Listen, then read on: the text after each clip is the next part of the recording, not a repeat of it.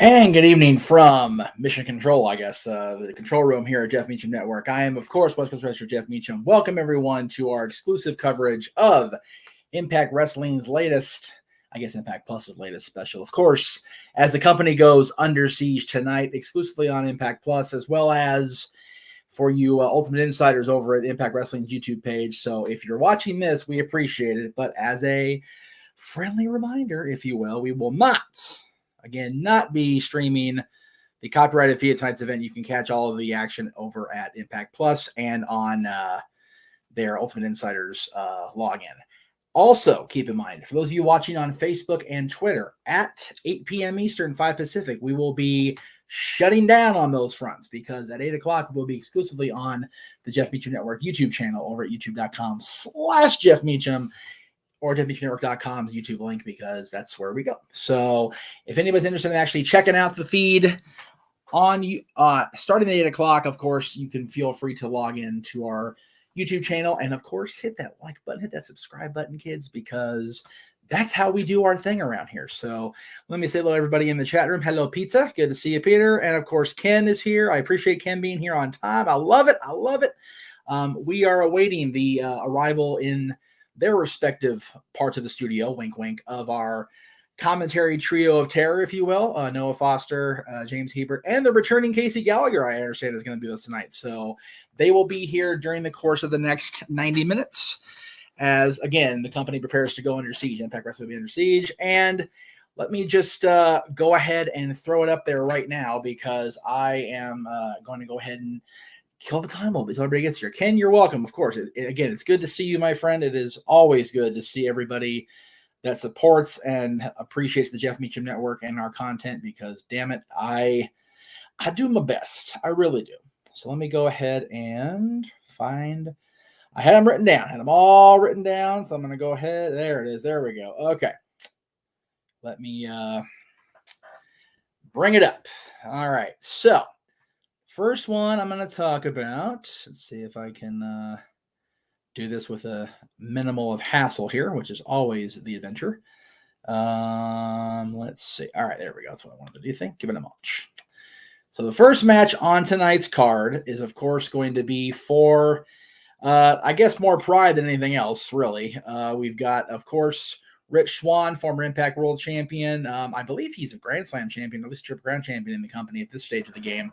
I could be wrong on that. Of course, Noah can back me up on the just the facts, ma'am. But in any event, he'll be taking on Laredo Kid, who we've seen in Impact before. We've seen in AEW before. I think we've seen Laredo Kid on WWE before at some point during the various cruiserweight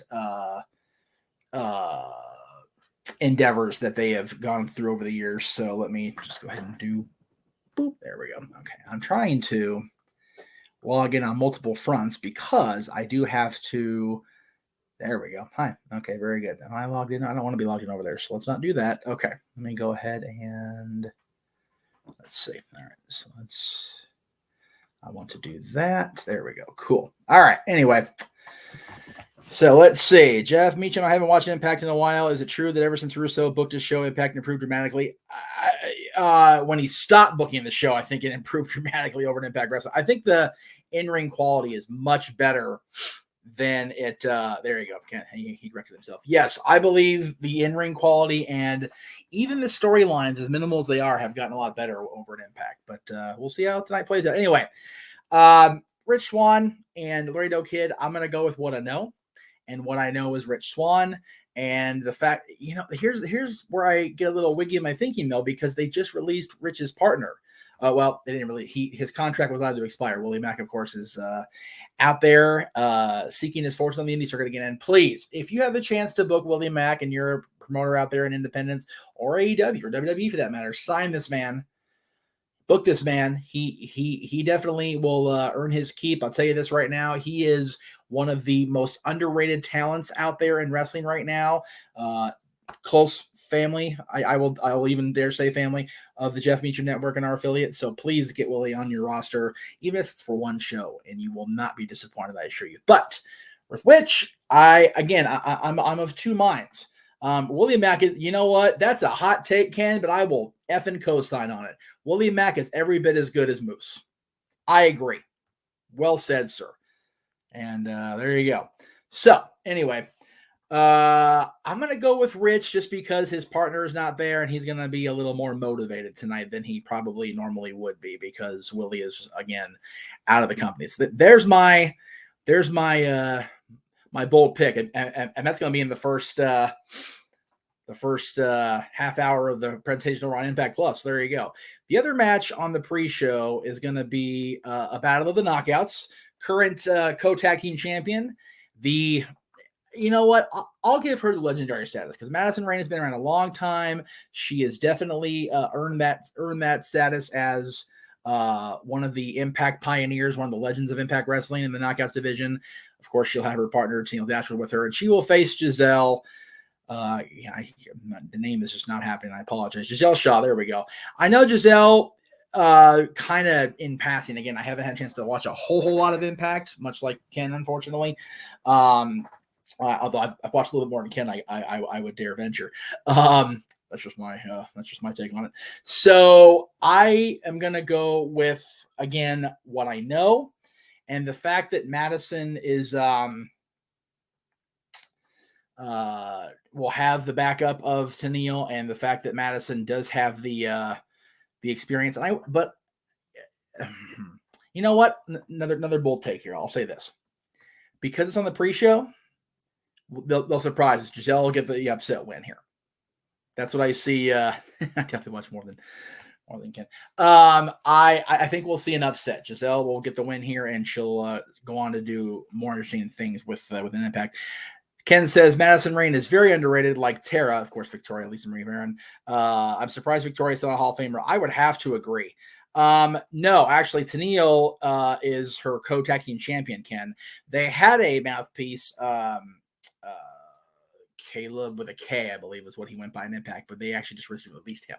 So they don't have a mouthpiece of their own right now, which honestly, as much as Madison's significant other, her husband, that dipshit Josh Matthews annoys me, I think both these ladies are more than capable of handling promos and being the mouthpiece on their own for their own selves. So that's where I think they'll be okay. Anyway, my pick is Madison. My pick is Giselle. Excuse me. Giselle Shaw is my official pick here. Thank you, Peter. I appreciate that very much. And again, he says YouTube at 8 o'clock Eastern. So a little under 90 minutes from now, if you are on Facebook, the Facebook group, or on Twitter, we out of here. Be on YouTube for the main show. The pre-show matches, which I just previewed, will be both covered here on Facebook and Twitter, as well as YouTube. So keep that in mind. And that's if my commentary team shows up, because I can't seem to get access into this damn show for a reason. I can't seem to get it to work. So that's where we're at here. Anyway, so let me go ahead and move on now to the main card. Let me see. What match do I want to cover first? We'll go ahead and do... Oh, goodness. That's for the title, so we'll save that for later. Oh, I just closed one. Mother Trucker. I didn't mean to do that. Okay, this is where I get too button pushy. All right, we'll go ahead and do this one next. Why not? So these two guys I'm starting to become familiar with more and more as the days and weeks go on here. You've got Speedball, Mike Bailey, who is just a the guy is a phenom. He's a prodigy, to say the very least. The dude knows his stuff. He really does. And I think he is a tremendous in-ring competitor. I think he's got a lot of great skill. And Noah is very high on Speedball. We've talked about him in the past over at during our various watch-alongs and group discussions. So I definitely look forward to seeing him do his thing out on the show tonight. However, you've got a guy like Alex Shelley, who I'm very familiar with. Got a chance to see him come up in through the ranks of PWG, through TNA/Impact. And yes, I am wearing my old TNA shirt that JJ gifted me. I can't find my Impact wrestler to save my ass right now. It's probably locked away somewhere. Actually, but this will be the official shirt that I wear on what do you call it? On the anniversary show for Impact/TNA, which will be coming up on the 17th. That we do it's either the 17th or the 16th. We're doing the full throwback anniversary show. I'll have to give you guys more in tune on that. All right, so it looks like we've got one person in the studio waiting for me, so we'll go ahead and bring him in now. Let me see if I can get the story. Hi. Hey, there we go. It actually worked. What a friggin' concept. All right, James, welcome to the chaos. Good to see you, my friend. I'm glad to be a part of the chaos. I didn't realize you were live, and I'm like, oh shit, I should probably get on there now. So I got on here as soon as I could. Yeah, so I'm here. I figured I'd go live at 6:30. 6:30. Give people enough time to come in, realize we're here, and then once we get the people on Facebook and YouTube go, yeah, we're going away now. We're gonna so in fact, YouTube only at 8 o'clock. Remember, folks. So there you go. Yeah. But James, we actually already previewed the two YouTube matches, but I'll go ahead and for the benefit of those with tardiness and flash photography, if we're going to go there, go ahead and go back. I'll just rapid fire like I did last time. That seemed to work to my favor last time. Yeah, I actually did, man. You kicked serious ass at Rebellion, so I am the current Jeff Meacham prediction champion right now. That's great, cool. As you should be, damn it, because why not? Yeah, why not? There you go. All right, so this is the first match we got. Yes, well, this is one of two matches on the YouTube pre-show. Whether it's going to actually be the first match or not, I don't know. I like this matchup. I will tell you. Rich Swann, because Rich Swann Impact guy. I love Laredo Kid though. He's great.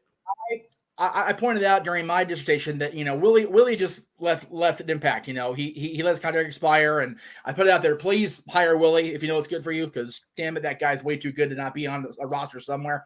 I agree.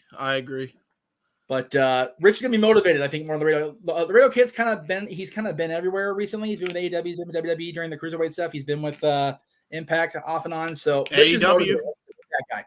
So yeah, AEW for sure. And these two are gonna tear it up, man. They're gonna tear it up.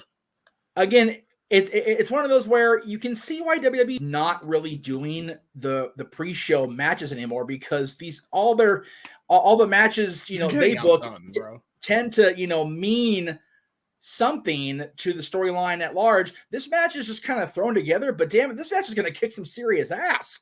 So yeah, awesome. Then you've got this one, and I did bring up my general annoyance with Madison Rain's husband, who I just can't stand, that little douchebag. But Madison herself, she's a vet. She knows how to do it, and she's got Neil with her. And having said that, she impressed me last time. What's that? She impressed me last time. I thought I was expecting nothing from her, like I've done for a majority of her career, but she actually impressed me. So I'll give her kudos. But I will also say that, because this match seemingly means Jack, we may actually get an upset by Giselle, just to make everybody go, "What?" So that's I'm gonna stick with Madison Rain. If I'm wrong, oh well. That was a fun reign while it lasted. Yeah, there you go. So, and I'm trying to. I accidentally closed the window on these matches, but I'll figure it out when I get there, I guess. All right, 30 and 40 minutes. We got 45 minutes. Did Noah give his predictions? Like, what's the deal with him? I think he didn't give his predictions on the air with us yet, and actually Mike's here now, so we'll go ahead and bring Mike in now as well.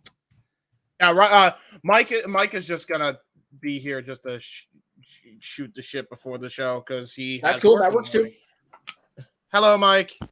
I just don't want to bother you boys. You seem like you're in the middle of an intense talk, so I'm just predicting shit, bro, at this point. So as am I. So for the record, JJ, who cannot be with us tonight because he apparently made plans for tonight based on the fact that he wouldn't be able to be here tonight, and the fact that he was supposed to be with us last night for a Black Night, which again, I apologize for doing. And considering how well the Kings did last night, I definitely apologize. I should have been here at work instead of at that bullshit hockey game, because we got our asses whooped. So I ain't even fronting how pissed I am with my damn self for that. But as a bonus, because I felt such a dick for doing it, tonight open mic night after the show, and tomorrow night, and we got a lot to cover. As the group saw in the chat room, there's a lot of shit to talk about. So we'll go ahead and do that after we're done with both shows tonight and tomorrow. However, all right, so from there we're gonna go ahead and do this one, just because it's the next one on my picture list, and I really don't feel like being all cute and trying to figure out where I'm going. Yeah, no, fuck that. That's too much work. So, X Division Championship again. Let's go. The more I see both of these guys, the more I just go, how were these guys not like competing on a national TV in high school? Because they're both that good. It's ridiculous how awesome these guys are. No, they're phenomenal. Trey Miguel, I mean, the more I see him, the more he's like the next Ricochet, and like he's so freaking good. He's so good. Ace Austin, also like up there with some of the elite high flyers, man. These guys are going to tear it up, and just great wrestlers as well, technically. Sticking with Ace Austin to retain, but yeah, I'm just here for the ride. Yeah, it's going to be one of those, like, does it really matter? No, it doesn't. I'm like, yeah. By the way, hot potatoing is fine, people, if you don't overdo it. Cool. Yeah, it's one of those. It has to be done with a little bit of decorum, a little bit of restraint. For those of you booking on the biggest stages, and you know who you are, who we're talking to, you schmucks, you. Anyway, Lord. Okay, I figured. What are you talking about? Huh? I have no idea. You're talking to me? Me?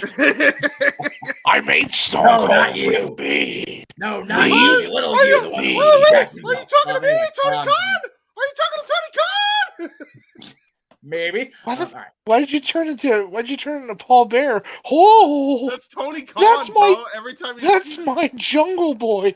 Which, by the way, love Tony Khan. It's a great trade of his. That's no disrespect. Hey, Anyway, there's nothing wrong with being a fan. You just gotta not book at the same time. That's all. I don't know. I don't know. Point taken. They booked the freaking match between two SoCal guys for the TNT Championship, not at the SoCal shows. Yeah, true. Having it a week from I can yesterday. see that. It's like, mother truckers, you've got Frankie who's been booking the shit out of this his damn self on coming back home, challenging a guy who was fucking made in this town. Yeah, we'll have the show on Rampage next week. The actual shit, Tony. Anyway, I don't know. Anyway. Hey, listen, you can't fit everything everywhere. You know, that's just no, but you know what? A Sometimes you little get bit of too many patience, eggs. and you could have had this crowd at the Forum, or even hell, do it in Ontario at the Toyota Arena for that Rampage. Those crowds would have blown the roof off either of those places because that's our boys. So, anyway. Enough of my bitching for the moment. There'll be more later, I promise, kids. What we got here? Bullet Club and versus Honor No More, man. This has been one of those that is just engulfed the territory. God, I wish they could have borrowed the Blood and Guts cage or something similar just for one night, man. Yeah. God, this is looking great. I don't think they're ever gonna bring back that cage, buddy. Hate to tell you that. No. Whoo, buddy. Well, I mean, they're looking like it's going to be LAX versus JAS, so I think they are going to bring it back. I will say, if they can't get it right this time around, fold the concept. Yeah, I mean, that's really. serious. Fold the concept. And it's one of those. I think it's just because it's too small. Yeah, probably. Yeah, it is small. Having a War Games match and not a War Games ring setup, at least, I mean, War Games is War Games is War Games. I know WWE's kind of homogenized it. I've mildly accepted that version of it. WCW War Games. There we go. Let's do that and makes it easier. Well, no, yeah, it's not even that, because WCW's War Games was even watered down a little bit from the original. I'm gonna be honest. There was only one good War Games match in that cage, and that's because you had elite workers, but every other War Games match failed to deliver since then because the ceiling was way too damn low. Literally and figuratively. But again, with War Games, you know, any match post Sting Squadron versus the Dangerous Alliance has been like trying to play catch-up ball. Even the NWO. That, I will say, the place that seems to get it right is MLW in the War Chamber. Very true. I will give them credit. They actually do fucking good with that. And Lockdown when that was going on for a bit. Lockdown's a little funky though. Yeah, well, because they always had the baby faces get the advantage instead of the fucking heels, because that made all the sense in the world. Well, who was booking? Yeah, Russo. Yeah, sure. Bro, why are you talking shit, bro? Yeah. Why are you talking shit, bro? Hear me out, bro. It was a great idea. You just didn't understand it. Hey, listen, not every time the baby faces have to. Not every time the baby faces have to be in peril. You know what's sad? That's the most realistic version of Russo I think I've ever got. Listen, it was a good idea. You just didn't understand. That's it. Seriously, that's gonna be his epitaph. Not forgiven his book. Not bro. It's gonna be. It was a good cut. You should understand. It's gonna be on his tombstone when they put him in the ground. It's gonna be a thing. That's true. That's absolutely true. You won't believe it. No, it's true. I invented tombstones, bro. No. Jericho invented everything. Let's not forget that. So that's true. Okay, so this is what I'm gonna do because bring it in, kid. Bring it in. This is truth. I'm a coin flip this. So heads is Bullet Club, tails is Honor No More. Here we go. I dig it. I'm relying it on chance. It says I'm going with Bullet Club. All right, sounds good. All right, whatever's clever. All right, so the next match I'm gonna preview anyway here, but as we move right along here, just keep this moving. Like I said, rapid fire, brother. This one, I'm bummed Noah's not here yet because he is so high on this Speedball Bailey kid. Just oh my god. Oh, you want to talk about? Oh, he's high on Speedball. That's funny. Yes, that's right. Noah's high on Speedball. The most straight edge guy in the room is high on Speedball. Good night, everybody. We're done. Yeah, man. Freaking Mike Bailey's tremendous, and he's going up against Alex Shelley. Let's go. Love it, man. I don't know. Damn it! Do I have to really coin flip this again? Son of a bitch. You're gonna have to. Yes. Always Here we go. pointless. Shelly. All right. Heads is Mike Bailey. Tails is Alex Shelley. Actually, I'm tempted to go with Mike Bailey, but we'll go with Chance anyway. Heads, Mike Bailey. There we go. Okay. Just remember, heads I win, tails you lose. What's the difference? Exactly. So, and then we got the other machine gun involving a crazy ass match too. Oh, Freaking fuck Steve Macklin yeah. against- Yeah, Steve Macklin, who's Good been grief. killing it. Also, Yes. also a very by the way, Mike, what the hell's going on? Holy Seriously. shit. There's what? always mic troubles during the Impact shows. What the shit, kids? What would Somebody. happen? You were like moving around and like Oh no, sorry, I was yawning. That was probably just my microphone moving Yeah, back and forth real quick while I was yawning. My bad. Yeah, it's fine. Steve Macklin. I'm gonna go with Steve Macklin on this because they're really. Oh, you agree really with the pushing Heat Man? it. What do you mean Sorry. you're not predicting the show? I was just, I agree with the Heat Man, and that's it. Okay, there you go. There you go. But All right. did you think I was Knockouts, talking world smack? title. Tasha Steele. I mean, again, it's an Impact Plus show, not a Impact major pay-per-view. So, is it really picking against the world champion right now in Impact, in Impact Wrestling? I don't think so. I'm going with Tasha. Tasha Steele still retains. Yeah, it's one of those like it's pretty much holding pattern. When do you make her join the baddie section? I'm just saying. You have Right. Impact a part of AW Canon now. Something. Fire and Flavor reunite. Yeah, exactly. So then you've got a match that, and again, I know there's a non-Impact Wrestling Championship on the line as well, but I'm saving that for the semi-main because I think it should be the semi-main, quite frankly. So we'll go ahead and go with the tag title match. Violent by Design against the Briscoes. They're turning the Briscoes loose live on pay-per-view. God help Oh us all. man! Oh no! And see, here's the thing. Violent by Design, Briscoes reminds me of Bane's monologue from Dark Knight. Oh, you think you understand the darkness, do you, Briscoe? Do you, Violent by Design? You forget it. We lived in it. We were cultivated. Briscoe's going to be like, you guys are violent? Okay. For me, this is just me. My deal. I mean, obviously, by the way, Violent by Design will retain. I'm not convinced they're taking the belts off them right away, but Right. Man, I don't know, man. Like I'm looking at it. Oh wow, Noah's on the ball. I was gonna ask somebody to do it, but Noah beat me to the punch. Cool. He sent it in the Facebook group chat, but yeah, no. So Violent by Design will win, but I wish they went with Cody Deaner instead of Joe Doring in the spot. Honestly, I think he's got so much untapped potential, dude. Like. Ever since he's joined this group, he's been a shining beacon. Not that Joe Doring isn't great, because he fucking is, but Absolutely. I don't know, man. I think Eric Young and Cody Deaner should have been the guys to take on the Briscoes. I think that just would have been more even. I'm all for the even type of matchups and situations like this, although it will be interesting to see how the Briscoes work against Mr. Doring over here. I completely agree. But yeah, I just hope wherever arena or wherever they're at, they've actually reinforced the seats and people's health insurance in the crowd. Oh my God, you're not kidding. Because the Briscoes are nuts, and we all know EY's a few far short of a Happy Meal. So, as is his group. So there you go. All right, and then we've got grab the fans. We're gonna use the fans as a weapon. That's right. This one I feel means even more now after Deanna lost the Ring of Honor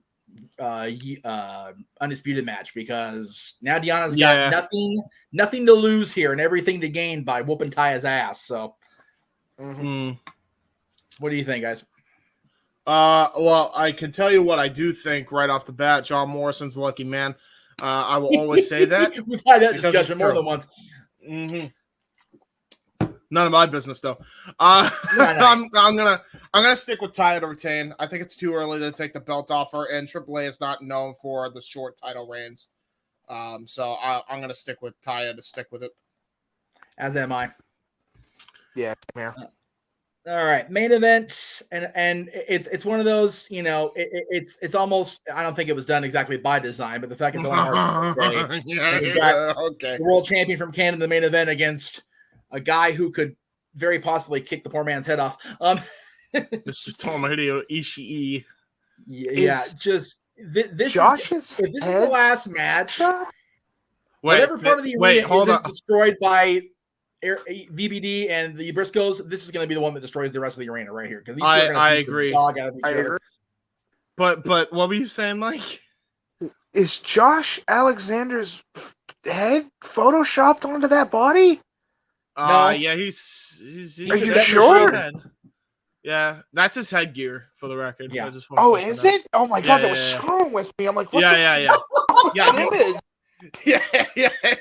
Oh my god, I'm like, Yeah. he looks like his head is like perfectly photoshopped in on somebody else's His- body, like that doesn't match properly. He's so good, man. Going. Oh yes, absolutely. It's just, Like oh, what a terrible picture choice because of his headgear. his headgear does look like he's just wearing like Beats by Dre headphones. Like This just shows The that, base is too, the base is too high. this just shows that as crazy as the booking was back then, at least the graphics design team in the old TNA days knew what the hell they were doing. Yeah, I don't know what depend- black and And white. speaking of guys who and depends on speaking of those who know what they're doing, let's welcome back to the broadcast, Casey, as he's trying not to Casey. eat on camera. Sorry, brother. Casey's spilling food. That's great. What a great Casey, read. stop bowing down for like 2 minutes. We don't Christ. care on this Casey. channel. Shit, you should see the shit. I'm gonna be drinking here. Come halfway through anyway. It doesn't matter to me what the hell y'all do. So Yeah. and- Not to mention, this is the first real food I've eaten since this morning. So yeah, we'll that still makes see sense. that isn't happy. That's damn enough. unhealthy. Please do all the eating by all means. Do that right now. But yeah, I will stick with Josh Alexander to retain because he just won the strap back, and Josh Alexander is the fucking man. Yeah, in he wrestling right now. He's so good. And again, Like, I'm still- love him. I'm still pissed we didn't get FTR versus the North, but Hey, we'll Hey. get it eventually at some point. Don't. Slow Just 'cause it burn. didn't happen in Slow Impact doesn't mean burn, it won't buddy. happen. Yeah, but keep in mind they're already slowly breaking away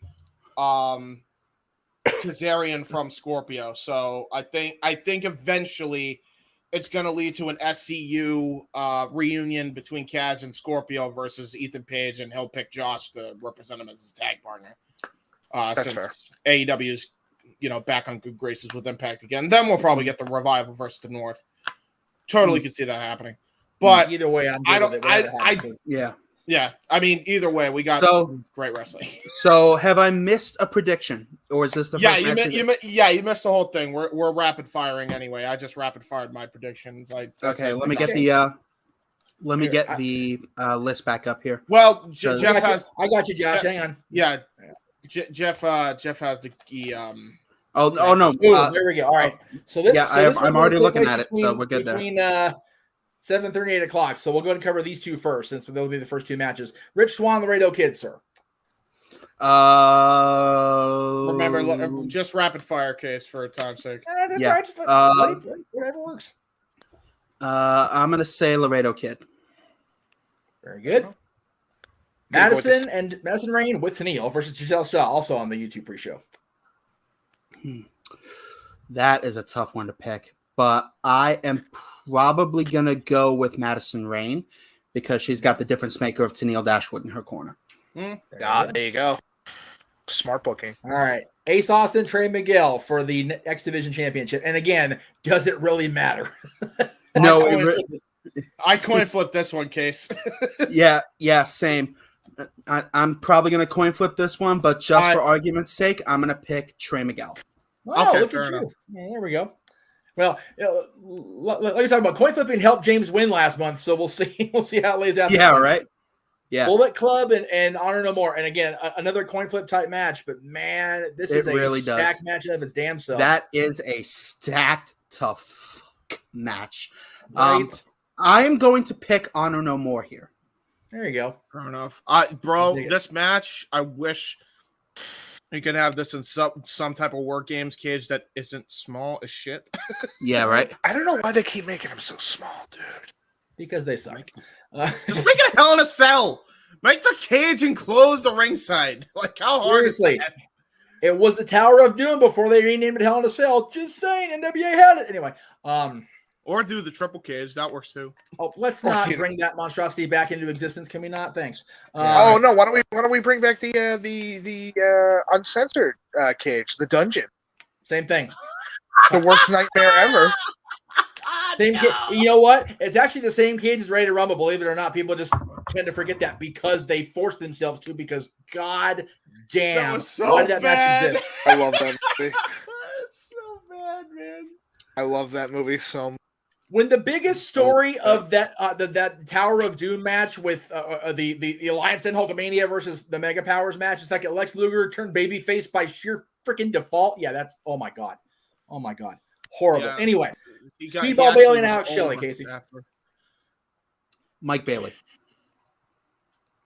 And the other Motor City Machine Gun coin, Sabin versus Macklin. Macklin. All right. Knockouts World Title, Tasha Steelz versus Havoc. I'm gonna coin flip that one, but say Havoc for the record. Woo! All right. Good choice. Hot take. I like it. Excellent. Mainly because Havoc, Decay has been on a bit of a decline ever since they lost the tag belts to the Inspiration. Yeah. So you want to start trying to build them back up here. That's Very fair, true. actually. I didn't even think about that. It's all good. Like I said, as far as I'm concerned, you have till the match starts to change your picks, but Noah's in charge of the actual predictions league, so I don't want to step on the simple toes. Right. All right, The simple toes. I am not barking up that tree today. He is saving my ass by having all you guys here to do commentary because I can't get the feed to work. So God bless y'all for doing something. Anyway, Impact World Tag Titles again. Casey, we mentioned before you came in, if they haven't reinforced the arena and got everybody in the audience's health insurance paid up, they might want to start doing that now. Mm-hmm. Call Freddie Prinze Jr. Because that will go well. Jesus, no. That will go well. He'll be on the open mic night docket one of these 2 nights. Keep him away from Impact, please. They've got a good thing going here. I don't need it ruined now. No, he's doing his own Why? thing He now, thinks so it's Impact's kind of one of up. those whatever. Yeah.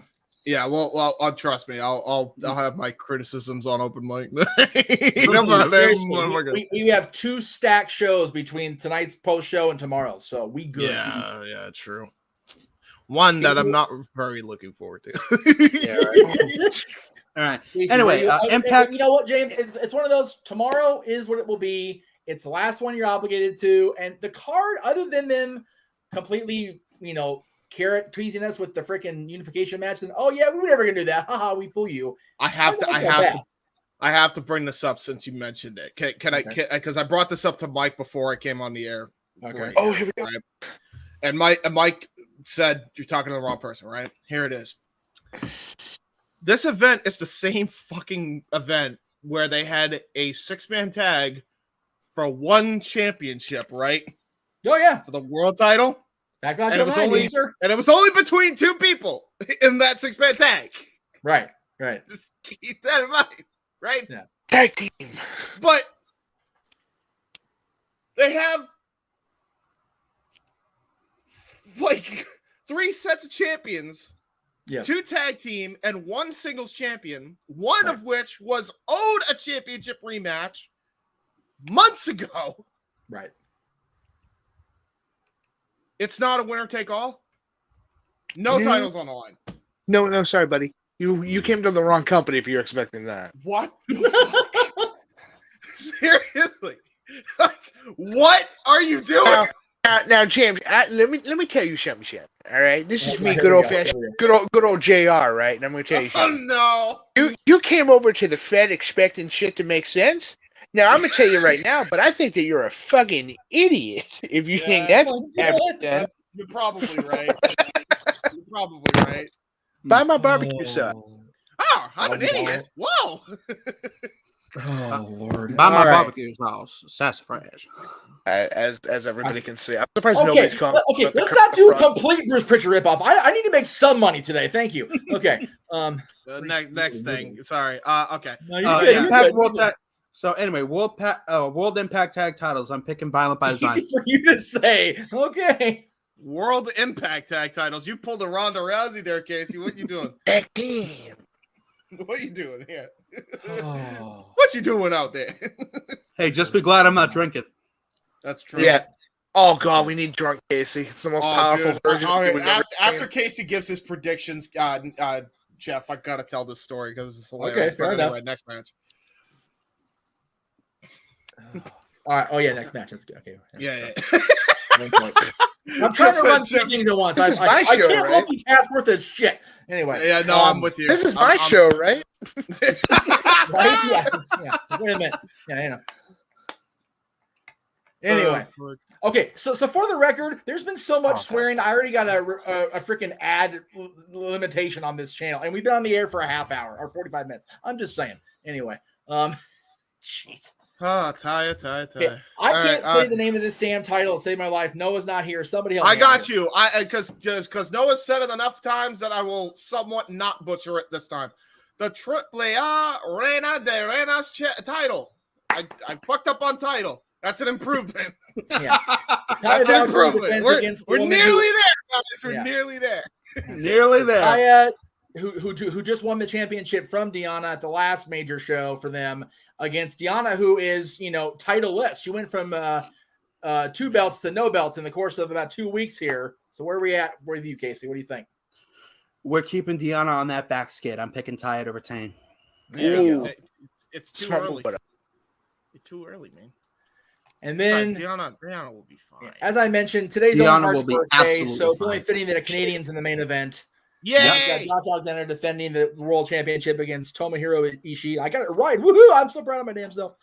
And Josh is retaining. There is no chance in hell. Dude, I want him and Steve Macklin, please. Oh my God. Give us that match now. I want that match, bro. That Steve Macklin's ready. Okay, so story time. Yes. So we did, I think I may have told this once or twice before, but back in For the record. Back in the old days of the pandemic. It was full gear 2020. It was full gear 2020, and we were calling, Casey and I and Noah were all calling for fun FTR versus the Young Bucks. It was I think it was like the first watch party pay-per-view that I did, right? Or close to it. Or as close to it. So we're calling this thing, and Casey has got gone. He's gone by this point. He's been drinking fucking whiskey out the bottle, and so he's just out. All right. So he's doing this. Now hang on, James. I do need to clarify. The reason I was drinking so heavily is because I knew I was going to need to pass out straight away after the show was over because I had work the next day. Exactly. So that was his reasoning. So remember, kids, if you need to go to work and you got to get there early, make sure that you drink a shitload of whiskey because apparently that's going to knock you out faster than Mike Tyson throwing a right. So because he's drinking so much whiskey, we're calling the match. They do the ending spot.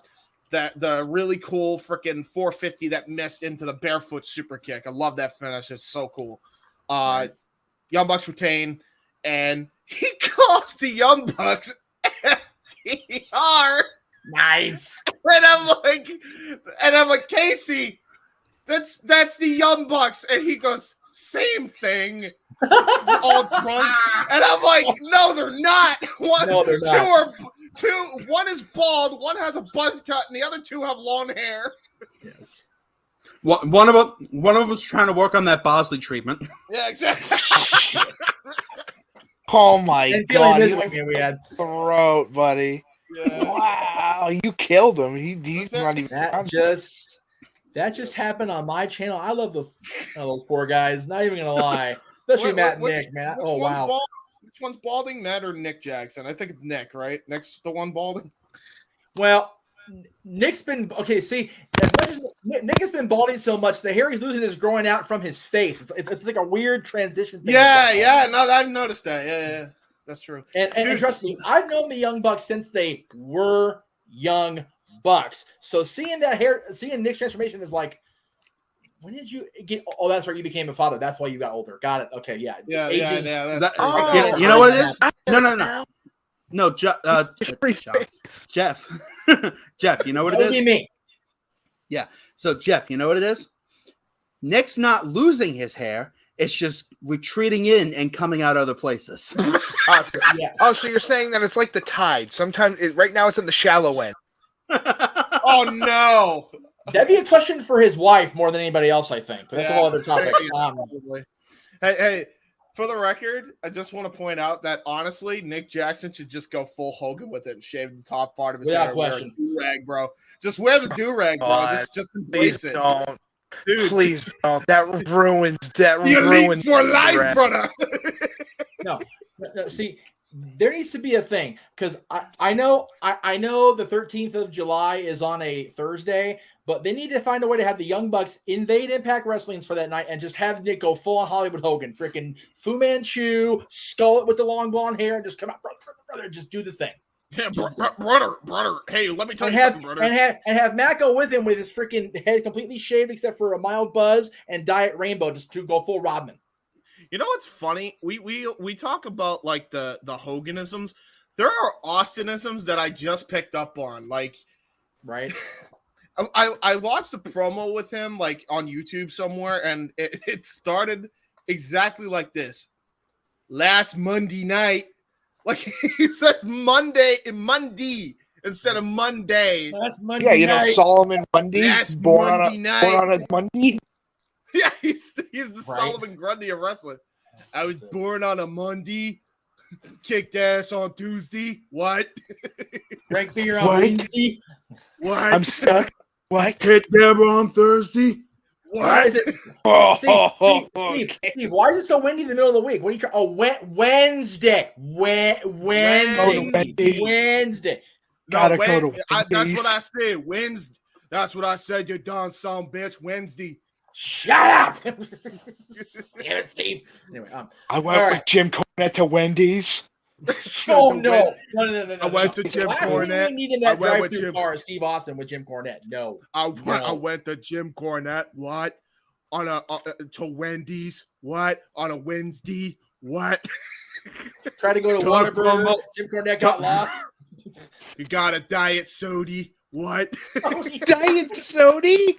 Diet I don't Sody. think he said Sody. I'm pretty sure that Are wasn't you the sure? thing. Are you sure about that one? No, I'll I'm tell you not. what it's That's going to be. part It's of going it to be all. the sound of his hand hitting you, James, and they're going pop. that's true. All right. So, question in the chat room, since we're all still here waiting for the actual show to start. What's Yep, up? yep, With, yep, yep. we heard about Willie Mack leaving, but now Jonah apparently has been either released or left as well. Isn't that crazy? That made me so sad. I was like, Return of the Mac. "Oh." I mean, in fairness, it's because he probably wants to go full in commitment with New Japan, but man, he's cool. I at the very least, if he does it, can we at least get that one match between Jonah Rock and Samoa Joe for the Ring of Honor television title on the New Japan crossover show, please? I was going to say, if he's going full New Japan, that is not a real possibility at all. So, I would love it. I'm here for it. I'm down for it because I'm then I at least here get to for see it. him one more time before, on American soil at least. there you go. And let me, since we talk about the Super Show or whatever the hell it's called, Forbidden Door Show, I love the fact that the picture that our buddy Aaron and his wife posted on their honeymoon, the picture that they had was on the Chicago River, right? And if you look close enough in the background, now you can see the hotel owned by he who was 45 at one point. But like if you look from, let's see, looking directly to the left of that god awful building is actually where I stayed when my family and I went into Chicago on my son's Six Flags cross country tour.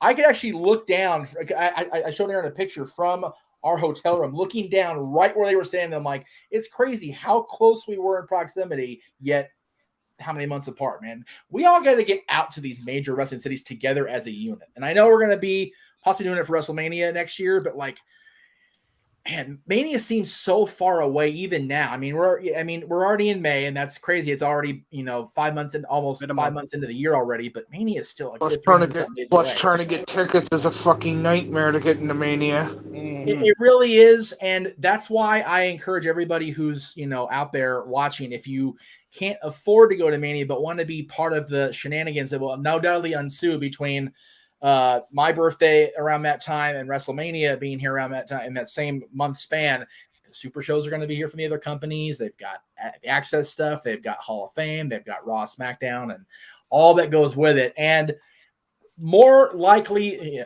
highly likely in all likelihood, as Aaron might say, there will be a no DQ / Jeff Meacham Network / whoever the hell meetup. So, I mean, if nothing else, just come out here and, party. Yeah, by the way, I do like that / whoever the hell. By the way, I mean, it's one of those, we had a no DQ or they had actually a no DQ in Chicago for whatever the hell the show is out there. I forget. They had one in Toronto for SummerSlam when it was out there, and then we had one here in LA for Survivor Series that year, and that was for no DQ's 20th. This is my 20th of no DQ and 15 for Talk Wrestling. So going into next year, we're going to be partying as it is with anniversaries. And speaking of parties, here, folks. Hello, there he is. everybody. Noah Costa. My brother. Brother got clean shaven for this? He's ready. Look at him. It's been about a month, and I was like, oh, sure, why not? Why the hell not? Hey, let's not give our own selves too much credit. This gentleman got shaved because his mama had Mother's Day celebrations today. Let's not even blow our own horns. His mama's the priority, as she should be this weekend, damn it. So I'm looking at Noah and I'm looking at Casey and the way they're dressed, and I'm like, man, I feel underdressed, man. I got a fucking beard. I got a Teddy Goods bearded tank top on. Like, look at my ass, dude. This is not a flattering look. This is why I put my fancy hat on, but still sit in the control room. Now I can wear a t-shirt and not feel bad. So there you go. Yeah, you're the production guy. You're in the production. I am production guy. Here's production. Real quick, I do have to say this because I got news. Speaking of no DQ, I am officially in the queue for no DQ review, so that should be well. Let us all pray for the. Man, he's been ducking you for months. Mr. Virtue has no choice but to debate me on some topics now, at least. And I'm going to try my best to be on during that week, reading my book. Yeah, man. No, for real. That's it. For real. I don't know Virtue from a hole in the wall, but it should be fun. He seems like a decent enough guy, so I should be fun. It'll be entertaining to say the least. Yes. The thing with the review now is one of those, we've got a good, solid group of people on the rotation, and at the end of the day, the one thing we can count on is there'll be no more ball flashing live on NoDQ.com like there was 4 years ago, so that's okay. Oh, you had that problem too with your show? Probably the same guy. Jeez, anyway, wait, was it Shady C or somebody different? Definitely somebody different. Okay, good. Yeah, well. Good grief. All right, time to start the trend, He's boys. the Bruno of our channel. We don't talk about him no more. Anyway. Fair. So, Fair enough. Noah, yes. So I know you don't have my predictions logged, and we had everybody rapid fire in your not tardiness because we knew you were going to be in your absence. Not a big deal. Yeah, we rapid fired in the stream. So we'll go ahead and do it. We'll go ahead and do it one more time for the. Actually, you know what? Since it's documented here in front of the world, you don't have to drive everything down right now. Just we'll go ahead and tabulate it, and you can always post it tomorrow before we go live for Backlash. So not a big deal. Yeah, I ain't gonna worry too much with shit like that. So it's all good. Somebody throw in the timestamps. Yeah, there you go. That's it. Yeah, I'll try to break it up during because see, I'll be on camera, but like I told everybody else, I can't get access to the show because my technology is doing this. Thank God only, and I'm okay with that for the record. So I'll just go ahead and be production guy, as we deemed me earlier. Production guy. So, Just be like me. Just be like me. Be Kermit the Frog. Buff Kermit specifically. All right. Hey, Jeff Meacham here. It's time for Impact Wrestling Under Siege. You have no idea how fucking sick I am, homie. Oh my God, you have the Kermit pick too for this? Oh my God. Oh, the Kermit boys. Buff Kermit. We're gonna be committing crimes on wrestling. This ain't no normal Kermit, Jeff. He is the Kermit above all. He is Devil Artemis Kermit. He is Super Saiyan Kermit. Yo, you can't defeat me. I'm fucking sick. It's not easy, Billy. It's definitely okay. It's definitely good JJ's not here because he is our resident Muppet lover and he would be like calling sacrilege on all of us right now. So we'll go ahead and let that one. Of course he absolutely would. With great power comes great big booty bitches. Yes. Well then. All right. Well, on that that note, is the line. Casey, Real it was quick- good to finally hear your voice, and it's good to finally have you back on the platform, my friend. How you been? Good to be back. I've needed it after the week I've had. Jeez. I believe it. We all needed it. I can only imagine. Real quick as well, I just want to point out I have big brain idea. Jeff, you could at least watch the thing on your phone if you're allowed to access YouTube, correct? The pre-show I can, yes. Can you? Well, okay. Depending on whose information you have, can you access it? Oh. Well, in that case, I can do that over here. So that's, Casey, can you do me a favor and send over your YouTube informations to the Meacham? Share the glory of professional wrestling. I am the Meacham. The Meacham. The Meacham. Haha! Problem solved. The one and only. Eureka! Hooray. Call me Tyson Tomko. I'm the problem solver. That's your nickname now. I also go to You jail. need to be a lot bolder and have a Beelzebub beard, but we'll work on that. Okay, I don't go to jail. At least not yet. Do not pass No go. Do jail, not that's a collect bad $200. Yeah, that would be a bad James. No, I'm not Tomko. I'm good. I got you. Yeah, Jeff, as far as gambling prediction stuff like that, we had our first ever Jeff Meacham Network predictions games during WrestleMania weekend where we had a combination of 3 shows. Since this week is a combination of 2 shows, one that's going to be absolutely phenomenal, the other, I figured that, we'll call this Jeff Meacham Network prediction games 2, and I'll get everybody's scores total for the weekend, and we'll see who takes the weekend. Yep, Indy Force is going to I win. appreciate that. Hey, listen, bro. I didn't even tell you boys this. Indy Force has a belt. I'm actually the predictions champion of this. All right. That's because I'm not part of it, because I don't have time. Because no one's doing everything else. Pretty much. That's true enough. I mean, we got the AEW League kicking up again with Double or Nothing. Let's freaking go! Damn right. And we're gonna do an exhibition for the Forbidden Door. There you go. Man. We're actually also Noah, me, and ATW boys are actually doing a bracketology on the Owen. Both of them. All right, nice. Very The cool. bracketology? Yeah. Well, yeah, it's a tournament. No, it's just I now have to put that in my very limited in my very limited mental space that I currently have. Wait, bracketology? What form of that word in your vocabulary, man? Right. Just So right never before heard we of it. go live, I do want to answer this because it was in the chat room. Actually, somebody brought it up to me, and I do want to point it out because people know I'm excited to go. Off topic, for JM, have you seen the Main Street Electrical Parade and World of Color and looking forward to seeing Phantasmic? I have not seen any of the shows since they came back, nor Phantasmic obviously coming back in the end of this month. However, Kevin, I do have reservations for Disneyland Park for Wednesday night, June 8th, the Wednesday after Dynamite is here in Southern California. So June 8th, I will attempt to be on the Greg Cherry show from 7 to 8 Eastern, but considering I'll probably be at the Magic Kingdom trying to get set up for something, probably not going to happen. But I have I intend to see the Main Street Electrical Parade because it's the 50th anniversary of that parade, and if you've never been to a Disney park and never seen this parade, this is the year to go. It is. I've seen the previews on various social medias. It's extraordinary how they've altered it enough, but it still kept the intent of the magic. World of Color, I'm not going to see because I'm not going to Disney California Adventure because I don't have an extra $60 just to go to another park. God damn it, Disney. I will be seeing the Disneyland Forever fireworks after. Well, and you know what? Honestly, considering how bad they allegedly took a hit during the pandemic year, I'm not going to totally shut them for it, at least on this stream. This is a wrestling stream. We'll get to that another time. I am going to see the return of the Forever fireworks because I somehow in my almost 40 years, I've never seen the Disneyland Forever fireworks show, which boggles my mind after all the time I've been to Disneyland. And because I'm going on June 8th, which is after May 28th, I will be. My primary reasons for going are Phantasmic return, and damn it, we're allowed to be actually like next to characters' pictures. So like the Mickey Mouse streak of pictures will continue. So The Mickey Mouse Club. that's why I'm going. So yes, I've not seen them yet, Kevin, but I will be in very short order. Actually, so 1 month from tomorrow, I will be at the original Happiest Place on Earth. And no, I don't mean my bedroom because that's definitely no longer the happiest place on earth ever. It used to be happy. Now it's kind of sad. Used to be happy. Then I met Dylan's mother. Anyway, we're going to go right off from that. I'm not even drinking yet. That's the scary part. Okay.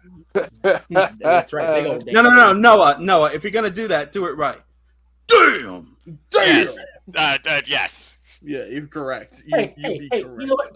To be fair, Noah has his catchphrase that he has got nailed down to a science, and What come catchphrase? 7:30, Yeah, it will book. be time to do that because 7:30 will be the time for what we're here for. So we'll get there. Yeah. Oh, Also, that phrase. Will the pre-show his be happening catchphrase is on book. the? Anyway, I know the pre-show is happening on YouTube. Will that be happening on a separate feed from the main show? Yes. In fact, I'll. You know what? Just to. There are two separate People videos time. underneath the membership banner of Impact Wrestling's I YouTube channel. got you, boys. I'm sending it in the group chat now, just so that way it's not. I'm trying to get into the account because I have the 3 information. minutes. I'm working on it. Wait a minute. Did I just hear you say 3 minutes? Yes. That's right. I did it. That's why I said it. I don't care. Throwback. 3-minute warning. The greatest trio in wrestling history. I There's someone to disagree. debate that. Mean Street Posse is the greatest 3-man duo. I don't know, Because they man. went nowhere. It was on nowhere, to be fair. They went nowhere. Out of nowhere, and it went nowhere. Nobody Uh-huh. seemed to care that the gimmick went absolutely nowhere. We just figured that's how it was. Anyway, if you know what I'm I talking mean, they about. tried for what it was worth, so I mean. Wait, is that what Bruce Pritchard actually said about the Meat Street? Oh, I know, Did probably. try, guys. Yeah, probably. If not, they should have. That would have been too much like right. Let's be honest here, though. Casey, is that middle letter an I or an L? On your L. L. Big L. Oh, in the email? Yes, that's an L. That's an L. Let's try that. Nope, didn't happen. Okay,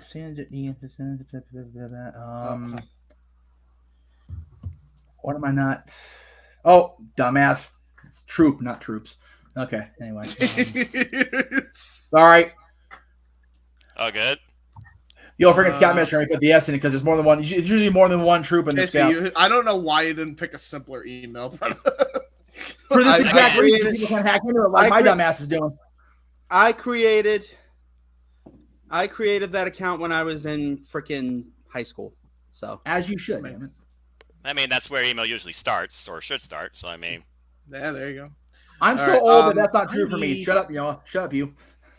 What? I'm not judging. I know you're not. You made me feel old anyway. Ageism is a thing. Oh, don't, please. I deal with enough of that at work. You have no idea. You have no idea. all right, Jeff, you Oh, in? no. Thing is, I know exactly. I have every idea. Yeah, Oh, then there you go. Trust me. Trust Yeah. and believe he knows. Trust and believe. All right, Jeff, you in? I'm working on it. This freaking password of Meanwhile, back to Legion of Doom stuff over here. Just give me a Yeah. second. By the way, screw the hack jobs of hackers. Okay. Thank you. Fuck you. Bye. Exactly. I'm not complaining about the actual freaking keeping it out of there. I'm just this for me. It's like, damn, I just want to get going in here. Yeah, you don't need a hackers movie repeat. Hack the planet! All right, Casey, on your phone. Are you ready? Yep. 18. We're supposed It's to legal. do this? I have no idea. That means it's legal. Let's see here. Completely And illegal. boom. Create there- a new there's- password. Are you there's- ribbing me right now? Jeez. All right. Are you serious? No. Yeah, it's making me create a new password. So just No, send me wherever hold you want on. me to make it. Okay, so go on to YouTube. Just go and No. I did refer. That's the thing. It's making me create a new password because I'm logging in from over here. Don't worry. It's not such a big regional deal when I see it, security. honestly. The new password, Jeff Meacham's account, bitch. That's right. Jeff Meacham made me do this. That stupid fat ginger you.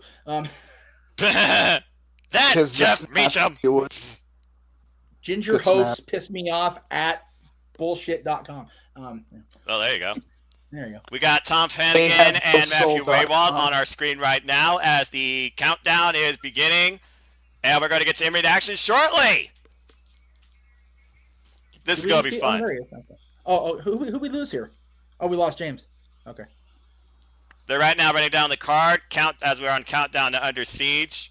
Again, Steve Macklin, Chris I was trying to tell Sabin. you to just refresh the YouTube app, and then I accidentally refreshed my page. Yeah, I'm about to say you refreshed yourself. James, I'm not on the app. I'm on the computer. So. Taya Valkyrie, Diana Purrazzo, Triple A, Reina de Reinas Championship on the line. Before we begin everything, Meacham, I need the thumbnail because I'm going to be promoting it to my tweeters. Okay. Bullet Club. Going into no more. Going into the group chat now, brother. Thank you much. Knockouts World Championship on the line as Tasha Steele is defending against Jessica Havoc. Shout out, by the way, to a couple people I know that are there, including Bradley Campbell, also known as the Good Doctor, Farm D, and Mark, the Ollie Hitman Griffith. They are there live right now at Under Siege. Hey, boys, we don't need it on the we didn't need the other stream. If you're a members only, you just need to go to the live feed. It's airing it on that too. Yeah, exactly. That's so confusing though, man. James, did you really type into the private chat? Yes, I did do the Eric Andre meme. Yes, I did. Oh, okay, this is interesting. Starting off a little different Jeff. here. Here comes Mahabali Shira. I'm coming. Oh. Well, you folks enjoy the show. Yes.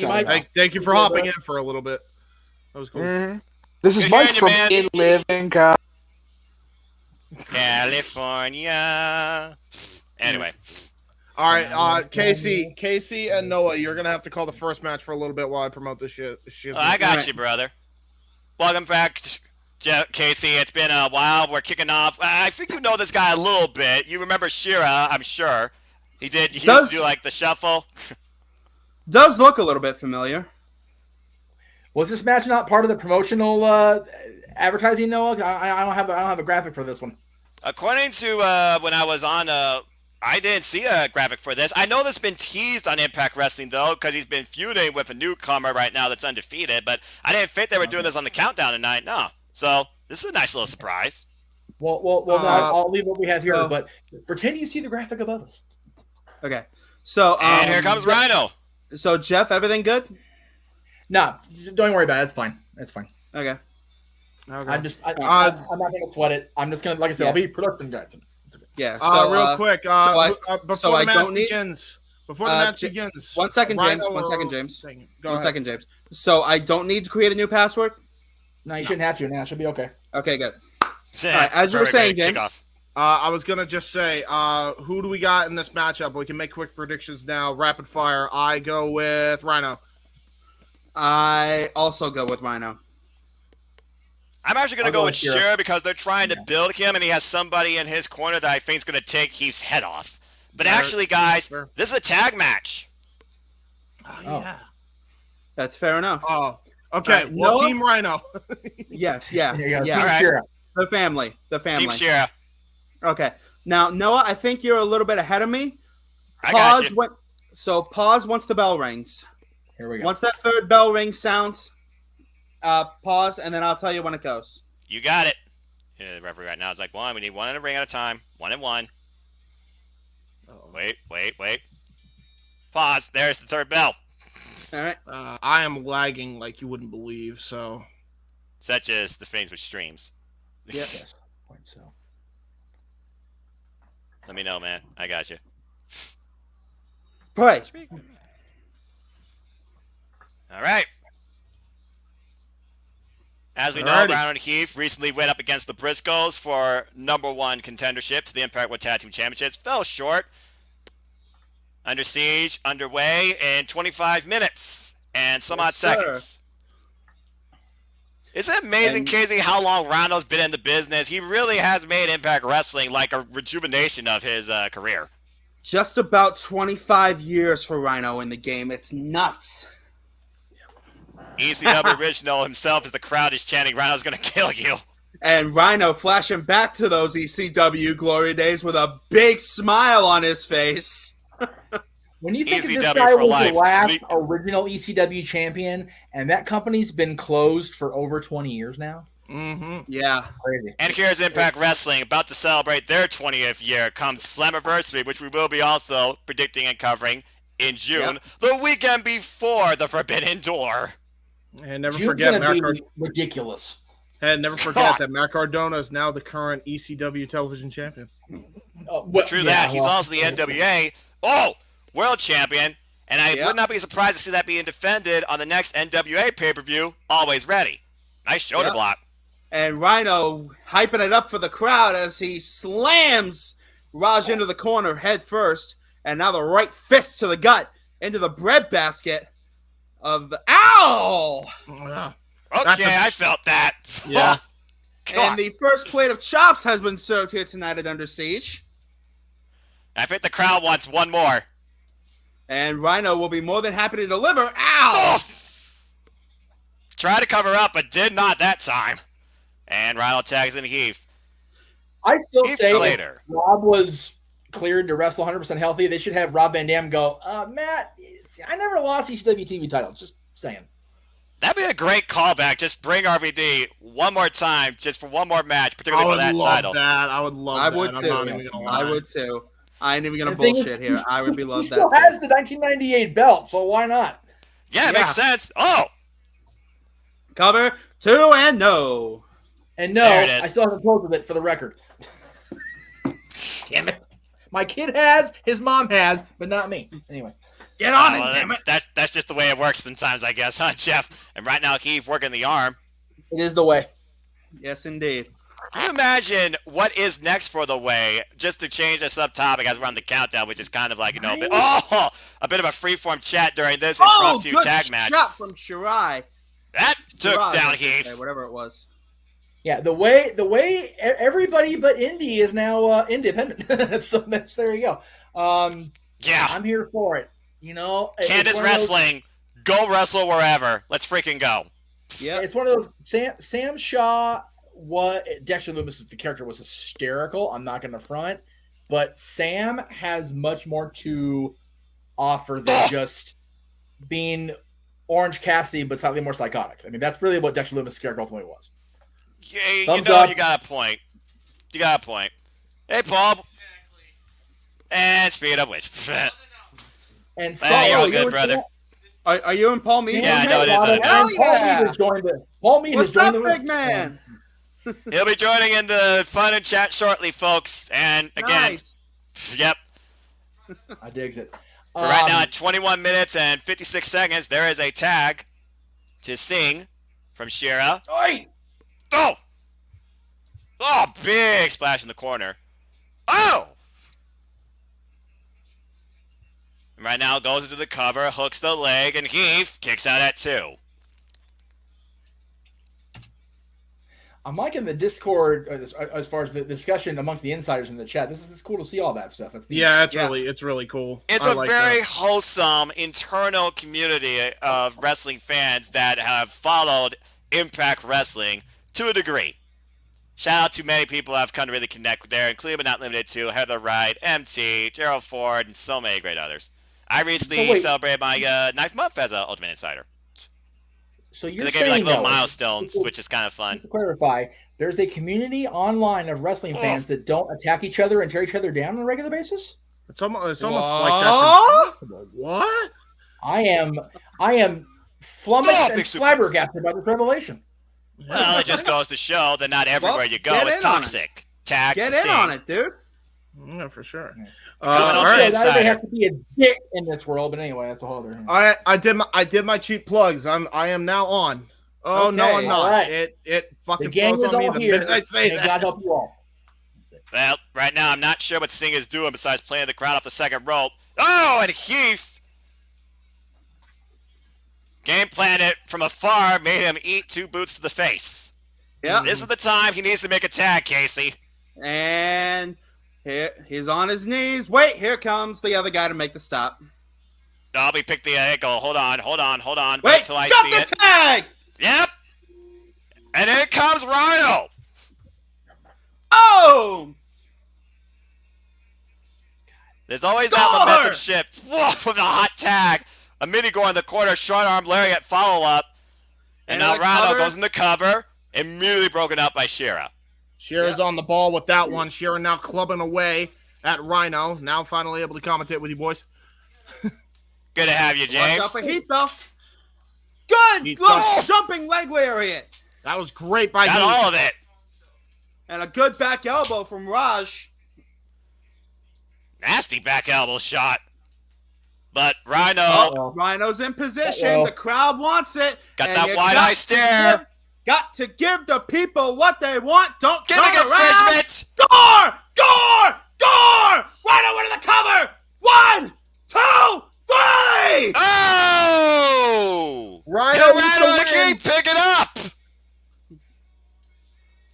The amount Now of that's wins- got to feel good for these two, considering that they fell short challenging for the titles tonight. But a win like that is definitely going to move them forward in the Impact Tag Division. I was just Yep. about to say that's going to build up their confidence big time. Oh, it's a massive shot in the arm, and they're gonna need it if they're hoping to go up against whoever wins tonight's tag team title match. Because it doesn't matter which team wins. You got Violent by Design and Mark and Jay Briscoe. Lock the door, take the phone off the hook. This is gonna be a barn burner. And it's going to be And violent, as you but said- will it be as you violent said by during design the- is the question. Go As I ahead, said during Jeff. the pre-show, if you don't have your health insurance locked up and you're in the audience, you might want to call your doctor like right now. Just throw that out. Yeah. And meanwhile, as we look ahead towards our main event, we This take a coach- look back at the new Impact World Champion and the challenge he overcame at Rebellion, which was Moose. James, this match went Was way above phenomenal. what we thought these two were It going was to do to each other. the best. So awesome, man. While you guys from are talking top to about this, I'm gonna go get another drink. Be right back. Absolutely. Sounds good, brother. Real quick. If for those who are tuning into this stream, I'm going to let you know right now, in the infamous words of Wholesome Newcomb, this video is not suitable for children. If you're not a children, then piss off. That's right. That's Fair it. plug. The words of the man who recently retired at WrestleMania this year. Parental guidance is suggested, but generally completely effing ignored. Yeah, pretty much. About to say, what's a rating? And as we look back, the rematch from Impact Wrestling. The intensity that these two still were able to unleash on each other. That powerbomb looks so brutal on that replay. And then the That- C4 spike Dude, finally put away the past once I for all wanna for use Josh that. Alexander. I want to use that C4 spike for SC my Dub! boy, Andre. What up, Good to see SC SC Dub? Dub with us. Appreciate it again, brother. That's good to see. But All tonight, right. Casey, Josh Alexander, he is right now going to be on the run of his life. But talk Yep. about a first obstacle to overcome to further Oh. push himself to the Impact World Champion. Tomohiro Ishii. Yeah, his victory back at Rebellion showed Moose for the first time what pain really felt like. But now he's up against a guy who lives in pain to the point that he likes it. Well, here as we we go go, from baby. there's Paul. Laredo Kid! Yeah. Well, as we talk about pain, let's move into the agility category as Hold Laredo on. Kid now is on Whoa, the... whoa, No, whoa, hang on, hang on, on. hang on. Get your microphone back to the headset. It fucked up somehow. It's not Noah's microphone It's at Paul. all. You gotta Yeah. turn your shit down. Echo is a microphone. Yeah, it really is. Yeah. Sorry, Paul. Just Yeah. keep it muted. Sorry, Paul. I hate to be a You dick. gotta Sorry, get man. like headphones, dude. Do you want me to get you a pair of headphones? Or do you have headphones with a microphone? Something. Yeah, that's the problem when you're joining this through phone. You gotta make sure you're not in range of audio. Unless you have like I a know- closed-in device. I Wait, have what? no problem with Paul being here. I love Paul, but it's just it's very, What? very Wait, loud. whoa. What the hell? Speed Wow. Speedball Mike Bailey? Yeah, bro. This is a Wait a match that was second. announced. Yeah, We're I doing that thought now? it was Laredo Kid versus Rich Swann. They changed it? they changed it. Must have. Yeah, that's, Oh, well, this is interesting. wait, who's Rich Swann supposed to? Oh, right, that's right. No kid. Well, as per usual in predictions, Does this mean- I guess that Oh. throws both matches out. But what an Dude, does that- interesting change-up. Yeah, but dude, does this mean Rich Swann is going to be fighting Alex Shelley? I have no If that- idea. If that's the case, then sign my fat ass up. Yeah. Real quick, we gotta. Oh, it's a triple threat. Oh, it's They a turned triple it threat. into a Oh, triple threat. triple threat. Oh boy. Okay. All right. Change the card. Card shows to change. We got to make predictions now. I go with I gotta change my prediction for my coin flip. Rich Swan. There you go. Go. Somebody. You gotta consider whoever wins this is gonna be in line for a future X Division Championship match. So I'm gonna go with Speedball Mike Bailey. Okay. I'm also Casey. going with Mike Bailey. Okay, you're going with Mike Bailey. Okay, this match is gonna rule. Let's go. Yeah, Jeff, go. You're last. Go. Who's the third person? Rich Swan. It's Rich Swan, Bell Mike rings. Bailey, and Laredo Kid. Hurry. All right, the match bell is round. started. We're underway. Swan. I'll go with Swan. All right, well, Okay, cool. let's see who ties up first in this three-way dance. This I don't is know gonna if be anyone's gonna be able to really handle interesting. this. Good Oh, thrust kick to kick. the midsection by the Rail Kid. Rich Swan follows up with a chop, and Rich Swan out of the corner. Oh. Followed up with the Rail Kid in the corner, and Speedball Mike Bailey. Oh, Tornado Look at arm that. drag. Tornado Lucha arm drag by Laredo Kid. And now Rich Swan brings in Whoa. Laredo Kid for Hurricane Rana on Mike Bailey. A survival kick by Laredo Kid. And now Rich Swan sent for the right. Oh, backbreaker by rope Laredo backbreaker. Kid. and the Rail Kid right now with all the momentum in this match. Uh-oh. Which corner? Which way? Which compass? Oh, wait a minute. Mike Watch out Bailey for Mike cutting him Bailey. off the pass. Big chops. chop. Shop City here, and now Mike Bailey sent in for the ride. And now here comes Laredo Kid with a Hurricane Rana. Mike Speedball Cartwheel Bailey with the rapid fire kicks. Notice how he landed on his to feet, finish by it the off. Notice how he landed on his feet, by the way, out of that T. Harris for that follow-up combination of furious knee strikes.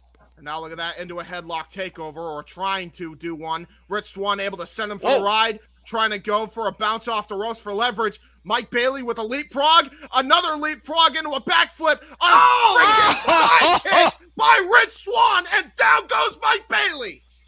And now Rich Swan firing up over the top rope. He goes. Cannonball into the others. Takes down both. And Rich Swan right now firmly in control of this match, feeding off the energy of the Impact faithful here as Under Siege is sold out. And Rich Swan is feeling it. The adrenaline is pumping. Good shot of Dave Penzer looking on from the timekeeper's table. Don't remind me. Absolutely. Oh! They tried to go on picture in picture. I believe Rich Swan may have gone for a lethal injection, and it looks like Mike Bailey was able to get a 2 count off it. That was a bit of an impromptu technical glitch, but kudos to Impact for trying, as yes, Speedball Mike Bailey right now has Rich Swan under control for the moment, works the arm. Good Oh, kick good takes grief. down Rich Swan. There's that martial arts background coming into play for Speedball here. That's going to be a crucial factor here in this matchup if Mike Bailey is going to advance to get a possible shot at the X Division title. Or the But look Digital at the Media dis- Championship for that matter. Yeah. Honestly, I feel like either of those titles could be in tons of contention at this point. We did saw the confrontation with Matt Cardona and Rich Swan backstage at Impact Wrestling this Thursday. Trying to go for Looking the Cazadora. Oh, Ooh. Cazadora roll through. 1, 2. No, Mike Bailey. Wow. Right One. back, Wow, look steps at that. through. Look at this. Reverse sharpshooter. Oh, the Wait, phone. what the hell? Laredo What is Kid. Mike Bailey doing here? Oh, no. Mike oh, no. Bailey is going nuts. Oh, Are you kidding me? word. Are you kidding me? What the hell did we just see? Mike Bailey with a cold blue neck breaker into a figure 4 sharpshooter on Rich Swan. I have never seen anything like that in my life. And Rich Swan makes it to the ropes somehow. But that was incredible. That was absolutely outstanding by Speedball. And a good kick to Laredo Kid. This Keeps is Mike what- Bailey in control. This is what athletes in the X Division is all about. Pushing the Uh-oh. boundaries of what you think you could do inside a wrestling ring as Laredo Oh, Kid. Good Sami Lord! Zayn! Sami Zayn, where you at? Laredo Kid in between the top and middle ropes to take down Mike Bailey. That was a corner tope torpedo by Laredo Kid. And now a side kick Oh. by Rich Swan cutting off Laredo Ow! Kid. You And got a Laredo Kid swinging hooked. neckbreaker. Big swinging net breaker. Rich Swan with the momentum. Oh! The kick back in Laredo Kid's face and the cover and a 2 count. That was phenomenal. What an exchange by all 3 guys. Ladies and gentlemen, you are seeing an X Division showcase, picture perfect. Rich For Swann, free. Laredo Kid. For free. Yes, Rich Swann, Laredo Kid, Speedball Mike Bailey, 3 stars, 0 limits. Oh! What a pump kick right to Rich Swann's jaw. That one connected. And now here comes Laredo Kid trying to go for a monkey flip. Speedball Mike Bailey. Oh! Right on the Chop top to the gut. Perch Laredo Kid on the second rope. Laredo Kid fighting back though with a wicked headbutt. And Rich Swann now falls inside. Oh, shit. Oh, boy. This never ends Oh, well. no. Look at Oh, this no. now. Oh, no. Michinoku driver. Michinoku driver. On top of Mike Bailey, Laredo In the Kid cover. in the cover. 1, 2. Oh! You gotta be kidding me. And now going And it for a goes on to cover Rich for Swann. Cover This is here. right Hooks the leg. And Mike Speedball Bailey breaks it up. 100 miles an hour from the word go, as Nathan Farrar would say in WYW. High octane shit right here for free on Impact's Countdown. And we are less than 10 minutes away from Under Siege kicking off. Laredo Kid looking to make an impact. Pun fully intended as he runs into 3 feet from Mike Bailey. Dodges the 4th with a thrust kick of his own. And Laredo Kid starting him on a comeback. Leg cut. Here comes Rich Swann. Ooh! Trouble in paradise. Double hitter as Rich Swann goes off the ropes. Look for a double springboard cutter. Got Laredo Kid off it, though. Speedball Mike Bailey with the follow-up. Oh, double Got knees. the knees. And Speedball in the corner. Look at That this is kid insane. go! They don't That call him is insane. Speedball for nothing! And he might be looking to finish it. Oh! Oh! That's it! And the cover. 1, 2, and no! You're kidding me. Oh, That's this crazy. match is insanity. Look at Speedball Mike Bailey's face. He thought he had it there. We all thought he had it. Mike Bailey looking almost distraught, like, what do I have to do to beat these guys? The crowd chanting, "This is awesome," and they are right. And again, this is what you're getting for free. A preview of the intense action and the incredible business ahead tonight on Under Siege. This And match imagine, for ruled. less than $5, you can get every Impact broadcast on YouTube. Oh! Rich Swann with a kick and a hurricane runner to take Mike Bailey off the top rope. And the Oh, Hurricane hit him with Splash! the splash. Are you kidding me? Cover! 2! Oh, and a Rich splash Swann of just Rich breaks Swann. it up in the nick of time. And all of that was a follow-up counter to Speedball Mike Bailey going for an ultimate weapon. Neither of these guys are giving an inch in this matchup, and keep this in mind, guys. They knew about this not too long ago. They didn't realize that all 3 of them would fight each other here tonight. And right now, Speedball is looking to get Rich Swann. Oh, off the ropes with a vicious kick to the chest. Right to the Yeah. diaphragm of Bailey. Rich Swann. And Look at the Speedball diaphragm sends of to the Mike top. Bailey, But the wait, Laredo Kid with the discoloration step up. Laredo Kid. Oh, my God. Holy shit! Cover! 2! Oh! Oh! Rich Swann breaks it up. With a kick to the face. And look at Rich Swann. He is almost winded at this point, but he might be looking for the Phoenix Splash here. Will he rise to the occasion and claim victory? It does! Into the cover! 1, 2! Rich Rich Swann gets it done. Wow! That was for Willie. That was for Willie. Yeah. You 100% right. So if we pick Rich Swann, we get the point, right? Well, because the That match was awesome. changed, as per usual in Predictions League, if the match changed, it doesn't count. But either way, Rich Swann, a hell of a victory. That was. But it was turned into a triple phenomenal. threat, dude. Come on now, I gotta be fair. Dude, People could have changed the Phoenix Speedball at any time, but let's focus on the match here. Rich Swann with a huge momentum booster, clarifying why he should contend for some sort of championship. Matt Cardona, be on the lookout. And Absolutely. Matt Cardona and Ace Austin and or Trey Miguel, depending on how the night goes. But yeah, let's call a spade here. If you think that anybody does cruiserweight triple threat action better than Impact Wrestling does, you are out your mind. Exhibit Amen. A, Mike Damn Bailey. Rich Holy Swann, hell, this Laredo kid impressed me and look at tonight. this. Dude, all 3 of these guys impressed me tonight. They came in here with a chip on their shoulder. chip on their shoulder is an understatement. And Noah, who was it that had a move called the Ultimate Weapon, and which move was it? It was the Ultimate Weapon. It was that 450 off the top with the diving knee strike. That is Speedball Mike Bailey's move. And after that move was basically denied, we just saw a furious offense brought forward by Laredo Kid and Rich Swann that allowed Rich Swann to bring the party all night and win in the end. Speaking in terms of Mike Bailey, somebody is a big Final Fantasy mark. He's got my vote for the going ahead for the future. And James said there was light, and it was good. Yeah, no, I had to put on the light because my computer went off, or my monitor went off. Oh, geez. Hold on. It's and again, still not coming you on. get this great.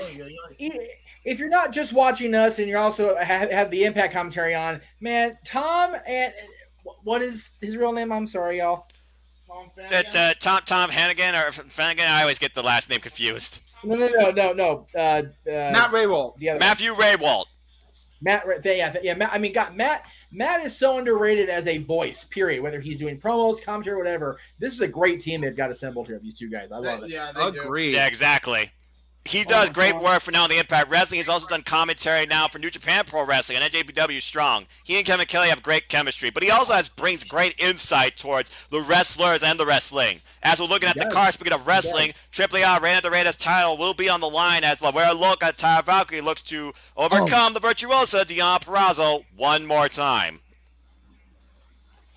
You know, like we said, no. Deonna's not going to lose at this point, so. Well, the way I see it is this. She said it herself. It is not championships that make a champion. It's the champion that makes the championship. And she doesn't need championships to find herself as a champion. But she'll gladly take an arm, a title, and a victory over Taya Valkyrie tonight. Will it happen, though? I have to wait and see. We will indeed, man. Well, like I said, for an Impact Plus quote-unquote monthly special, not pay-per-view, this card is stacked. Yeah, for sure. Knockouts World Championship on the line. Tasha Steelz and Havoc. The Tag Team Championships on the line, gentlemen. Violet by Design and them boys, the Briscoes. God save the arena. God save the arena for this. Absolutely. There is Perfect. no So I know who Paul's going for tonight. Daniel, you missed the opening match was. I already forgot. That's awesome. Isn't that awful? Josh Alexander, Tomohiro Ishii, the Walking Weapon versus the Stone Pit Bull. So, Daniel, you just missed a Triple Threat X Division Rocket Buster over on Impact Plus. We recommend you go back and watch that later. And even the opening match was solid. It was a complete surprise. So, there you go. Good stuff. But again, guys, coming up in just 2 minutes, we're going to go off of Facebook and off of Twitter. Your only place to catch the actual Impact Wrestling or Impact Plus / Ultimate Insiders card is on YouTube at Jeff Meacham. So be ready to lose us on Facebook and Twitter in just about 60 seconds, guys. We thank you all for watching the pre-show. Listen to our predictions here on the social media side of things. And we invite you to stay tuned over on YouTube right now as we go live because Impact Wrestling is going under siege. So stay tuned for that. We're at here on time. Impact Wrestling's not the only thing under siege here tonight. Your network's under siege by FTW Productions. Yeah, right. I'm in trouble tonight for sure. No doubt about it. I am trying my damnedest to get my monitor back on, and I don't know what happened. My monitor is completely dead, I think. It happens, brother. No worries. It's all good. Yeah, look at Tom trying to hype up Cincinnati. He's like, hey, you guys went to the Super Bowl. This is crazy. I don't know. Yeah, move a belt and move a table, man. You're good. I'm trying. This is... All right, we should be good to go. We are now exclusively on YouTube. Those of you still with us, we thank you again for sticking with us here on the YouTube side of things. Welcome to our official coverage of Impact Wrestling Under Siege. I am, of course, Jeff Meacham, the man name on the marquee. I'm joined by our play-by-play man extraordinaire, Noah Foster, as well as the returning Wrestling Encyclopedia himself, Casey Gallagher, and up in the upper right is James. I'm here. I'm back. We need him, damn it. I'm back. All right. I got a FBI warning on my screen. If you missed the countdown over on the Impact Wrestling YouTube, you missed a hell of a pre-show, guys. There's the FBI screen. Here we go. Which means I'm off here. I'm going to close this shit out. Even better. Yes. Okay. Yes. Yes, I want to leave. Thank you very much. Okay. Should you're be good. to go. All right, we are consolidated and streamlined. There we go. And we see Moose silhouette. Oh wait, that's not Moose. Moose. That's the walking weapon. As of course they do Colonel their James. cinematography to define the theme of tonight's events. I tell you, the video production behind these opening packages Impact Wrestling does, top notch. Yeah. Very good. Always. Oh, God. Dude, that monitor issue made me sweat bullets. Hello. That sounded like it. Hang on a second. Go ahead, guys. Oh, my God. Oh, we're good. We're just watching right now as we look again at that incredible moment where Josh Alexander reclaimed the title. Real quick, are we all out of sync all of a sudden because of the pay-per-view feed going on? Maybe. We'll see right now as I'm looking at Josh Alexander hug his family in the ring and lift his child. I think, yeah, you're definitely ahead of me, I think. Well, don't worry. I'll pause Or as no. soon as we're inside. Don't worry. We'll figure this out. Yeah, okay. Okay, it's all good. When you see the Under Siege logo, pause. Yep. And, Casey, I don't know what you see right now. What do you see? I see. You see what I see. Oh, that spear! You see what I see? Way up on your screen. Do you see Tasha Steeles? Right now I see Jay White. Okay, Right, what about okay. Ace Austin? Because I see Yeah, I Ace see Austin. him. Yep, I Okay. see him holding up Okay, the so we're in sync. exhibition So no, package. it's only you that has to get in sync with us. We're once we get that done, we're golden. All right. And we're inside the So, impact James- zone. Are you saying? All right, pause out because we're not inside the impact zone yet. All right. We're inside. We are live in the greater Cincinnati area. Here we go. Ohio. Pause for like one more second, though, and we should be all set. All right. Everybody, batten down the hatches. It's time to go under siege. And it looks like the first match kicking us off is the Influence. They got moved to the main show. The women kick us off as it looks like Madison Rayne with Neil Dashwood in her corner takes on the quintessential diva, Giselle Shaw, who it sounds like is going to have Alicia Edwards in her corner. Oh boy, that should be fun. All right, here we go. The Influence. Forever, I will say my Knockout Tag Team Champions are the inspiration. Again, I wish Cassie Lee and Justin McKay all the best wherever the future takes them, and they always slay their day. I for real, like, I don't understand why they stopped, man. Like they were having fun. All be revealed in time, I'm sure, James. Yeah, sure, probably. Your body and your mind Okay. can only handle so much that this industry throws at you. That's fair, actually. Well, I That's guess for now, absolutely- guys, ignore the whole countdown part of the graphic because I can't get. Yeah, Yeah, because he's again, still Impact working on Wrestling, they change stuff on the fly. Yeah, at this point, Jeff, you might as well just have us all on screen instead of trying to do this. And Fix the here thing. comes the quintessential diva. I know people just oh, what happened now? Okay. Wait, what were you saying, Jeff? I'm sorry. No, I was just they're showing a thing from the hockey game last night. Lovely. There was a guy working the penalty box, and a glass pane fell on the dude's head. Poor guy. Fuck. Dude Who got the stretchered off. It was scary. Who I are watched it you? on TV on playback. What are you? And freaking Who are you? That is Giselle Shaw, a great wrestler from the UK area, former Rev Pro Women's She's Champion. amazing, Okay, dude. so she's from Rev Pro. Okay, you sold me. I believe she's also a champion in Progress Wrestling, but I'm not sure at this moment. Alicia Edwards has actually had major influence, pun intended, on her career too, and her being part of Impact Wrestling. So we actually have a team that's able to fill a gap that the Inspiration left. I'm not saying like by sheer skill, but at least we had a team that could fill in the gap, and a team isn't just magically missing from the field. Well, I mean, to be fair, if roster fill for the moment. Yeah, to be fair, hold on, let's just wait till the bell ring. Bell rings are underway. To be fair, if you're going to have a counterpoint to Neil Dasher on the outside, why not have a friend? Hey, no, pause for like 5 seconds. Apparently, when the bell rang, we were not in sync. 4, 3, 2, 1, on pause. All right. And right now, Madison Rayne going to the side, and Giselle Shaw, excuse me, folks, tongue-tied with the side headlock. And Rayne escapes it. Nice. Okay, yeah, we're in sync. Madison Rayne, knockout OG, multiple-time knockouts champion, member of the Beautiful People, and right now current knockouts tag team champion with Tennille Dashwood. Ooh, kick to the midsection. Yeah, no, I pointed out during the pre-show, whatever my opinion of Madison's significant other is, you can't deny the fact that she's had as much influence as her counterparts, Angelina Love, Velvet Sky, and the Beautiful People. The three of them have just done. Wow. And they've been around for so long. People don't realize how long those three have been around. It's crazy.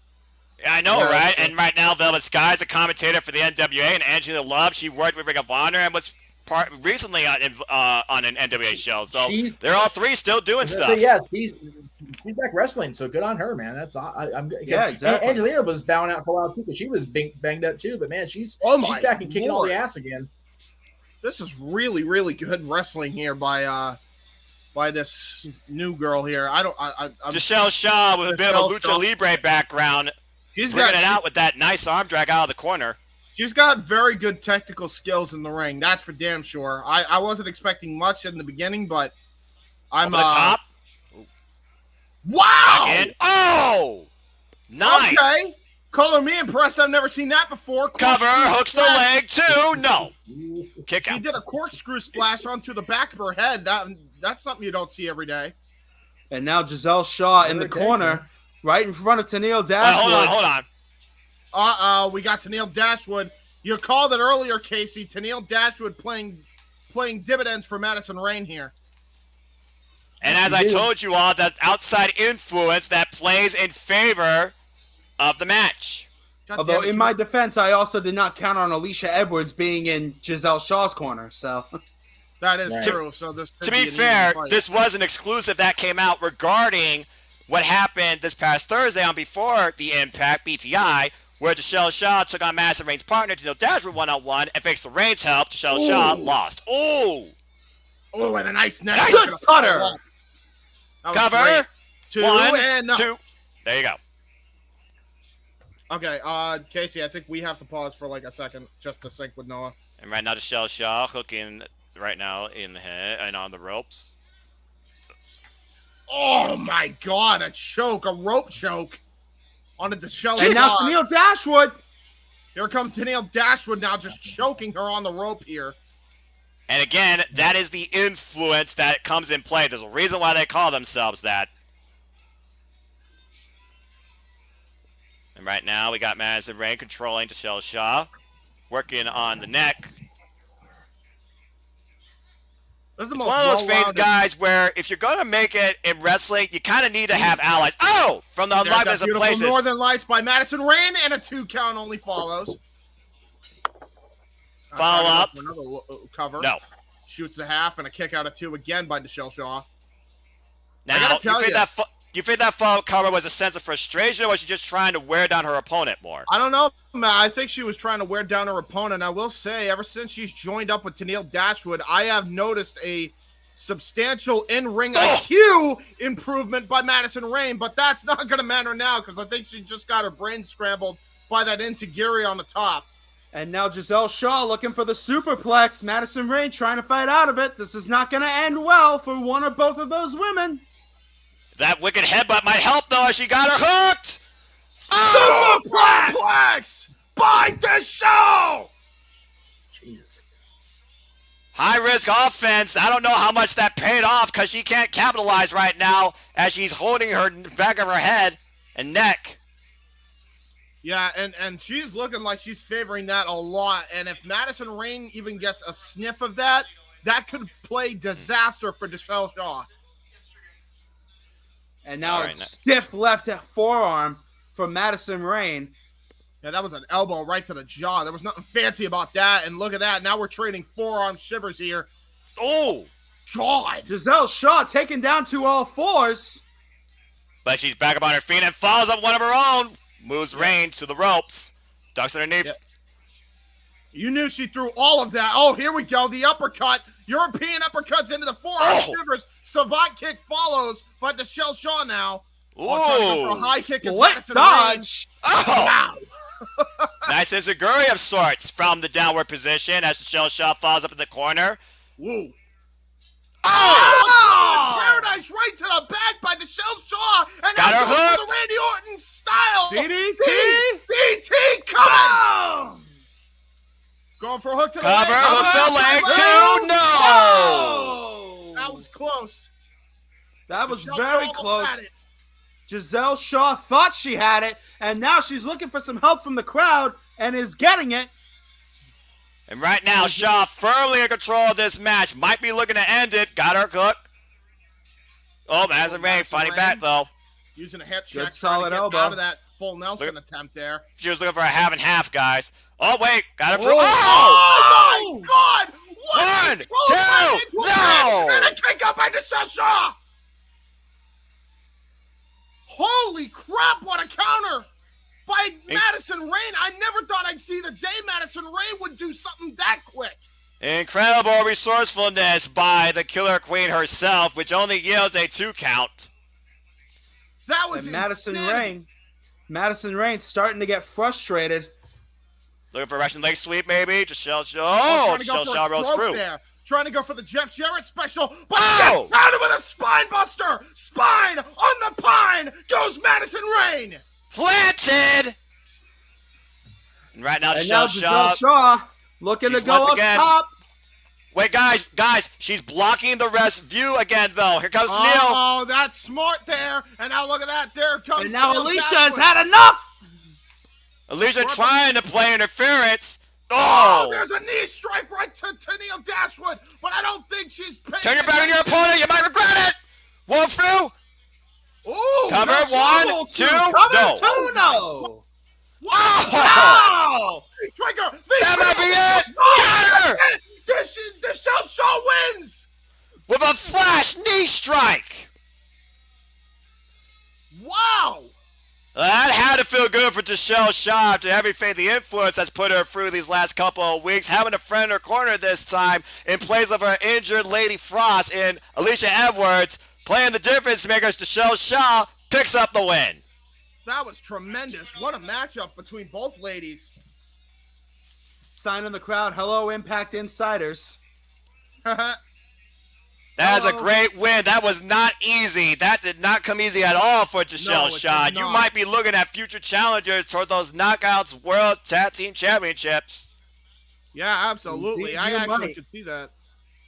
And the influence are running like scolded dogs after getting upsetted by the rookie Giselle Shaw here, at least on American soil.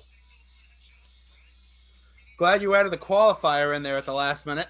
Yeah, well, I mean, I realize she's a rookie here in this country. Well, again, with things right now being more open than ever, with the Family Guy and Open Best Super Juniors, anything's possible right now in wrestling. But again, folks, for right now, Impact Wrestling is under siege, and we're just getting started. It was a great way to kick off the show, but there's still a whole lot more ahead. Steve Macklin wants to bring Mayhem for All against a former rival in Chris Sabin to kick us off to think about other things, too. Then we got the Queen Triple of Reina de Queens Reina title. Championship.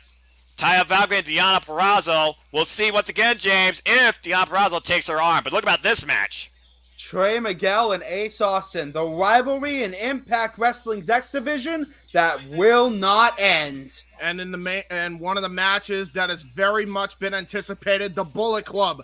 Jay White's Bullet Club takes on Eddie Edwards and Honor No More.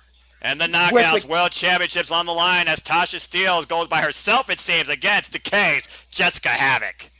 And Impact World Tag Team titles on the line. Violent by Design, Eric Young and Cody Deaner versus Dem Boys, Mark and Jay, the Briscoes. And in our main event, the Impact World Championship is on the line as the Walking Weapon challenges Strong Style against the Stone Pitbull, Tomohiro Ishii. Under siege, Don't forget, baby. guys, after we're done with the call here, open mic night here on the Jeff Meacham Network. Stay tuned for that. Never God help us forget. all. And I don't have work in the morning, so I can stick around for that. But for now, Oh, shiznit. Oh, shiznit. let's go ahead and hear from the boys. Them boys! This is going to be interesting. Let's see what they got to As say. always with these two. Look at Mark Mark's face, bro. That Mark boy's Briscoe's face. facial expressions are everything. Always.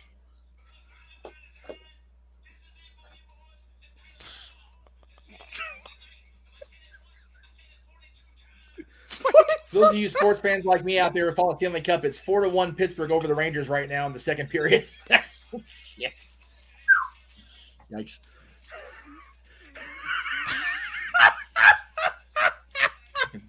Good Lord, Mark. I love these two. You're insane to pair them, I swear. I love Damn. them. Go off, Jay Briscoe. Jay Briscoe scares me, but I still laugh. The other one, Mark Briscoe, just makes me laugh no matter what. Yeah. That's Like, the whole. I think that's the whole point of redneck kung fu. Well, to say that they're confident would be an understatement after that interview. Listen, man, let me just put this out, man. I know Mark Briscoe could probably tear my head in, but if I was ever in a street fight, I couldn't help but laugh if he was looking at me like that. I'm sorry. Like, I can't take you seriously when you're doing that. Well, Mark you might want to get the goofiest looking dude in the room, but I am messing with his ass. Well, you might want to get serious now, as somebody's coming forward to bring mayhem for all, as he's looking to settle a grudge. Yeah. It's Steve Macklin versus Chris Sabin, and it is now. Steve Macklin, former X Division headstone in his own right, lost the championship to Trey Miguel at Bound for Glory in an Impact Match of the Year candidate, and now it's him and X Division original Chris Sabin. And this is all brought on after he was pointed out as maybe the traitor back at the No Surrender 10-man tag match. Ever since then, it's been him versus Impact. And now, I am very much looking forward to this match. I don't know about you boys, but here comes my guy! Straight out of Motor City, Detroit, Michigan, Chris Sabin. This is gonna be phenomenal, without a doubt, boys. You get ready for a wild ride. Wild ride doesn't even begin to cover it, my brother. And think about this, guys. It was back at the last pay-per-view, Rebellion, where we saw two of these men, and a third, Jay White, Steve Macklin, Chris Sabin, duke it out in a triple threat dance, and in the end, it was Macklin who stole the win, rolling up Sabin. And Chris Sabin is out for vengeance and out for blood if he can get it in this match tonight. You also got to consider, maybe, based on what Macklin fought, he should be challenging Josh Alexander for the Impact World Championship after Scott D'Amores hand calls the bell rings. This could lead him to further his point with a win over Sabin tonight. Absolutely, and I was just about to point that out, that even though this is a big opportunity for Steve Macklin, do not sell Chris Sabin short. He's a very crafty veteran, and he's going to use that on display tonight. And right now, Sabin thrown off and goes up the ropes. Oh, shoulder block. That's the thing about Macklin. Not only can he fly, he can use the power game. And you just saw it there. Steve Macklin got a lot of weight against Chris Sabin here. Chris Sabin's got to at least be giving up over 75 pounds to the bigger Macklin here. Trying to go for a standing switch headlock here. Sends him in for the ride. Another shoulder tackle by Chris Sabin now. And Macklin follows up with one of his own back elbow. Ow! Yeah, Judas effect. That'll rearrange your bicuspids. Yeah, Judas effect but standing straight up there. And Steve Macklin just kind of showing off here. Steve Macklin coming off also a match against Tomohiro Ishii this past Thursday on Impact Wrestling in a losing effort. So that's going to be an even bigger chip on his shoulder to get a win here tonight. And Steve Macklin is ready and raring to go. Chris Sabin offers a test of strength. Steve Macklin looks to be taking him up on it. Oh. And here we go. Oh, wow. Look at this. Sabin, like a Roman knuckle lock. Yeah, Sabin actually surprisingly being smart about this test of strength, using his leverage here. But to no avail. Look at this. Macklin just overpowering the weaker Sabin here. Macklin has the strength and weight advantage, but that means the quickness that we're seeing here goes to Chris Sabin, and that's exactly what he's got to use if he's going to get the win here tonight. Great way to reverse leverage. What did I say about him being a crafty veteran with his skills? Another arm drag, Rickety Dragon Steamboat would be proud of, and a hip toss to follow up. Oh, and Macklin sent over the top to the floor. Up and over the top goes Steve Macklin and Chris Sabin in full control in the early going. But Sabin right now might be looking to pick up speed, goes off the ropes, and Macklin tries to intercept it. Ducks the clothesline, goes into the Hurricane Rana. Nice tiaras there by Chris Sabin, and now into a key lock here on the arm. Very smart strategy here by Chris Sabin. Macklin, though, keeping his shoulders off the mat, averting some of the pressure. And the possibility of being caught in a pinning predicament. Nice roll through there by Steve Macklin, though. Let's not forget, Steve Macklin's also a veteran in this industry. Don't forget, he's been wrestling for 10 years. Yeah. And he's been a fan most of his life, as most people have in this industry. So he knows his way around the ring. I like to think that if you are a wrestler, you started off some point as a fan. You just don't go into this with the type of careers that these two men have had and be like, I fancy be good at this. Oh, my word. Jesus Christ, talking about elbow shots. As he's talking with the trio, I think Steve Macklin sees Sabin in his crosshairs. Whoa. Oh, look at that. Steve Macklin thinking on his feet there. Not quickly enough, though. But also, James, he learned from what we saw happen to him at Rebellion when he sent himself flying off the... Look at the flip of Steve Macklin! Oh, what a powerbomb onto the apron! Steve Macklin, the thinking wrestler, not making the same mistakes that happened at Rebellion. Wheelbarrow face buster, Shawn Maverick style, right into the apron! And just like that, Macklin has turned the tide in his favor. If you look close in the crowd towards the stage, you see a New Legacy Inc. shirt. There it is, as Steve Macklin has assumed control in this match. Absolutely. Right now, refs count at 6 as Macklin brings Sabin back in the ring, goes for a cover, hooks the leg, barely a 2 count. 2.5 there was Steve Macklin. That's just amateur wrestling experience right there. Maybe a little bit of frustration beginning to creep into Steve Macklin. I do like the fact that he's staying on top of Chris Sabin, though. That's exactly what you have to do. Attacking the lower back right now. Yep. You take away the lower back. You take away most of Chris Sabin's offense, to include the cradle shock. And never forget that Chris Sabin has not been a stranger to back injuries before in the past. Steve Macklin knows that. Steve Macklin's capitalizing on that with those vicious elbow strikes, especially on the one where he rebounded on the ropes. And right now, he's just drawing the ire of the crowd. He might be wasting time here. Double underhook.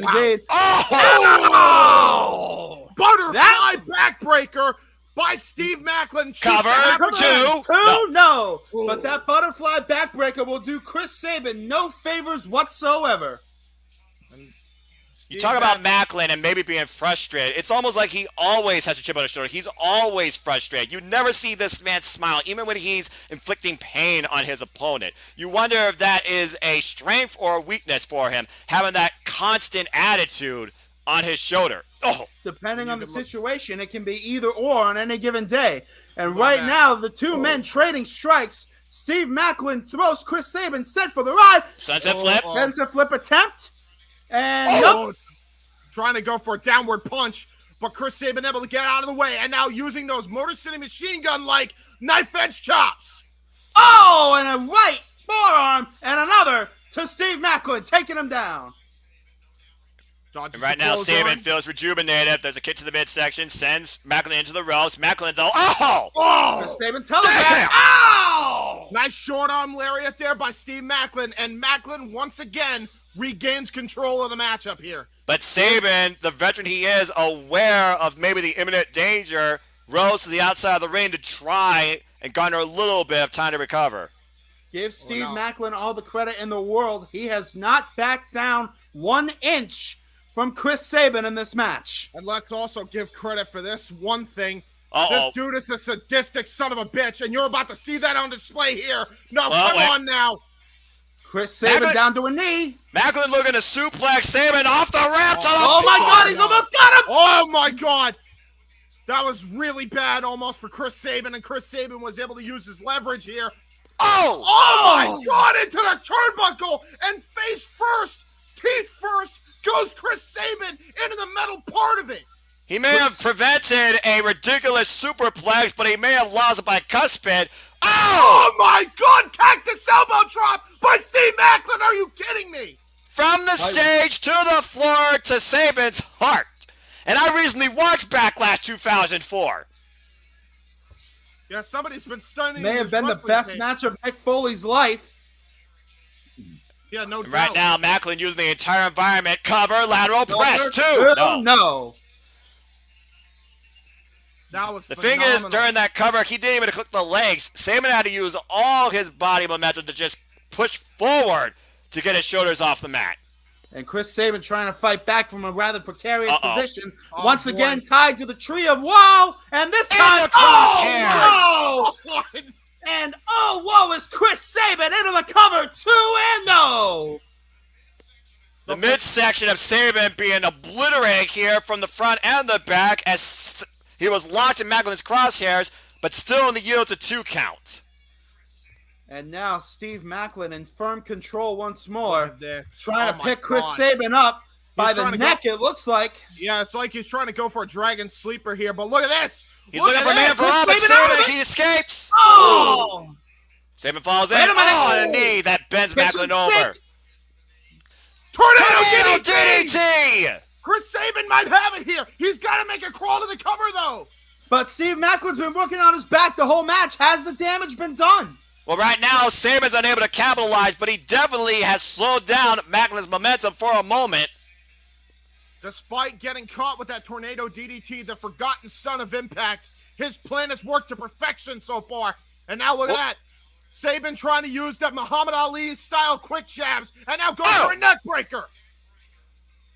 Not quite a swinging neck breaker, but a neck breaker nonetheless. There's a swinging neck breaker. You were saying, Casey? Joe Henning style with that swinging neck breaker, and now a elbow shot right to the back of the head. DDT! Short DDT! And The cover, 1, 2, no! Oh, that was close. And now Macklin now rolls. Rolling to the outside. Yeah, Macklin now, the wise one, aware of his urgency, rolls to the outside of the ring. Saban looking to fall in. Oh! Another swinging neck breaker! On the floor!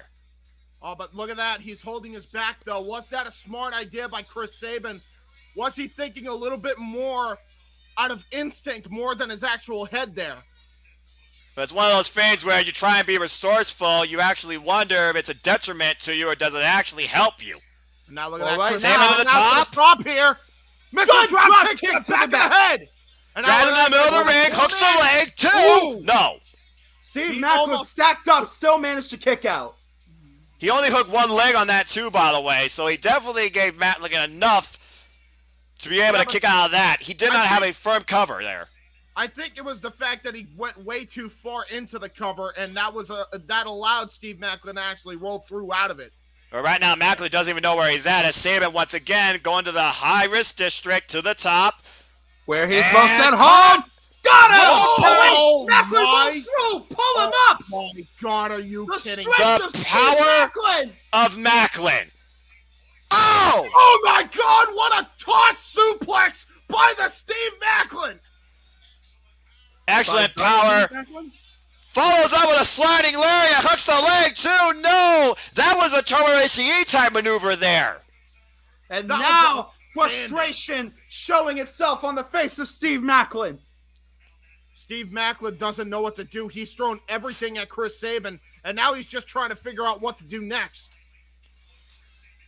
He might be looking for mayhem for all. It's the only thing he has yet to bring out of his arsenal. He went for it earlier. Sabin was able to use the ropes to escape it. Well, Sabin roll through. Cover 2, no. Steve Macklin landed right on his head, but Chris Sabin not able to capitalize, trying to go for cradle shock now. And Macklin now with the roll up. Using the rope from a match, and Macklin gets up. Wait. No. Referee caught him. Caught him. Great awareness by the official there. And the match continues. Ow! Referee. Stiff enziguri by Chris Sabin. And follow-up knee strike run in by Steve Macklin. The psycho knee from Steve Macklin out of nowhere. Double down. The referee giving him a mouthful, and that damn near cost Steve Macklin jaw-jacking with the referee. Give Sabin a moment, and he will capitalize. You get a win out of nowhere. But And right now, so will Steve Macklin. both these men looking for something as they're both back up on their feet, and it looks like we're going to have a bit of an exchange in the middle of the ring. Steve Macklin now trading forearm strikes with Chris Sabin. Test your grit, test your will. Oh! I don't think you want to go in a striking contest here with Steve Macklin, but Chris Sabin's going to try like hell. Yeah, Macklin's got a ham hock on him for sure. Now the half-hatch knee strikes from Chris Sabin right to the side of Steve Macklin's head. Oh my God! Those are relentless. Those are vicious by Chris Sabin. Brings him down to a knee. Wait, Macklin. Oh! Oh my God! What a forearm shiver! And now look at that into a clothesline there into the corner. But Sabin falls on the other side. Oh, there's a haluva kick. Right to the face, bringing Macklin down. Sabin goes to the other corner. Macklin, oh! And both men collide. Neither man going down. Oh, you got both men taking the elbow pad off. Oh, wait for a close. Oh, the suplex. Sabin rolled through. Oh my God! What a lariato! And now Chris Sabin once more to the top rope. Gonna try and put Steve Macklin away. And now up to the top! Tornado DDT! And now he's looking go for Cradle Shock! Cradle Shock! Here it comes! He's gotta hit it! Legs crossed! Cradle Shock! The cover two! Sabin wins! What a matchup! Clean in the middle of the ring! Chris Sabin almost lost it a couple times in this matchup, but through perseverance and sheer will, was able to knock off Steve Macklin. And a standing ovation received by the Impact faithful after a hell of a war with these two warriors, but Sabin getting the win in the end. That was nothing away. Take nothing away from Steve Macklin. He had Chris Sabin right where he wanted him more often than not. Chris Sabin is a tough SOB because I'll tell you what, Steve Macklin baited Chris Sabin in to try to hit that lariat. He was going to try a lariat contest, and Macklin hit a German, and Chris Sabin didn't give a damn. That was just pure grit and determination by that guy. The bottom line, it came down to the better wrestler winning that match, and Sabin was the better wrestler in the end. Will we say the same thing, though, about this wrestler being interviewed, the Virtuosa? Let's hear what she has to say. The ability, ooh.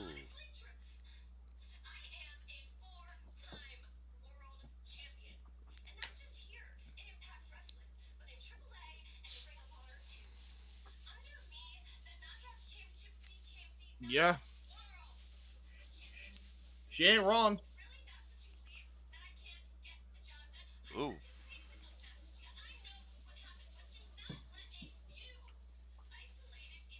Mm-hmm. That's right.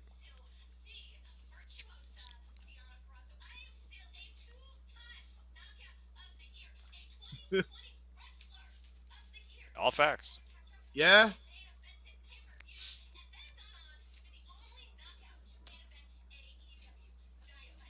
And you've also lost. Just saying.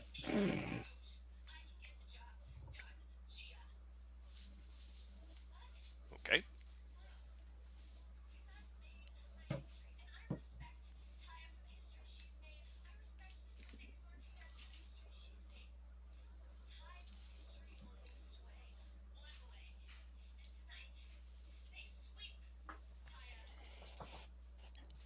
Ooh, well, what a line! I like that line. I have been such a fan of Chris Sabin for so long. He was on the early No DQ media broadcasts back in 04 and 05, and the guy always so talent, an exceptional person, which I've always admired Chris Sabin. So I'm glad to see he's still, again, another one of those guys that's been around for freaking ever. He's still cooking with gas and kicking ass. I love it. I agree. This match should be a belter for sure. Well, as Gia made Deonna Purrazzo remind her of not only her ability, but literally so far, the Virtuosa's legacy, we now wonder if she will redefine La Loca's destiny, especially that last line, as it looks like the AAA Reina de Reinas Championship match is next. At Hard to Kill, it was Deonna Purrazzo that took the arm of Taya Valkyrie and sent her off to Prism, preventing her from claiming the Knockouts Championship. And as Taya Valkyrie was freed and returned, we saw back at Rebellion that she was able to reclaim the title she never lost, and is once again, in her mind, Lucha Libre royalty. While Deonna Purrazzo may come in here with no titles, she doesn't come in here with any less confidence or capability of reclaiming this crown. The question is, will she? And I was just about to ask, to your point, she looks like she's confident, but is it all for show, or is she rattled by the 2 losses she's received, both at the hands of Taya and Mercedes not too long ago last week? Well, as you say that, here comes the virtuosa herself, Deonna Purrazzo. Long and forever, her reign will be remembered. And the era will continue. Deonna Purrazzo recently coming off, as you subtly heard a moment ago, a match in her debut in the main event of AEW All Elite Wrestling against Mercedes Martinez for the unified Ring of Honor Women's World Championship. But it is strange right now, looking at Deonna Purrazzo without any gold. Right? This has been a picture we have not seen for a long time, gentlemen. But again, are you more dangerous when you are the hunter or the hunted? Go ahead, Jeff. 20 years of Impact Wrestling, and these 2 women are the longest reigning singles Knockouts World Champions in the company's history. Just saying. This match will rule, and God bless Taya. I'll say it every time. I'm surprised it's so early, James. I'm not going to lie. I agree. I'm with you. I think this is the more important matchup. No disrespect to Tasha Steelz, but the eyes are on these 2 women tonight. Absolutely. Well, again, Taya Valkyrie, a 4-time Lucha Libre AAA Reina de Reinas champion.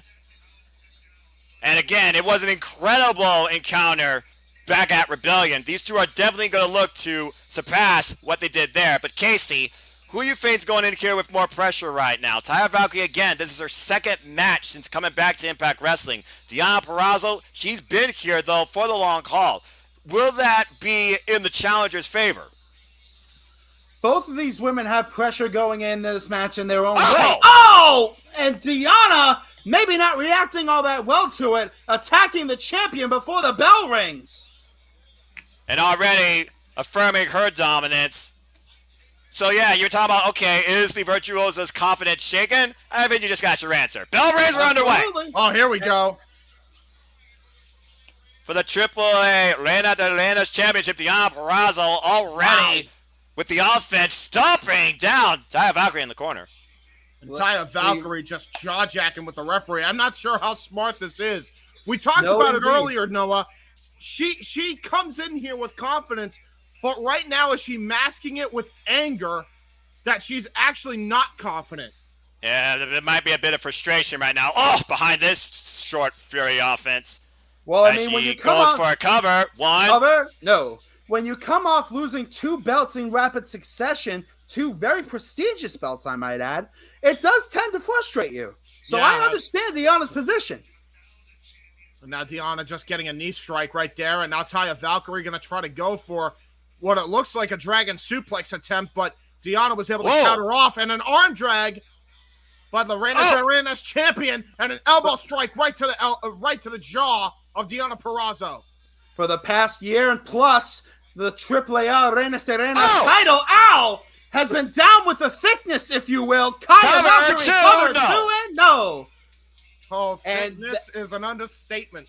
Yes, indeed. These 2 women seem to be the embodiment of that, if you will, as we proceed here in the early going. Hey, listen, man, there ain't nothing wrong with that. I never said that. Oh, look at that. Oh, my God. I never said there was anything wrong with it, just pointing it out. And the Virtuosa with a stiff kick to the midsection. once again asserting her dominance. Keep in mind, remember, with Deonna Purrazzo, you might think right now she's masking her frustration, but is she planning? Because again, she is a technically sound wrestler, and we all know she goes after the arm. She works to lock in the Fujiwara armbar. Oh! And a kick right to the middle rope, just ricocheting that vibration into the arm of Taya Valkyrie. Taya Valkyrie pays her back with a shot to the midsection, but to no avail as Deonna Purrazzo retains control, hand in the hair, stomps on the hand. God. Ow! Vicious. The Virtuosa is anything but a soft hitter. Yeah, now clubbing shots to the lower back of Taya. I was about to say, she's channeling her inner Mercedes Martinez right now. Oh! And a shoulder arm breaker to Taya Valkyrie. Trying to hyperextend the muscles in that arm. Oh, wait, what's this? Oh, no. Oh, no. Oh, no. Gonna try to go for a Shayna Baszler. Stop! Right to the elbow. Are you kidding me? The cover. 2-0. That never gets any easier to see, especially when it's on one of my favorites here. Taya Valkyrie's in some serious trouble here. Oh! But she still has two working knees. Oh! Nice clothesline there by Taya Valkyrie. And a kick out. Taya Valkyrie looking to craft a masterpiece in this ring. Ow! Reminiscent of Monet, if you will. Deonna Purrazzo putting up a lot of opposition to said masterpiece. And look at that. A Davey Boy Smith-like chin lock here on display by Deonna Purrazzo. Trying to choke the air right out of Taya Valkyrie. And right now wearing down Taya. Yeah. Under Siege trending right now on social media, as it rightfully should be. Oh! Oh my God! And look at Taya constantly grasping that shoulder. Yeah, that's oh my God! The Virtuosa just raking the eyes of Taya Valkyrie with those boots. I don't think I've ever seen Deonna Purrazzo as vicious as I've seen her here tonight. And now look at this. Going for a surfboard stretch chin lock here. And now, again, hyperextending that arm. Oh, both arms. Oh, my God. That's not how the body's supposed to bend. And driving that knee into the back of La Guerra Loca, literally affirming control. And now, yes, Taya Valkyrie, despite the pain she's probably going through, trying to get herself out of that predicament into the back here, and now into an arm drag. Deonna Purrazzo, though, catches her. Might be looking for a Russian leg sweep. Oh, wait, Taya's fighting back with the good arm. Looks like she's trying to go for DTO, more like Noah. Oh my God, now the two women are just slapping each other here. And now Taya Valkyrie is fighting back here. First flurry of offense for the champ here. Taya Valkyrie. Oh! Blue Thunder Bomb cover two. No. Taya Valkyrie almost had it there. And now here we go. Look at that. Just gonna target the upper back there. Gonna try to focus her damage on that. Casey, if you noticed during the Blue Thunder Bomb, she really wasn't able to get the full effect of it or really hook on the pin because of that bad left arm. So clearly, Deonna Purrazzo has definitely hindered Taya Valkyrie. Oh! Whoa! And that won't help matters either. Cover 2-0. Standing moonsault. Somewhere in the back, you know very well, Jordan Grace and Rachel Ellering are watching this match very closely. Absolutely they are. And now Deonna Purrazzo now. Looking to measure her woman here, but Taya Valkyrie able to dodge it. Oh! A high kick right to the back of the head. And then Taya falls out with the slide in. Slide in German by Taya Valkyrie. Vintage Taya here. Again, she's La Guerra Loca for a reason. Yeah, she is crazy. And I like me crazy. And right now, Taya, gets caught with a knee lift. Left knee strike, too. That was a brutal, brutal force on that knee strike. She might be looking for the Queen's Gambit. Gosh style power driver. Locked. Oh, man. Taya Valkyrie not able to get the full extension here. And the arm. Is Taya Is Taya too thick even for Deonna? Cover 2-0. That was a double stomp right to the midsection. So, I don't know. That not the win out of Deonna for sure, though. And now look at this. Taya Valkyrie, rather, is actually trying to figure out what to do next here. Whatever she's doing, she's got to make sure it keeps her arm away from Deanna here. And now we might be looking for a submission of her own. Looks like she's going to try to go for a variation of the Regal stretch here, or maybe a Mexican surfboard stretch. Oh, it's a second curb stop. Yeah, how about you call it a curb stop? Hooks the far leg. 2. No. Check out by Deanna Purrazzo. Deanna Purrazzo not to be denied, at least not yet. And Taya Valkyrie wondering what the hell she has to do to put the virtuoso away. Easy for me to say. I mean, I'm part Italian, so I kind of got this covered. So I get you, gentlemen. Now Taya right now just trying, maybe looking to send her to Valhalla. Can he lift her up? Valhalla. No. Oh wow! Into a Hurricane Rana, face planted. Went Taya Valkyrie on that. That was almost like an impromptu DDT, and it looks like Deanna Purrazzo might be looking for her own Romero special if she can hook both arms. Shades of what happened between her and Mercedes Martinez. This is what Mercedes used to beat the Virtuosa in AEW. Can she get it? Just a curse stop of her own. Oh, Deanna Purrazzo might be looking for a second one. Oh my God. I have never seen Deanna Purrazzo as vicious as she is here tonight. Hey, you kick her, she's going to hit you twice as hard or 2 times for what you did. Tries to hook her again. God, shoot it! Pile driver! The Queen's Gambit! Cover! 1, 2, no! Are you kidding me? Taya Valkyrie found a way out. The referee was this close, gentlemen. That close to a 3 count, Casey. I can't believe that Taya even kicked out of that. It looked like she may have been out of it. I can't believe she kicked out of it. I'm with the Deanna here. I thought that was 3. But nope, the match continues. That was out of pure instinct, I think, by Taya Valkyrie, because she is out of it. Look at this. And right now, Deanna, she's hooking the arm. Go over the Fujiwara! This is it. She knows she has her now. She's got the Fujiwara locked in tight. And if she can hyperextend that arm and keep Taya away from the ropes, this will literally be shades of Hard to Kill 2020. Oh, no. Going for a Rings of Saturn, it looks like. Rings of Saturn coming. Gotta get that. The Venus de Milo locked in. Both arms. Can Taya reverse the pressure, or will she tap? Will she submit verbally?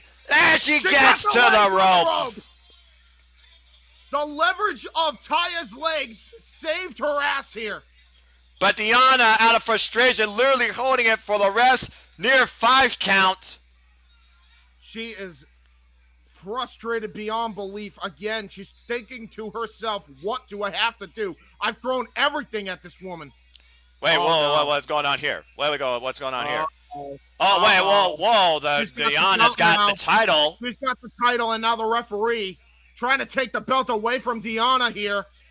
Wait a minute. Wait a minute. Wow. The rope for him, too. Oh, my God. You got to be kidding me. Taya Valkyrie takes advantage of Deanna Purrazzo's frustration in attempting to use the belt, and instead gets rolled up by the way of Loca, who retains the L. Oh my God, right to the side of the temple. Come on now. You know Deanna Purrazzo was not going to take a loss like that. Oh, come on now. This is just being a sore sport at this point. Come on now. And she's got the arm hooked in again. No. Come on now. And look at both arms in. Jesus, look at the way they're extending, dude. She's trying to show her that nobody is better than virtual. Wait a second. Wait, what? What happened? Who's gonna be in the ring? Who's gonna be in the ring?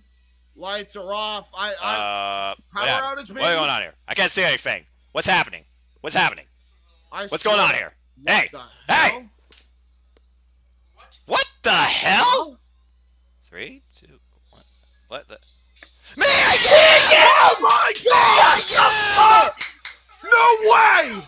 Mia Yim is back! Jade is back! The HBIC is in Impact Wrestling! And Patty in charge, making her way down to make a statement against Deanna Purrazzo!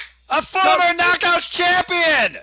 Does Mia Yim have retribution on her mind for Deonna Purrazzo? Oh, these two are no strangers to each other. And now look at this. Mia Yim now jaw-jacking with Deonna Purrazzo. Taya Valkyrie is still trying to... Deonna's having none of it. Deonna is just walking away for now. Somewhere right now, Keith Lee is grinning his ass off. Mia Yim in Impact Wrestling! And now look at that. She's trying to make sure... Oh, wait a minute! Oh, wait, here we go! Deonna Purrazzo tried to sneak attack Mia Yim just like she did Taya Valkyrie, but Mia Yim saw it coming! Oh! And Mia Yim right now making a statement, hooking Deonna Purrazzo up! Package power driver, maybe! Oh, and no, Deonna denies it.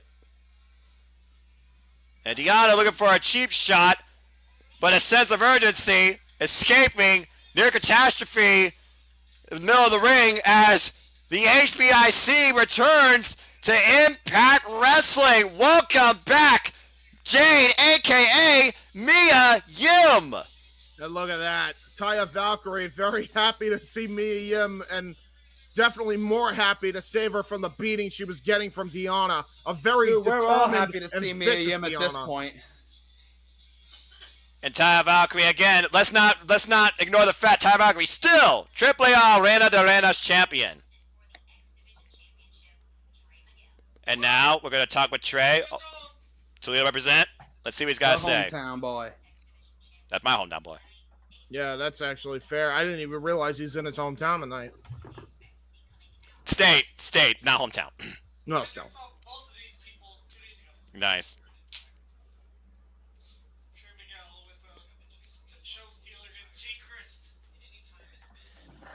Mia Yim's back. I dig it. Let's friggin' go, kids. Let's go, baby. Yes, let's friggin' go. That's so cool. I love it. I absolutely go ahead and love it. Mia, we had Mia earmarked for Wild when I was still helping run that company, man. I wish we could have got her on the show. She's always kicked ass. Speaking of which, are you and Jenny good? From the looks of it, it looks like it. We're absolutely good. Yep. Cool. Yeah, actually, she's gonna be on. She's gonna be back on not this Thursday, but next Thursday for the full in-depth preview because the show will be that following Saturday. So cool. What about the other? What about the other two? James, it literally was. Her partner was like shell shocked about her first ever live interview, and it turned out that Eva Lee didn't bother telling anybody she was gonna be kayfabing the whole time, and I took it too much to heart, as did JJ. Which again, JJ believes what he believes, and I respect that. It's just one of those far too little communication amongst people that were going to be on, and I had like an hour's notice about who I was going to have as a guest, which is not good on anybody's front. So it was just a lot of gaga that got wrapped into that shit that I took too far my own self. So. That's fair. Didn't know that. Good to know. It was what it was, unfortunately, and I gave Jenny and the company way too much crap, and that was my bad. And we all have our days, we all have weeks. It's just kind of been one of those for me since this whole move's been a mucker feather on my head. So makes sense. It almost broke my mom when I was pursuing my house. So I get that, man. We're all human. We all make mistakes. It's just human nature. We all have our days. Brother, dude. By the way, not gonna front, dude. 6 months into homeownership, dude. Let me just give you a round of applause for that right there. That's absolutely. You're awesome, dude. You're better than me right now. All I can do is try like anyone else. But speaking of trying, Trey Miguel is looking to try and finally overcome Ace Austin, as these two seem like they're destined to fight forever. Time for the X Division Championship, guys. And this is Trey versus Ace 3. They are 1-1. But based on what happened at Rebellion, can the Ace once again make Trey fold and retain the gold heading into Casey, Best of Super Juniors? Or will Trey bring the gold back home to Ohio? Well, whichever happens, this is going to be a very strong contender for match of the night. Ladies and gentlemen, Trey Ace 3, fasten your seatbelts.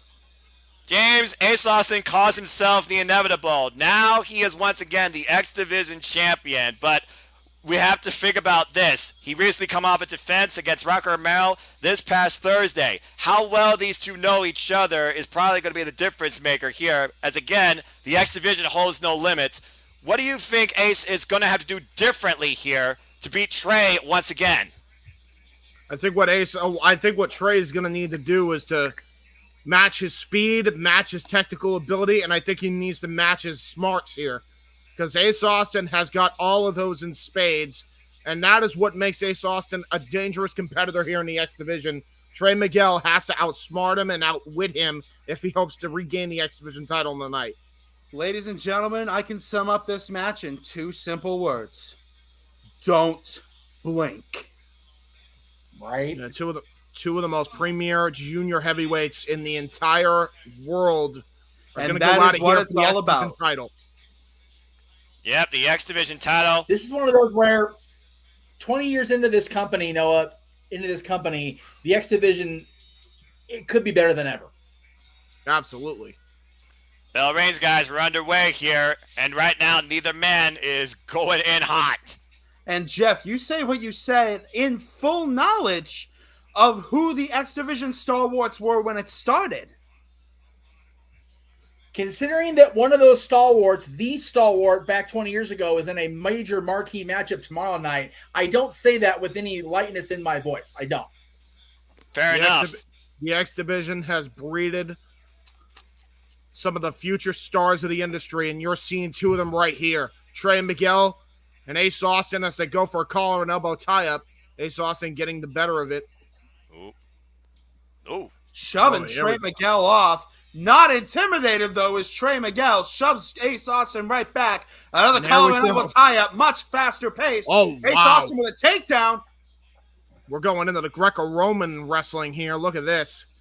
Trying to get him in a pinning predicament. Trey Miguel was able to get into an arm wringer there. Not typically a style you associate with the X Division, but the catchphrase "no limits" exists for a reason. No limits, all forms. That is the X Division. That is Impact Wrestling. Yes, right now, sir. Trey with a nice now tape Trey out Miguel. there. Wow. Whoa. Trey Miguel. Whoa. Ooh, into an arm drag, and now Ace Austin trying to regroup on the outside. Butter. Smooth as butter, both of these men in the early going. The thing about this, I think about, is pressure. Who has the greater pressure on them? Ace Austin, who just regained the title and is heading to Best Super Juniors, hosted by New Japan Pro Wrestling, or Trey Miguel, who literally, recently, just can't seem to get the better of Ace Austin at this point. It's almost like neither man is in a no-lose situation. It's very true, but a lot of former competitors will tell you who have been to the top, it's a lot easier to become champion than stay champion. Look at that. And now we're in a Greco-Roman knuckle lock here. Oh. And now we're going into the twirling bits here, trying to gain leverage. Trey Miguel! Look at that! Oh, what a great counter there by Ace Austin. And now going into the knee strike on the upper back. And now a strike right to the chest. Again, these two know each other so well. And now Ace Austin face-washing Trey Miguel as the crowd eggs him on, trying to get Trey Miguel back in it to no avail at the moment. Just raking the eyes along the rope. And now that shows you the mean streak. They're into a penalty kick right to the back. That shows you the mean streak of Ace Austin right there. Yeah, look at this. Ace Austin now going to try to make that back the target after that arm drag counter. And now he's just choking Trey Miguel on the middle rope. Brett's rope, his favorite rope. Right now, we got everybody tweeting about Under Siege, which Impact Wrestling knows that Impact fans here in MENA region stay awake at 2 a.m. to catch the events. Greetings from Egypt. That just goes to show the outreach of Impact Wrestling. And the dedication of its fan base. Jesus Christ. Daggone right. What are you Trey doing? out of the corner. Whoa! Oh, wow. What a nice counter there by Trey Miguel. Oh, my body! Taking both men up and over the top rope. Holy gee! I have never seen that in my life. That was lightning quick. Casey, you said it earlier. Blink or you'll miss it. And right now, Ace back in the ring, breaking the count, back up on his feet, might be looking to pick up the speed again. Goes off the back of the side of the ring, off the ropes, and Ace looking for the undo. But Trey now follows suit. Oh! Wait. He caught the leg. He caught the leg. Ace rolled through. Both men on the apron. Oh, kick denied. God, another counter. And Trey, whoop! A backflip counter. And now Ace Austin. Oh! Front flip counter into a hand. Strike to Trey Miguel. And that dropped Trey. as Ace gets the advantage of that exchange. You want to know how well these two men know each other? You just saw it. Oh my gosh. You want to talk about the X Division?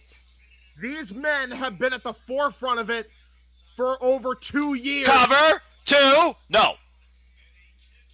What an incredible exchange by both men. Ace Austin was able to get the better of that exchange, but it was not easy into a backside suplex. For Ace, he wants to be done with Trey, okay? This is the rubber of their saga in Impact Wrestling. As far as the champ's concerned, he doesn't want to worry about Trey ever again. And that definitely is driving his attitude here. Hammering away on Trey's back. Right now has him locked. Might be looking. Oh, wait, Trey with the escape. Looks for a high kick. Block. Ace goes under. Trey all around the ropes. Wow. And Ace in the ropes. Oh, and he said knee. And now Trey has Ace's arm. Oh, and Ace going after the eyes. Going dirty here is Ace Austin. Hey, be aware of your environment. And right now, Ace might be looking for the... Looking for a hammerlock DDT from the ropes.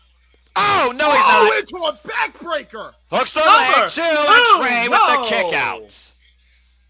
Just when you thought he was going to go for a basic maneuver, he turns it into a backbreaker variation. Turning Trey's body inside out. ShopImpact.com, the Hard to Kill 2022 DVD out right now. But for $5 a month, you can get access to Hard to Kill 2022 and far more besides when you join Impact Wrestling's YouTube channel. And if you like this round table of commentary and discussion, breathe your support for the Jeff Meacham Network and go follow the Jeff Meacham Network and buy a shirt off the Jeff Meacham Network at ProWrestlingTees.com. Support the Jeff Meacham Network today. And right now, Ace with the Irish Whip. And tees may be $15. No, denied. Tees may be $15, but subscribing to the Jeff Meacham Network is absolutely free. Oh my God, what a forearm shot by Trey Miguel. And do not forget, after the coverage of Under Siege, we will be going live for Open Mic Night. Hooks on crash. Oh, and Ace drives Trey down harder to the mat. Goes in the cover, lateral press kick out at 2. Jiminy H. Christmas! I have never seen that in my life! What a counterfest by both men. Ace Austin has been getting the better of the exchanges, but Trey Miguel is all heart. Any normal man after that double stomp to the face would have been done by now. Driving his knees, using that for momentum, planting Trey, and right now, he's looking for his shot. He's got Ace up his sleeve, a card. He might be looking for the phone. Oh my God, what a counter again! Caught the super kick! Takes Miguel off his feet. Oh, trying to looking go for the single leg Boston Crab. Looking for the Calgary Crab is Ace Austin here. Gonna try to roll him over, but Trey Miguel using his leverage and now kicking the side of Ace Austin's head. While watch his shoulders, though, they gotta keep him off the mat. Oh! Kip up into a Hurricane Rana. That was almost a poison Rana as he planted him on his head. Rana. He planted him right on the top of his head, and now look at this. Ace Austin grabbing the top of his neck here. A very important roll through to change momentum for the short going right now for Trey Miguel, who has not been able to muster any real offense so far, it seems, in this match, but just survive. This is the first real offense that Trey Miguel has actually gotten, and you will notice, too, Ace Austin did try to counter it, but he could not get full rotation, and a back elbow follows suit, and now Trey Miguel is on the attack on Ace Austin. Out of the corner. Oh, uppercut. And right now, Ace tries to reverse it. Trey off the ropes. Oh, goes to the side. Oh, my goodness. Brings Ace down to his knees with a furious kick exchange and a double stomp to the back. And now Trey Miguel is fired up for Toledo. And now, here we go. Trey Miguel now in firm control here. Gonna try to go for a dragon suplex, but Ace Austin in a counter, into a front suplex, into a last chancery by Trey Miguel. What a float over into the submission maneuver! Ace in serious trouble right now. Yeah, he's wrenching on that neck too. That's very, very smart there by Trey Miguel. Target the injured body part, but there's Ace Austin again using dirty tactics to get out of that predicament. And planting Trey's head to once again release the grip. And Ace Austin was a long way from the ropes there, doing what he had to do to stay in the game. Ace Austin now, he's still holding his neck. He's actually holding his throat as well.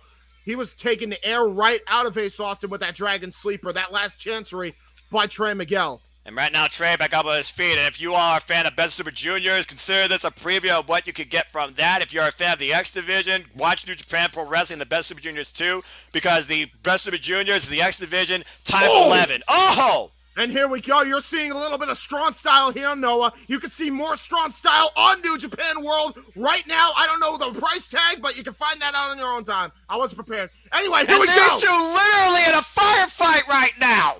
A firefight indeed. Oh my God! A chop ends the firefight. A firefight in the Ohio River Valley. Ow! And Trey Miguel's feet. That's a Gary. In the back of the neck. And now Trey Miguel gonna try to charge in. Whoop. Ace Austin able to get out of the way yet again and put him. Oh! He tried to go for the spinning kick.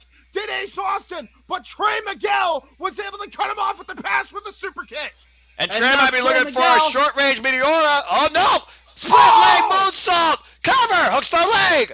No! Almost a Kick out variation. by the champ. Almost a take on Starship Pain by Trey Miguel there. Channeled his inner RVD to Trey Miguel, but no avail.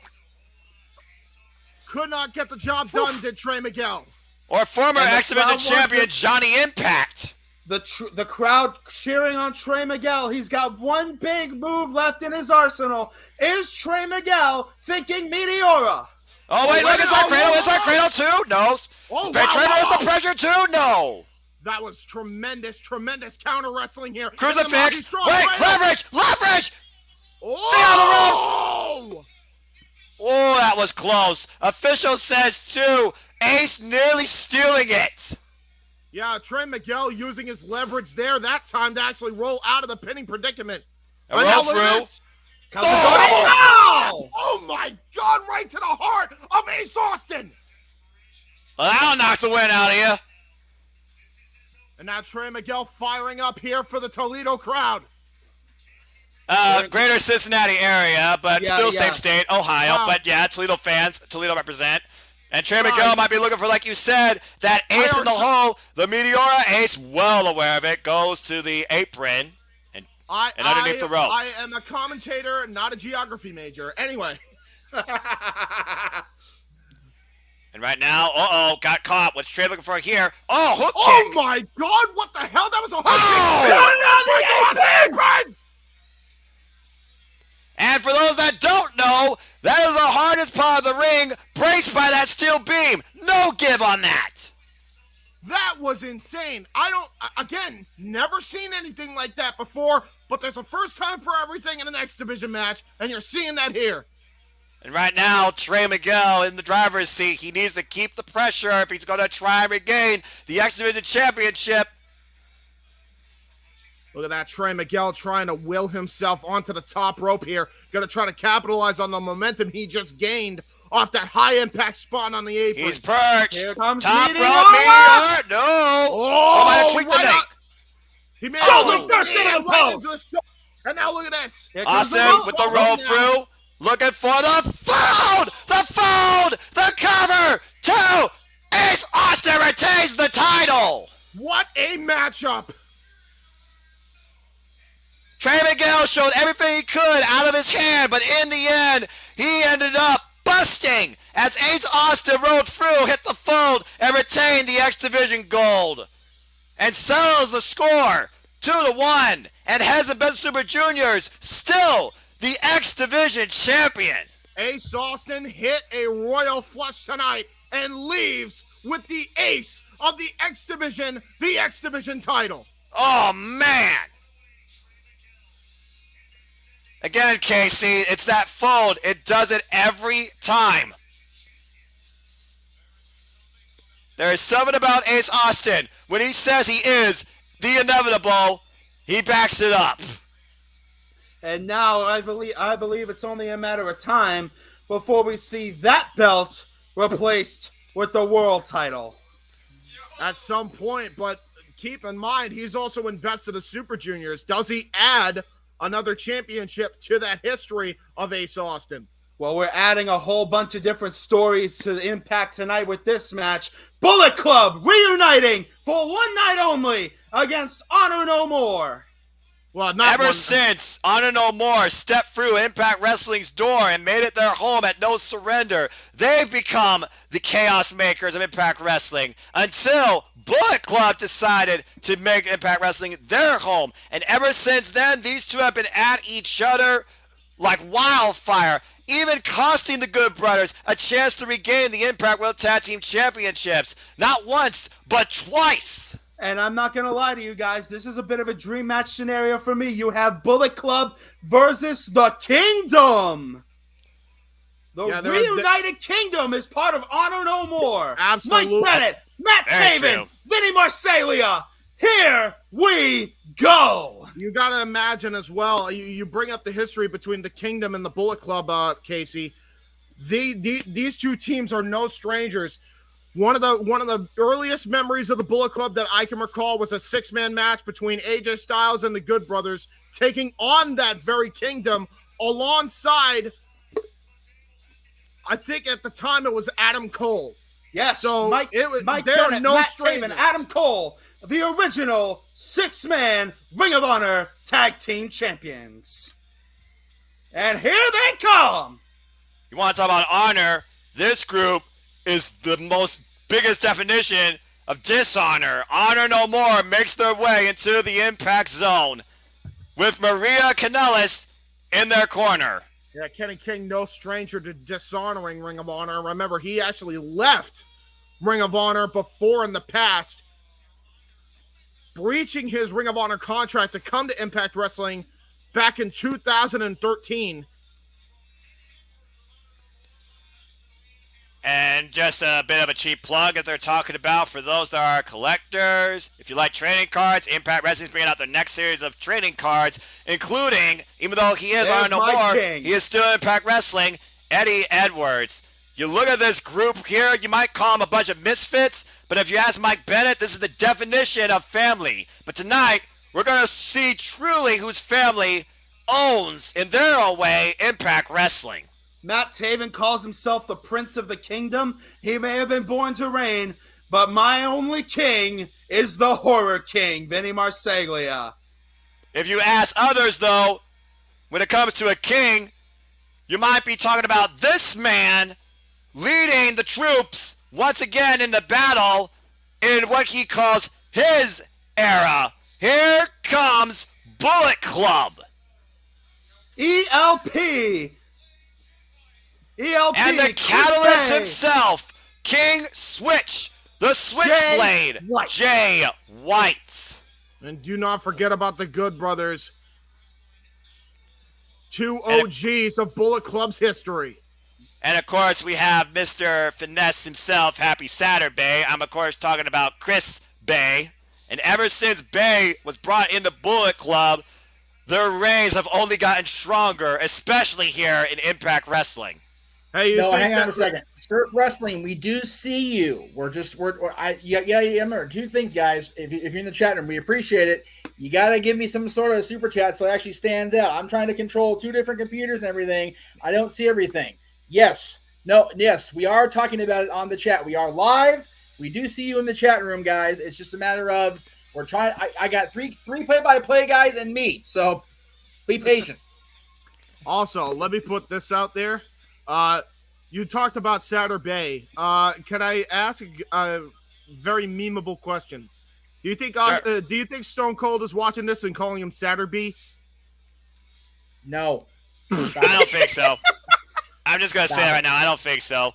No, why does Maria Kanellis look like something out of a sci-fi movie? Hey, I'm fine. Stone Cold Steve Austin can't take his eyes off Maria. He's going, what in the hell did she walk out of? She walked out of Star Trek. She's a Trekkie. Either that or she is a diva of a music video. Exactly. There you go. Again, one of the most influential and intelligent people in the industry. That's for sure. I don't know what to expect, but with these combustible elements, it's bound to be a wild freaking ride between both of these teams. Good luck Ref, to Brandon just Toll ring- in this 10-man war. Brandon Toll, just ring the bell and then get the hell out of Dodge. Bell rings! And here we go! The fight is on! Bullet Club, Honor No More, and it's Under Siege here tonight at Impact! It's guerrilla warfare! Both armies are out of the trenches, battling on the field, in and out of the impact zone! Mike Bennett versus Luke Gallows. I like this matchup. Oh! Look at that, Eddie Edwards and Carl Anderson. Can we get another camera to just overview the entire ring at this point? These guys aren't going to let up. Unbelievable here, and now, here we go. At this point, you might as well make it no disqualification, because I don't think these guys are not going to use weapons on each other here tonight. This is anarchy at its highest form. Somebody call Matt. Fair point. And Eddie Edwards and Carl Anderson right now in the ring. Now look at that. Here we go. The two leaders of the respective factions. Carl Anderson for Bullet Club for many years, and Eddie Edwards of Honor No More, training forearm shivers here in the middle of the ring. While everyone else is still fighting along the outside, slowly regrouping in their respective corners. A cheap shot right now. And now the referee trying to regain order. It looks like it succeeded for now, but Keyword for now. I'm pretty sure that's not going to remain in play, as Eddie Edwards right now and Carl Anderson are testing each other. And Anderson drawing the crowd. Oh! Big chop. Another chop. And right now these two are just exchanging with one another. Carl Anderson and Eddie Edwards, two of the heavy hitters of their respective factions. What a European uppercut by Machine Gun Carl Anderson. There's a reason, Casey, why Carl Anderson is a former G1 Climax finalist and is going to challenge Tama Tonga for the Neverweight Championship at Dominion. There's also a very good reason Chris Bay is as highly regarded as he is among Bullet Club fans, myself included.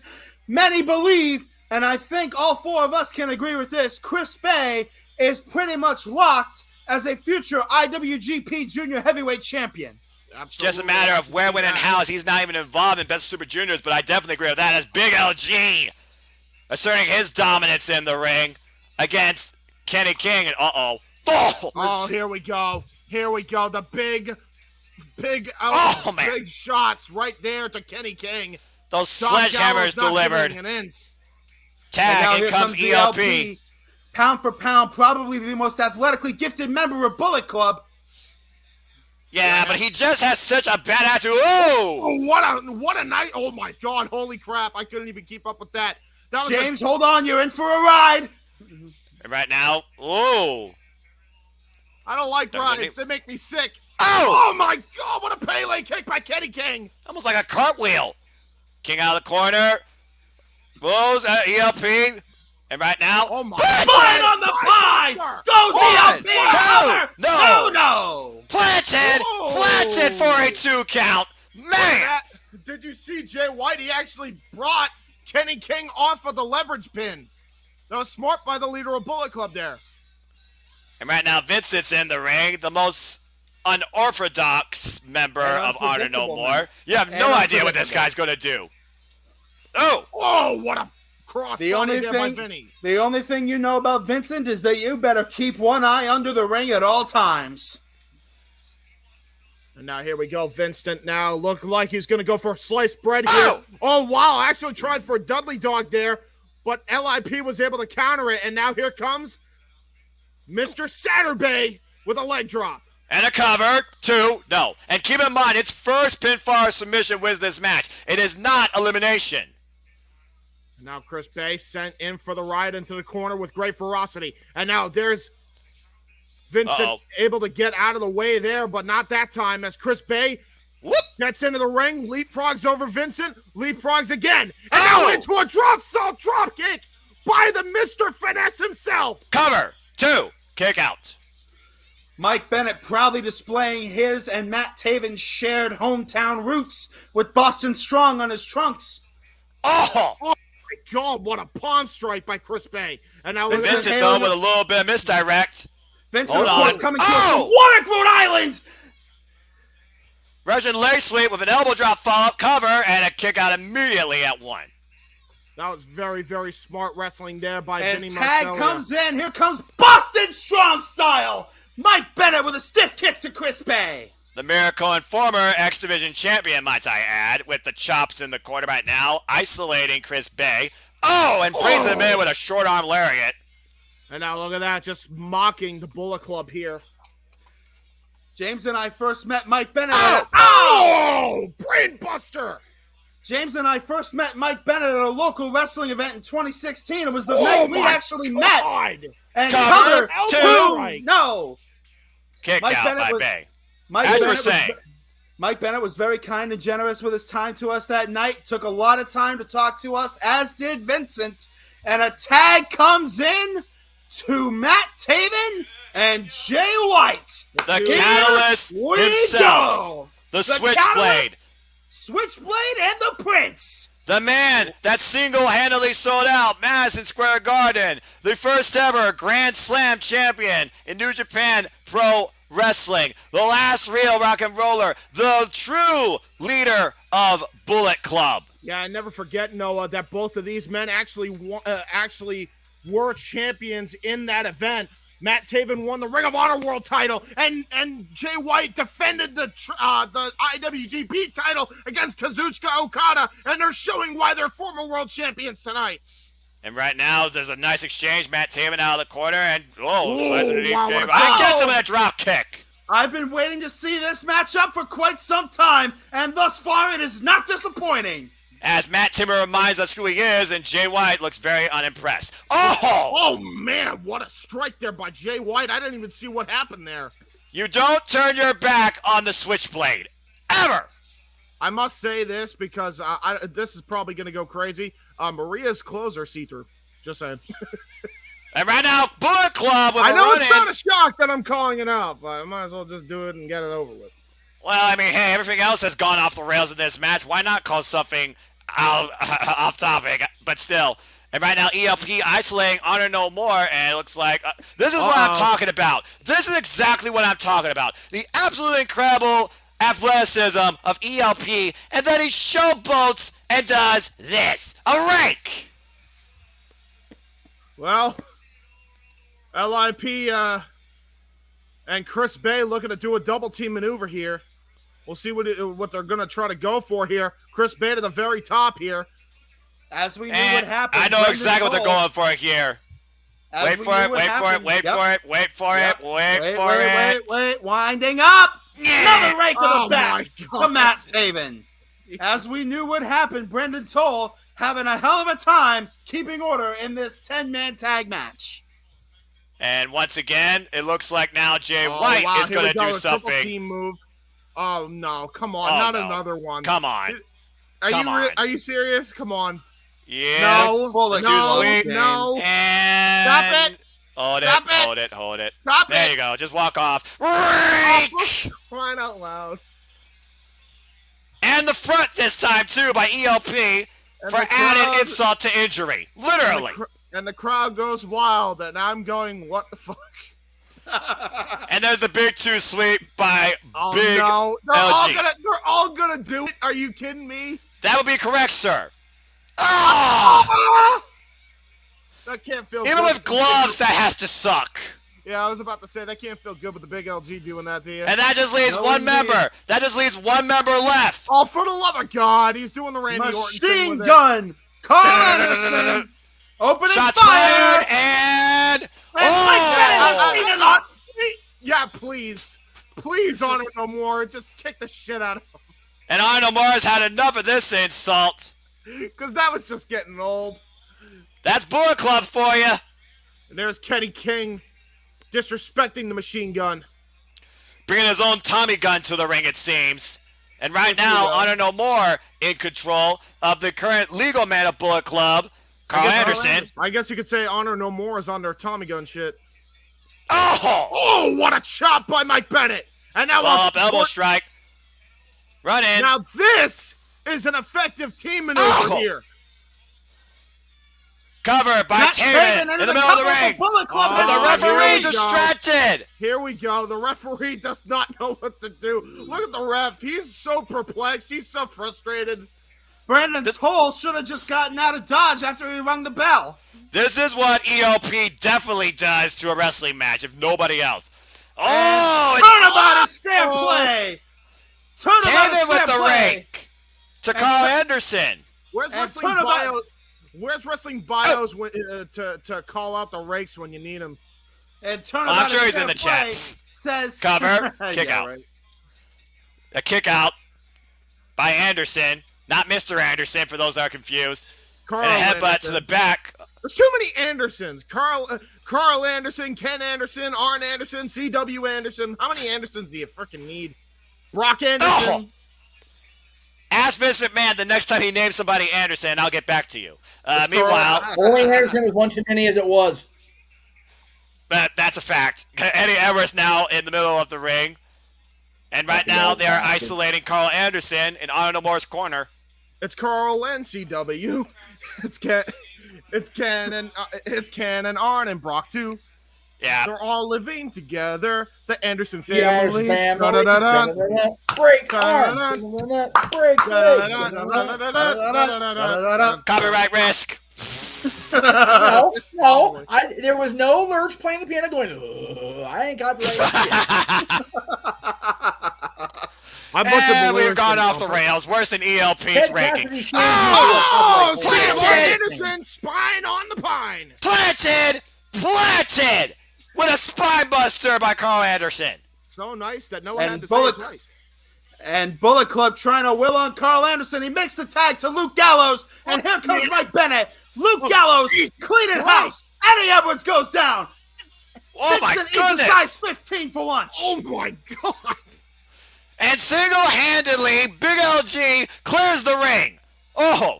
And a back elbow strike to follow up right to the Oh! diaphragm. And a shoulder tackle. A pounce variation, if you will, by the Big LG. Oh, Kenny King, though, with a bit of a distraction, holding... That was a mistake. Super kick to the side of the head of the Big LG. And now Mike Bennett regains control, and in comes Eddie Edwards. And that's all Honor No More needed to put the match back in their favor. Eddie Edwards with the All Japan and the Pro Wrestling Noah background might be looking for a superplex here. If anybody Can he get do the it, Big it's LG Eddie up? Edwards. Ooh. And right now, got goozled. Breaks the grip. Oh my god. What Line a tag pain. by Kenny King. That was a cane-like uppercut by the Big LG. I think he stopped Eddie Edwards in time for a moment with that uppercut. And right now, double team. Oh, but Big LG breaks through, takes both down. Double lariat by Big LG. Doc Gallows. And tags ELP back in. And now we got ELP and Kenny King. Oh, here we go. Ooh, out of the corner. Oh, what a nice backflip out of the corner. Kenny King trying to go for a Crossbody. lariat. And a crossbody by ELP. And then off the side of the ring with a Oh, Kenny King got the knees up. And And a tags tag him to Vincent. And now both of these guys going to go at it here. What an uppercut by Vincent. ELP with an Irish whip reversal here. Oh! And a knee strike by Vincent here. And now going to go for the side Oh! suplex. Dangerous backdrop. Short range DDT. Cover, middle of the ring. Two. No. More like a short range flatliner, but it was not enough to get the job done for Vincent and company. Fair point. I don't know more right now. Again, when you think they are down, they find a way to put the match in their favor. And Bullet Club is on a short leash right now. Ooh. Right now, the only man on the apron is Chris Bay, who just tagged himself in blindly. Yeah, that Here was a comes great- the double team. And that was a Bay great and blind tag. Here we go. ELP. Step up senton. Ooh, And then what a nice ELP step up off the senton rope. into a Hits the moonsault. moonsault. Bay into And the here's cover. Chris Bay Hooks into the the leg. cover. Two. No. You got to imagine what that tag team flurry that those two Super Juniors just showed. You wonder if they actually could contend for the best of the Super Juniors tag league. Or the X Division Championship. Let's not forget about that. Or Chris the tag- Bay being a former X Division champion. ELP previously challenged for the X Division Championship against Josh Alexander when he was champion. Oh, I here don't know comes about- Vincent. collision. Double cross body. Oh my I don't know about God. you boys. I don't know about you boys, but I think we might be seeing the case made for an X tag division. I Yeah, think no you got doubt. a point there, Casey. Then again, New Japan Pro Wrestling does have the Super Juniors Tag League. Tag to Jay White. And now look at The that. catalyst is in the ring. Something. Oh! Oh, what a spinning kick by Matt Taven. Are you kidding me? Enziguri, a pump kick. And a spinning kick to the back of the head. You talking about kicking it? Oh! Oh my God, what a tag team matchup this is. Matt Taven setting a trend. Honor no more. And a swinging neck breaker. Joe Henning would be proud of that. And the combination, DDT follow-up on Switchblade Jay White. Remind you once again, he's Matt Taven. Uh-oh. And he is stringing just the tip. Oh my God. And he is stringing a good amount of offense together to end though. That was just close. the tip, not enough. Jay White now. Might be looking for the climax. Blade Runner. For the Blade Runner. Just a climax. No, trying again. To go for the finisher here. Oh! Dragon suplex, half and half by Jay White. Oh my word! And Jay White right now, usually he sets that up, leads to the Blade Runner, Matt Taven. Blade Runner. Oh, Vincent comes in. And here we go again. And it's breaking down again. Kenny King with Mike. Oh no, wait, that's Chris Bay. Sorry, Botched. Chris Bay with Mike Bennett in the corner. Kenny King with LIP, and now Eddie Edwards goes against LIP. It's pandemonium at ringside here. And we got Bay King in the middle of the ring. Bay looking for. Oh man! Oh my God! What a heel kick by Kenny King. I don't even know who's legal anymore. And give it a top. Oh, what a corkscrew tope! I don't think anybody cares at this point. Taking out his own member and ELP. Oh, wait a minute. Here comes Vincent up top. Now. Here comes Chris Bay. Oh, my God. Chris Bay able to get out of that predicament here for his teammate. Oh! Nice huge kick by Bay to Vincent. Vincent right now on the apron. What's Bay looking for here? Going off the ropes. Oh, my word! Oh, what a tope! But he took out Jay White. Tope con Hilo over the top rope, and Vincent wiping out Matt Taven and Switchblade Jay White on the floor. Also, hi, Excalibur. To the wind. This is absolute madness. This is ridiculous. And now it's just pandemonium on the wait. Uh-oh. Keep your eye on Vincent. Oh, no. Oh, no. Oh, my God. No. Oh, man. Wonton bomb onto the pile. Everybody's down. Vincent coming around. Everybody down. The whole world just collapsed under that move. And we got Carl Anderson on the apron. And look at that, looking Jay for a White tag now. from Switchblade Jay White, who, might I add, is still legal. Now he's not. Something's got to give here. Everybody must be exhausted here. But look at this, Carl Anderson. Oh, come on, Carl. Come on, man. Come on. Oh, wait. Now. Hello. Uh-oh. There's the Maria Fed. Oh! We've seen this before. Maria distracting the Bullet Club's Carl Anderson yet again. And there's an enziguri by Eddie Edwards. And now Mike Bennett going to try to take advantage. He might be looking for that backpack. They got him up. Coming into the Psycho knee. Proton pack coming out of the ring, too. Arnold Moore wins this war. And it was not easy. War is the word, my friend. Mike Bennett just picked up a huge win for the Ring of Honor cast-offs. And now look at this. Kenny King showing off the disrespect to the Bullet Club fans in the front row. And you got to consider this Honor No More's greatest victory since being a part, or should I say invading, Impact Wrestling. As Marita says, they create opportunity from chaos, and they did just that. But make no mistake about it, gentlemen. This war between Bullet Club and Honor No More is far from over. Well, if that's the case, then consider Battle 1, Honor No More victorious. Yeah, and give a huge assist to Maria Kanellis. Wow. Bullet Club may be making shockwaves across the wrestling industry, but tonight, the headlines will read, Honor No More rules Impact Wrestling. Whew. James, for the record, I am all about giving something huge to Maria Kanellis. That's a whole other show. Oh, here we go, my boy, the Stone Pitbull, Chaos's own New Japan Pro Wrestling's Tomohiro Ishii warming up the only way he knows how against this man defending the gold tonight in the main event, the current Impact World Champion, the walking weapon, Josh Alexander. Hey, was that transition a ball joke? Come on now. What a chaotic clash. Yeah, no doubt. I need a break. Holy fuck. Hold on. I'm going to get a drink.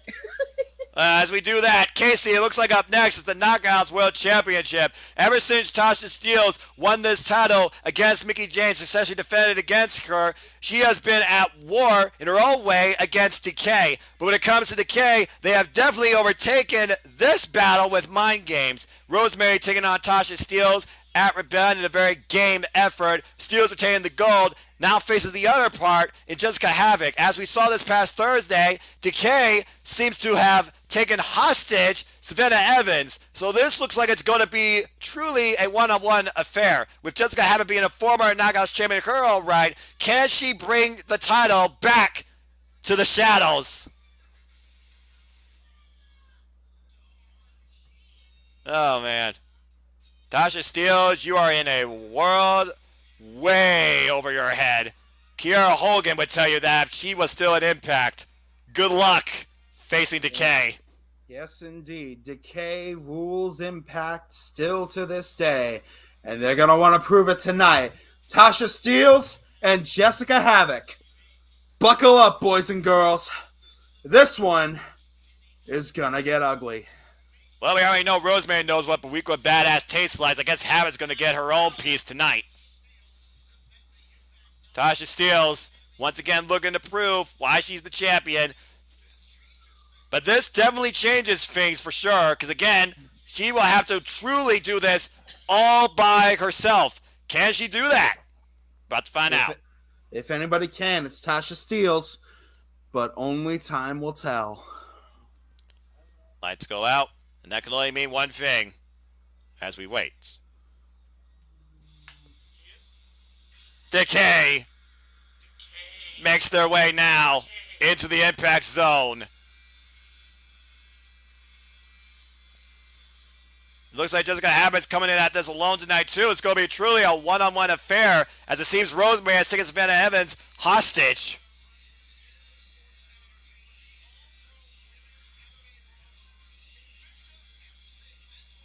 Ooh, Sapatella, who's been training Dion Purrazzo, takes on Ducote in the main event for the, I think it was Featherweight Championship on Invicta. Get your dose of Mixed Martial Arts on Access TV, folks, through Invicta. The all-women's promotion, might I add. Decay has literally wreaked havoc ever since being a part of Impact Wrestling. But can Tasha Steelz overcome the darkness tonight? And right now, I feel Tasha Steelz is coming into this as a disadvantage. You would think the champion has the advantage here, but when you face Decay, I don't know necessarily if you're going in here with game mentality. Decay is a master of the mind game. The influence, the aura, just a downright presentation. But as our theme says, Tasha Steelz, I'm sure she's going to try and do whatever it takes. But tonight, she's going to have to do that literally all by herself.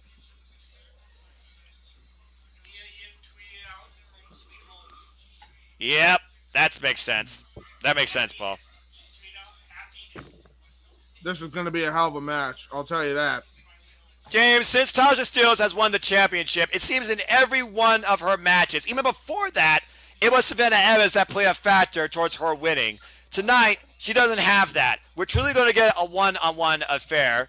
Do you think that is going to rattle Tasha Steelz at all during this match? It all depends. I think Tasha Steelz is worried about her friend, but if she can find a way to get that out of her head, there's nothing she can do about it right now at this moment. She's got a big task in front of her in the form of Havoc, so if she's a defending champion, that's her target right now. Worry about Savannah Evans later. That brings up another point, though.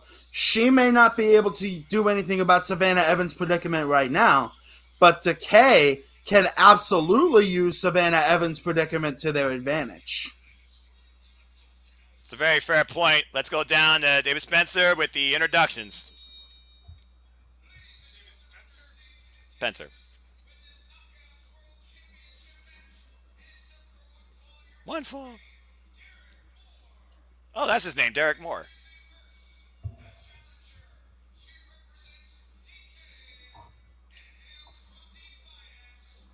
Ohio represent. Former Knockouts champion herself.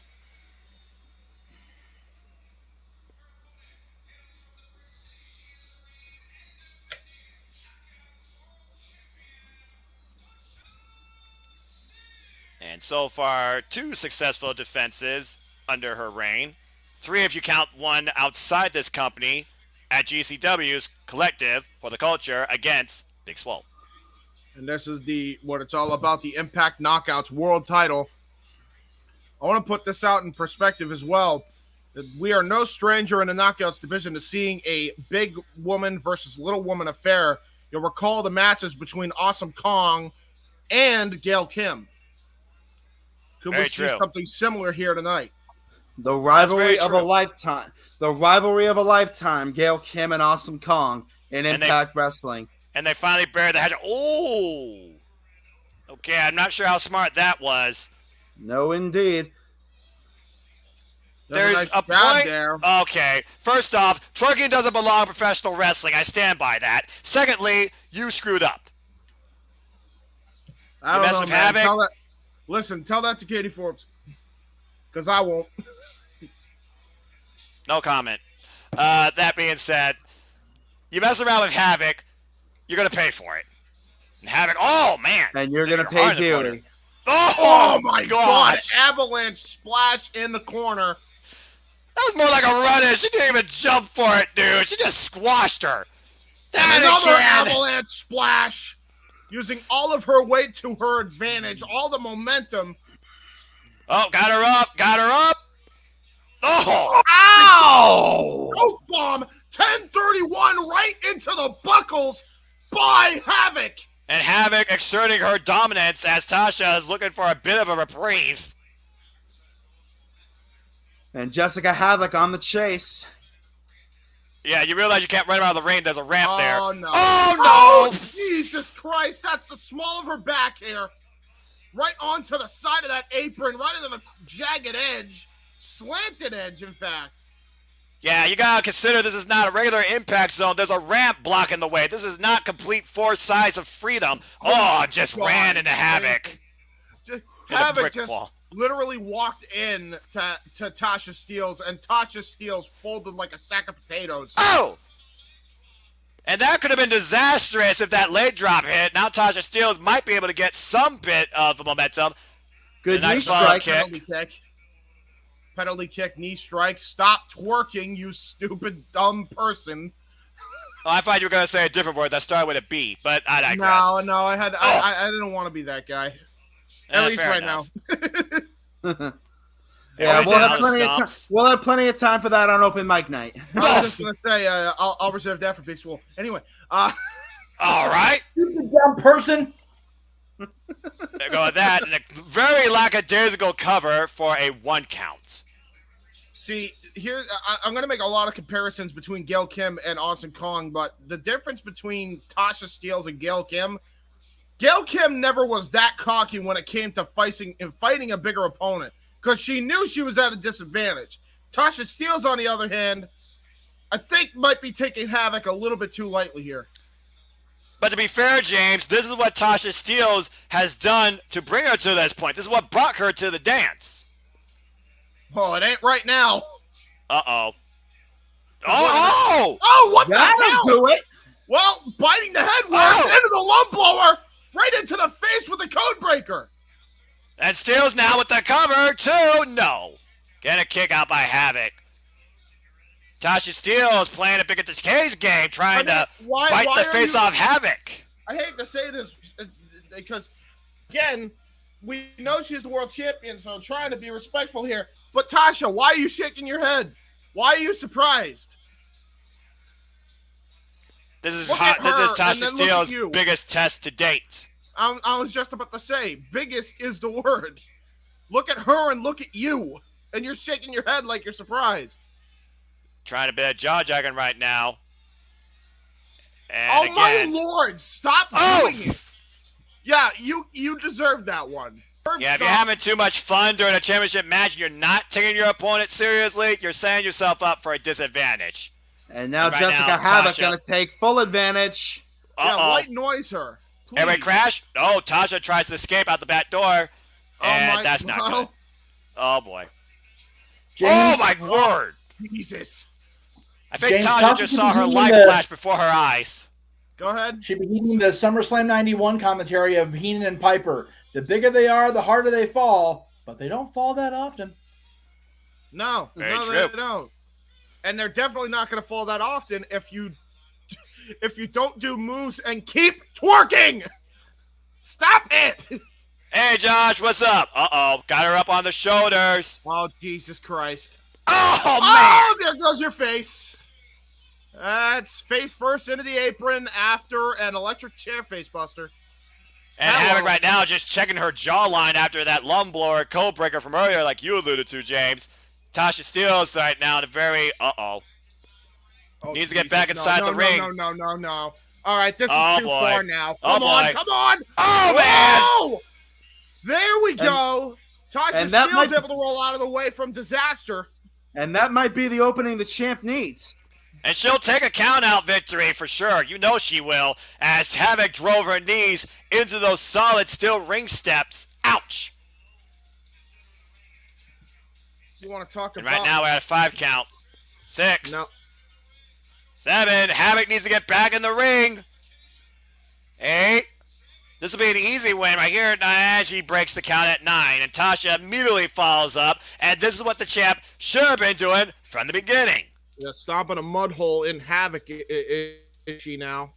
But also keeping her down. If you attack the base of an opponent bigger than you, nice you remove all the power game. That's what you gotta do against her. What are you trying to do? A snapmare? She's trying for a snapmare or a bulldog. Oh, and Havoc says, nope, not today. Neither one of those was gonna work against those tree trunk limbs. Well, that short range kick might help a little bit. Oh, again, strike when you can. Stay on the offense. This is what you need to do to remain champion. As she looks for her and gets it. There we go. That'll help.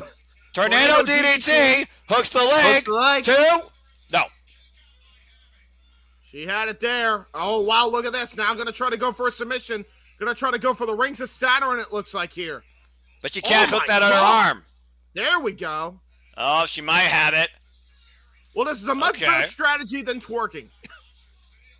I'll tell you that much. And she she's can't also... get it fully cinched in, though. Ow! Uh-oh, she's biting her hand. Getting a taste. Literally. Jeez. Trying to bite her hand off. Oh, my God. Count, ref, for Pete's sake. Havoc channeling her inner Abaddon there. Biting her hand and her face. Oh, and paintbrush by Tasha. Taste out of her mouth.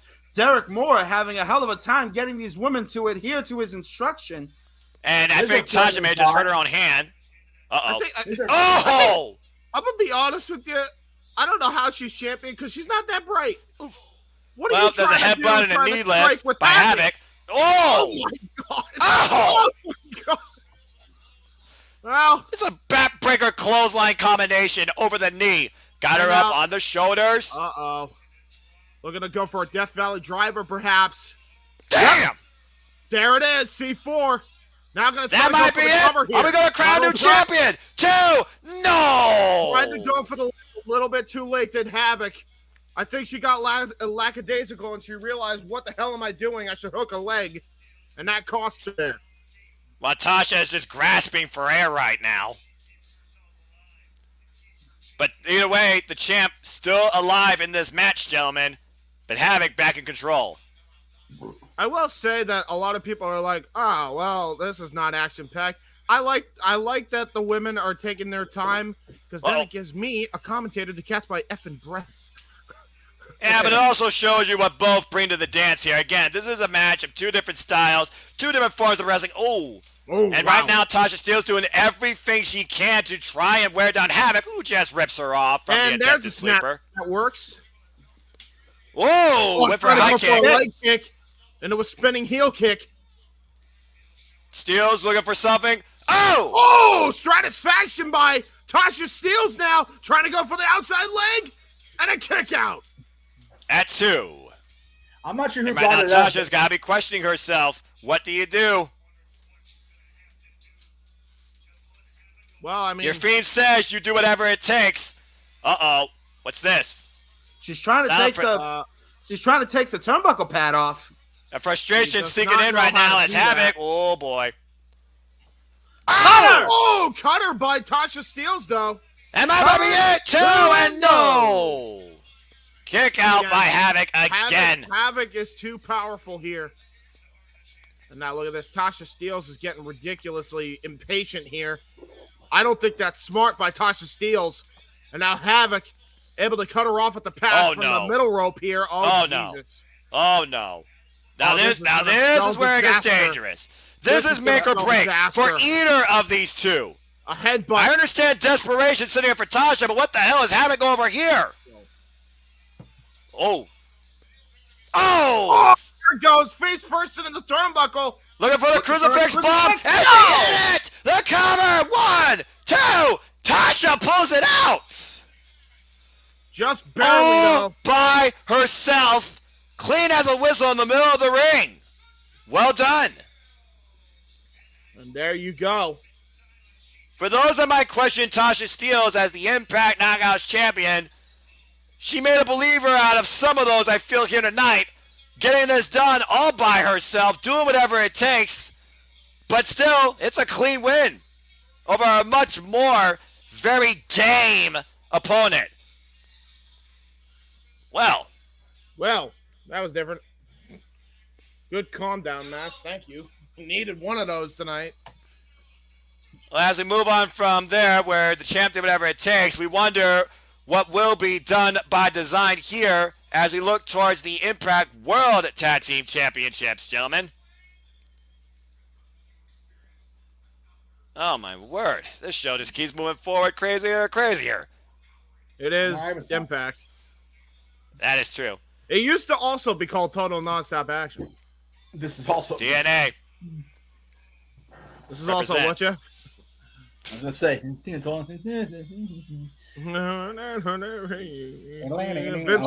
just now noticed, Jeff. What did you do? Did you raid Bully Ray's old closet? No, actually, JJ's. Yeah, he actually did this to me. I was going to wear it originally on the anniversary show because it's the anniversary show, but as I pointed out during the pre-free show, I can't find my Impact. This works too. Same company. Kind of, sort of. Oh, man. What are we about to witness from these two boys? This will not be for the faint of heart. Oh, no. You got the crazy karate man. How about now? You got the crazy karate man in Mark Briscoe, and then you got the absolute insanity in Jay Briscoe. Them boys, the Briscoes, brothers by blood, versing a family brought together by insanity, invited by design. The Impact World Tag Team Championships are on the line next. This is going to be insane. Represented tonight by Eric Young. Oh, wait a minute. Here they come, them boys. The Masters of Redneck Kung Fu. Yep. Oh, man. The Briscoes might be adding another set of tattoos to their ever-impressive tag team run in professional wrestling. 12-time Ring of Honor World Tag Team Champions, former GCW Heavyweight Tag Team Champions, challengers for the NWA Tag Team Championships, and now they come to Impact Wrestling for the Impact World Tag Team Championships. I mean, we talk about Violent by Design. We talk about Go ahead, Jeff. I gotta hear you. Inaugural Ring of Honor Hall of Famers. Let's not forget that. That's right. Inaugural Ring of Honor Hall of Fame is the only tag team in the Hall of Fame, too, might I add. We talk about the insanity, the chaos that this Violent by Design live, eat, and breathe by, but how do you overcome a set of challengers that might even be more violent and insane than you? Yeah, that's a good question. A piece of beer and pray to God. Okay, that's one way. James, your thoughts? Good luck. that's my advice. Good luck. I don't know. Casey, anything to add? Keep the whiskey nearby. You're going to need it to dull the pain. Oh, look at this. It is by Diener and Eric Young, it looks like, this time tonight. As of course, Violent by Design uses the freeboard rule, being a 3-team faction. But again, guys, this is Violent by Design's home. This is their turf. Violent by Design is Impact Wrestling. They are not going to take this match or their opponents lightly.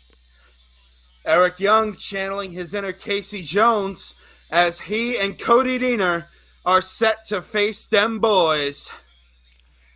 This is going to be a fight, gentlemen. There is not going to be a match. This is going to be a fight. And as I say that, here we go. Here we go. Them boys and VBD going at it here tonight. And them boys already are starting their dominance, taking them to the outside of the ring. Oh, what a slingshot drop kick by the master of Redneck Kung Fu. And now here we go. The Briscoes in control here on the outside.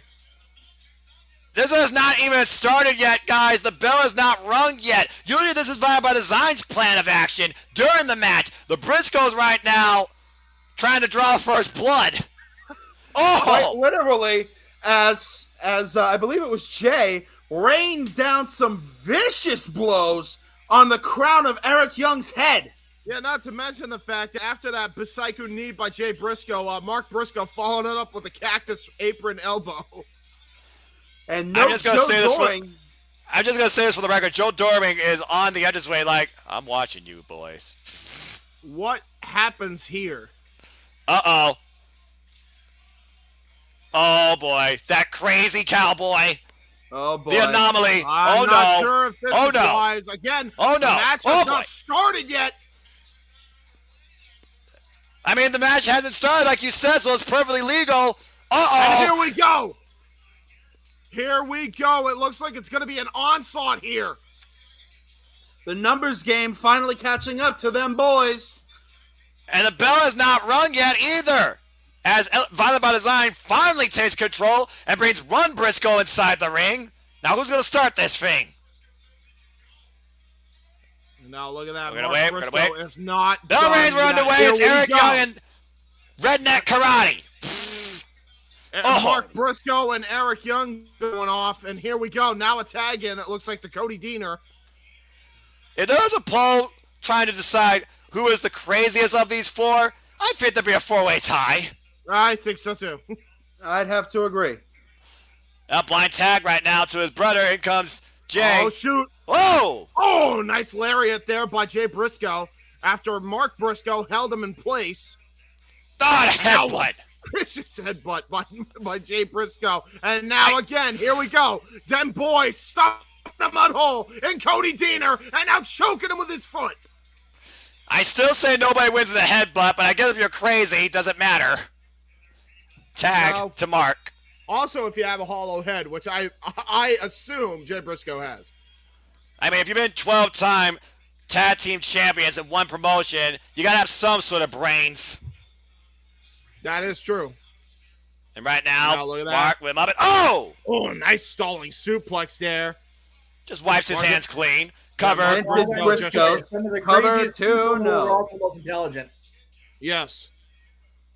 Yeah, that's a scary combination, but both teams have that in spades. Oh! Crazy and intelligent. And now a double knife edge chop. And here comes Mark Briscoe with chops of his own. And now an open hand chop. Good and now grief! both of them are just slapping the hell out of each other. And here I thought for a moment we're going to get freaking shades of Hiromu and Rio Lee. Oh! Oh, what a boot there. And an elbow strike. And the Mr. Briscoes Jackal taking behind over. the Briscoes here. Whoa! Oh, there's a tope con hilo by Mark Briscoe. Over the top, taking out Eric Young. And again, that weird communication the Briscoes have with each other. Jay Briscoe! And another tope, this time by Jay Briscoe on the Cody Deaner. Them boys taking over the Impact Zone their way. Oh my goodness. Them boys are coming here to fight. And they're coming here to get that gold. Oh, wait, look at Joe Doring. Look at Joe Joe Doring. Doring Oh, pushes Mark Jay Briscoe. The referee was distracted by Eric Young. And now Cody Deaner choking the life and rubbing his forearm right into the face of Jay Briscoe. again, the outside factor of the Freebird rule. The third person, the anomaly from All Japan Pro Wrestling. Joe Doring playing the difference maker. And right now, Tad Eric Young as they isolate Jay Briscoe on the middle rope. Oh, a double boom right to the head. Meet in the middle, cover, kick out by Jay. That's how you cave a skull in. Yes, and note the positioning of Eric Young on that cover. He was between Jay Briscoe and the ropes. There's a very good. Very wise ring awareness from the savvy veteran, making sure he didn't have no way to reach the ropes. That's the savviness of a 20-year veteran. Oh! A basement drop kick right to the ass. Poor Mark Briscoe's head just cover two and kick out by Jay again. Taking a shot he had no idea that was coming. I just had a call on my pay-per-view stream saying somebody said basement drop kick to the ass. I just want to throw it out there. Carry on. Yeah, that's what it was. He basement drop kicked him into the ass, and his head was wedged in the middle turnbuckle. Yeah, talking about freaking compacting. Oh no. Here we go again. Oh, face drop. Right to Mark Briscoe now. Jay Briscoe, my friend, botch. Oh, I'm sorry, Jay Briscoe. Remember, Mark Briscoe's bald redneck karate man. Right, yes. And Jay Briscoe, he's the crazy-haired brother. Yeah. He's the dreadlock boy. Dreadlock psycho. Well, they're all psycho, let's be honest here. Nobody in this match is sane except the referee. And even then. Well, we don't know what he does behind the scenes. Not to mention he agreed to the ref this match. That's good enough to question his sanity right there. That's a good point. We don't know. He might be Slick Johnson in the back for all we know. Oh, wow. Big back elbow strike. Runs in, gets the tag to Mark. And here comes Crazy Karate Man. Oh, Jesus Christ. Here we go. Mark Briscoe chops and forearm shivers. There ain't no karate about that. All right, there's redneck karate. It's a made-up version. There's the enziguri by Mark Briscoe. And a drop kick to Eric Young. And Eric Young whiplashed into the bottom turnbuckle off that drop kick. And a follow-up clothesline in the corner to Deaner by Mark Briscoe. Showtime! There's a Shoryuken by Mark Briscoe. And a power bomb from the top rope. 1, 2, no. He kicked out. As that crazy wide-eyed Briscoe can't believe it. Honestly, I think that's just his expression 24/7, Noah. It wouldn't surprise me. Oh my gosh. Irish whip reversal, and right now Jay falls up in the corner. Busaiku boot there by Mark Briscoe following that lariat attempt by Jay Briscoe. Now watch this. Cutter bomb! The neck breaker. 1, 2, no!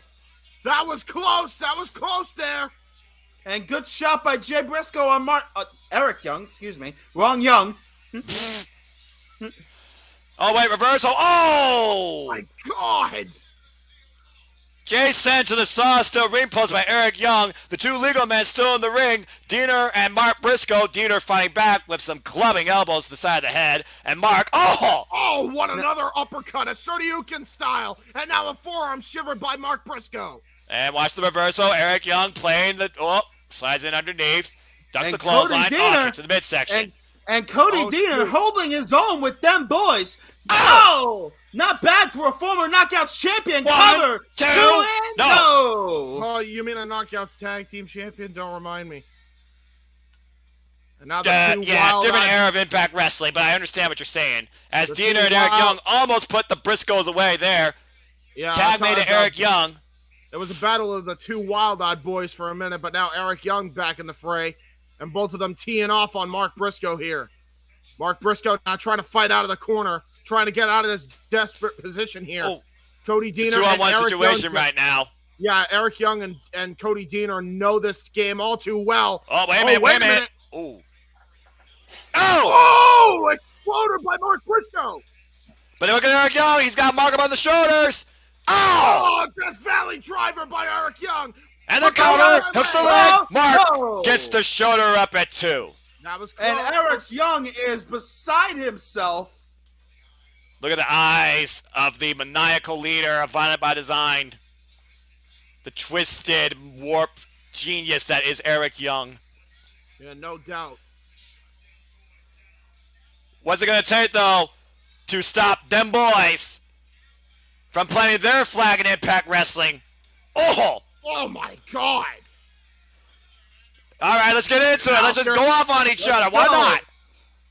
And the karate. Oh, what a Did I just see one of Mark Briscoe's few remaining teeth fly out?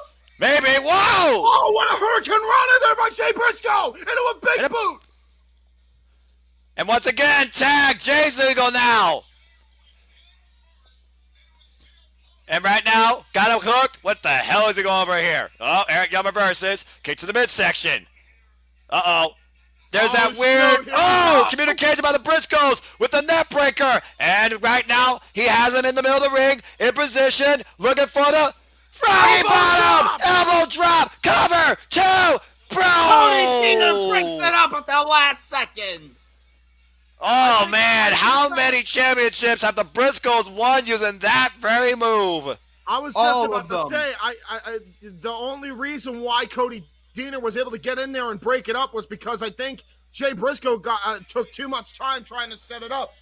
Mark Briscoe should have just went for that elbow, and now a discus lariat by Cody Deaner.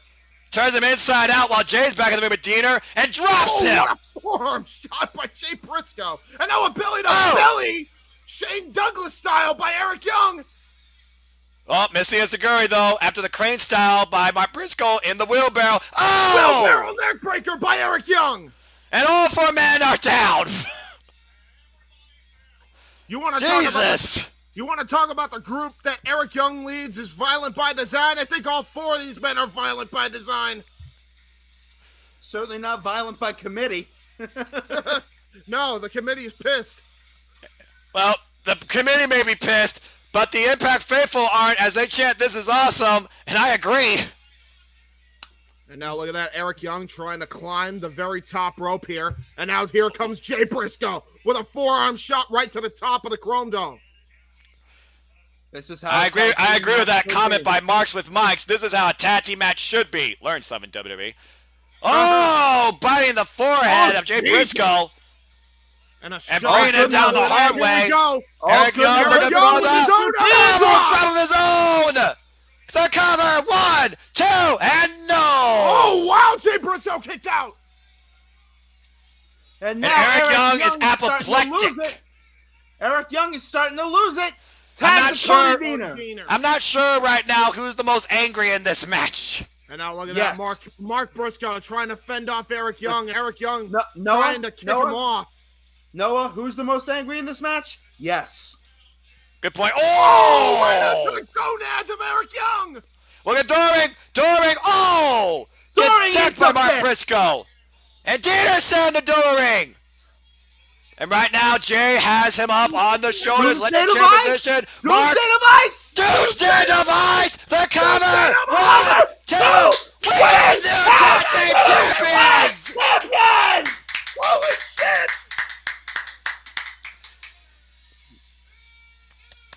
Them boys, they came in the Impact Zone and proved that their brotherhood is stronger than a family brought together by design, violent by design, has been dethroned, and the Briscoes are your new Impact World Tag Team Champions. Holy hell! What The a match farmhouse for the tag trophy titles. case grows ever larger.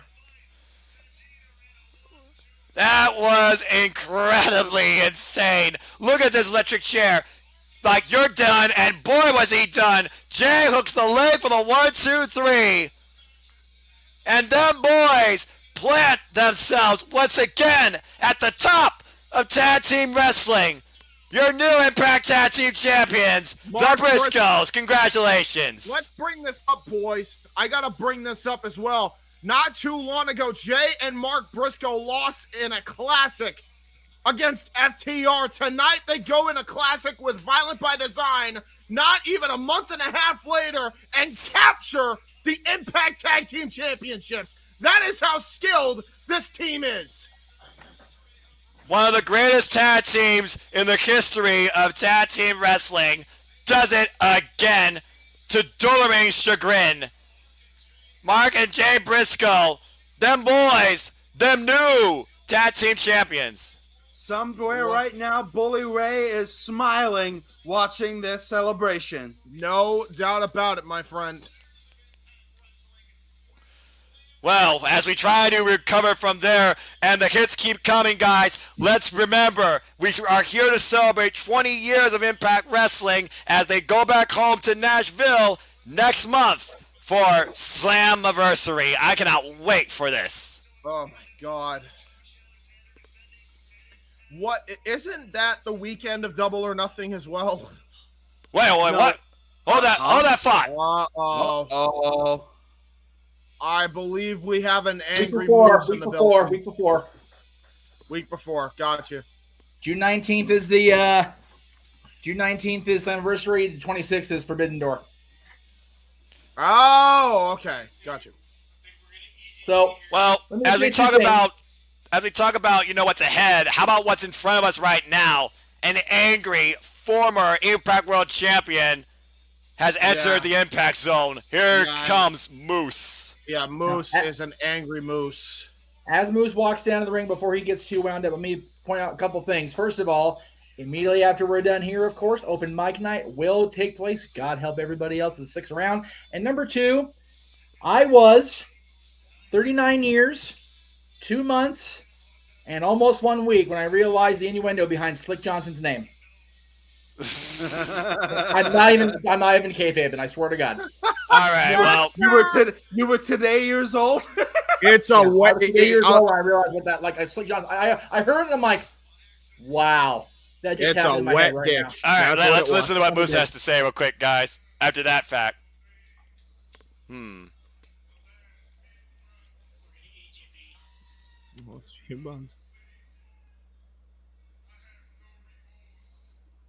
course, he has no remorse for his actions.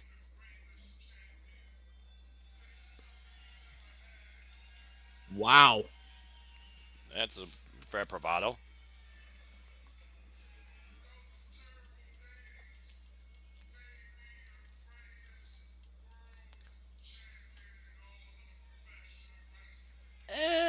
Somewhat debatable. I'm just saying that for the record. I don't know. There's Omega, bro. I'm about to say, yeah. Ooh.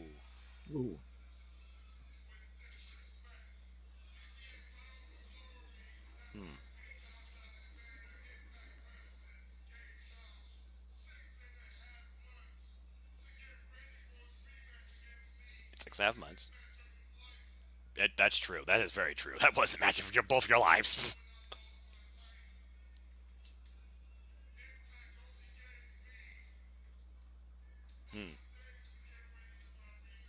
Oh, come on. That's what most champions do.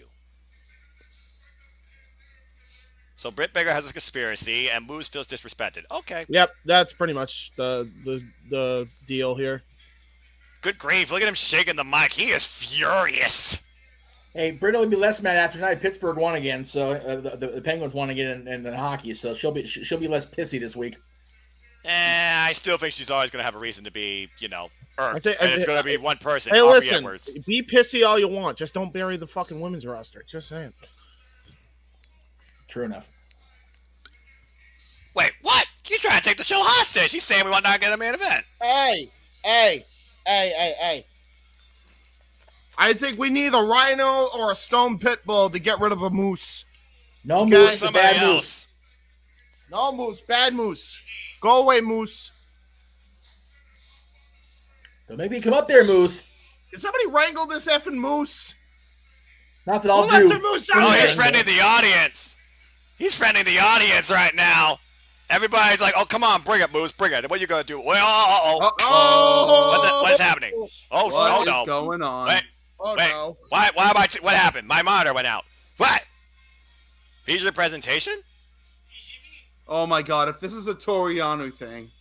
I'm going to freaking walk out this room. I don't think it's Toriano, but... Wait, EGV. Let's move. Oh, shit. Okay. We've been seeing vignettes like this for months. S-A-M. Sammy Callahan! I called it! I called it! You did! You called it. Sammy Callahan's back! Sammy Callahan's back in Impact Wrestling! And he is pissed! You guys called it during Rebellion. Thumbs up, thumbs Oh, down, you- back to you're- your face. Oh, back to the That is not a midsection. smart idea against Sammy Callahan with a baseball bat, Moose. This violent, crazy, sadistic son of a bitch from Ohio is back in Impact Wrestling. Thumbs up, thumbs down, pile driver. What a pile driver!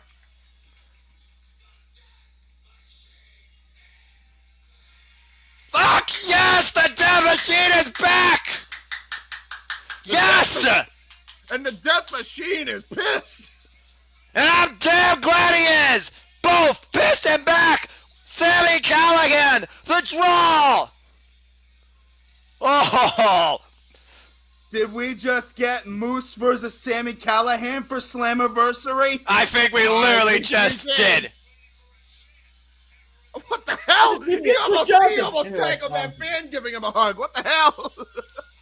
This is Sammy Callahan's home. This is his home turf. This is Ohio. This is Impact Wrestling. And the draw, the Death Machine, the guy that literally will do absolutely any damn thing he wishes, Even is half back the in Impact broadcast. Wrestling. Oh shit. Oh shit. He's got a baseball bat. I'm not sure if he's gonna try to go for Moose or. Oh, okay. He scans. Well, as we try and move on from there, guys, it's time to see how well Josh Alexander can handle Stone Pitbull Wrestling. Tomohiro Ishii, Josh Alexander, Impact World Championship match. It's finally time. It's next. Oh my gosh. I'm so happy though to see him back. That was awesome. Ohio boy. Oh man. Maybe. Ever since Josh Alexander, as Moose alluded to, after 6 months of constant frustration and obstacles and absolute personal hell, he overcame Moose at Rebellion to reclaim the Impact World Championship. And then, as we saw 2 weeks ago, Moose got his rematch. And again, you thought these two had nothing left to give against each other. They brought everything they could in this 15-minute round 2. And once again, Josh Alexander overcame Moose to retain the title. And since then now, it is literally the home of the walking weapon. Yeah. But will his era be stopped dead in its tracks with a hand-picked opponent by Scott D'Amore in a guy he's never faced before in the Stone Pitbull Tomohiro Ishii? This is going to be so hard hitting. And I say that lightly because there's not an appropriate word to describe what it's like to be in a wrestling match. that devolves into a fight when it comes to taking on the Stone Pit Bull Tomohiro Ishii. Casey, you can definitely attest to that with this former Never Openweight champion. Yes, I can, but there is only one way to describe Tomohiro Ishii. G1 Climax Most Valuable Player. And here he comes! And for those that don't know, James, the nice thing about a Tomohiro Ishii entrance is during his music and the way he draws tension on his way to the ring, you can literally talk about what's ahead for this match and what this man brings. So why don't you talk a little bit about Tomohiro Ishii? You want to talk about Tomohiro Ishii? 2 words. Actually, I'll give you 3. Strong style personified. Member of Chaos, the most valuable player of Chaos, as well as a former Never Openweight champion. You don't win that title and not be tough and hard. And Tomohiro Ishii is every one of those things listed. Tomohiro Ishii is going to prove to be the toughest challenge in Josh Alexander's Young Championship reign. And I have that shirt, by the way. Again, this guy, a living legend. He eats, sleeps, breathes, and thrives off competition. He honestly just wants to fight, and he'll do it with anyone and everyone, but you damn sure best bring your A game, or he will drop you where you stand. Here comes the champ! Think about what Josh Alexander is walking into here. The walking weapon has to go against a Stone Pit Bull that has fought the likes of Shinsuke Nakamura, Kazuchika Okada, Minoru Suzuki, Shingo Takagi, and many, many others in New Japan pro wrestling lore. This is not going to be an easy test for Josh Alexander, and I don't believe Josh Alexander would have it any other way as the defending champion he is. You goddamn right. Ladies and gentlemen, these two are going to give us the stiffest match of the night. Impact's been tearing the house down the whole night. These two, as the bell rings and we go to Dave Penzer, are going to set the remains on fire. This is your main event for the Impact World Championship, the richest prize in Impact Wrestling.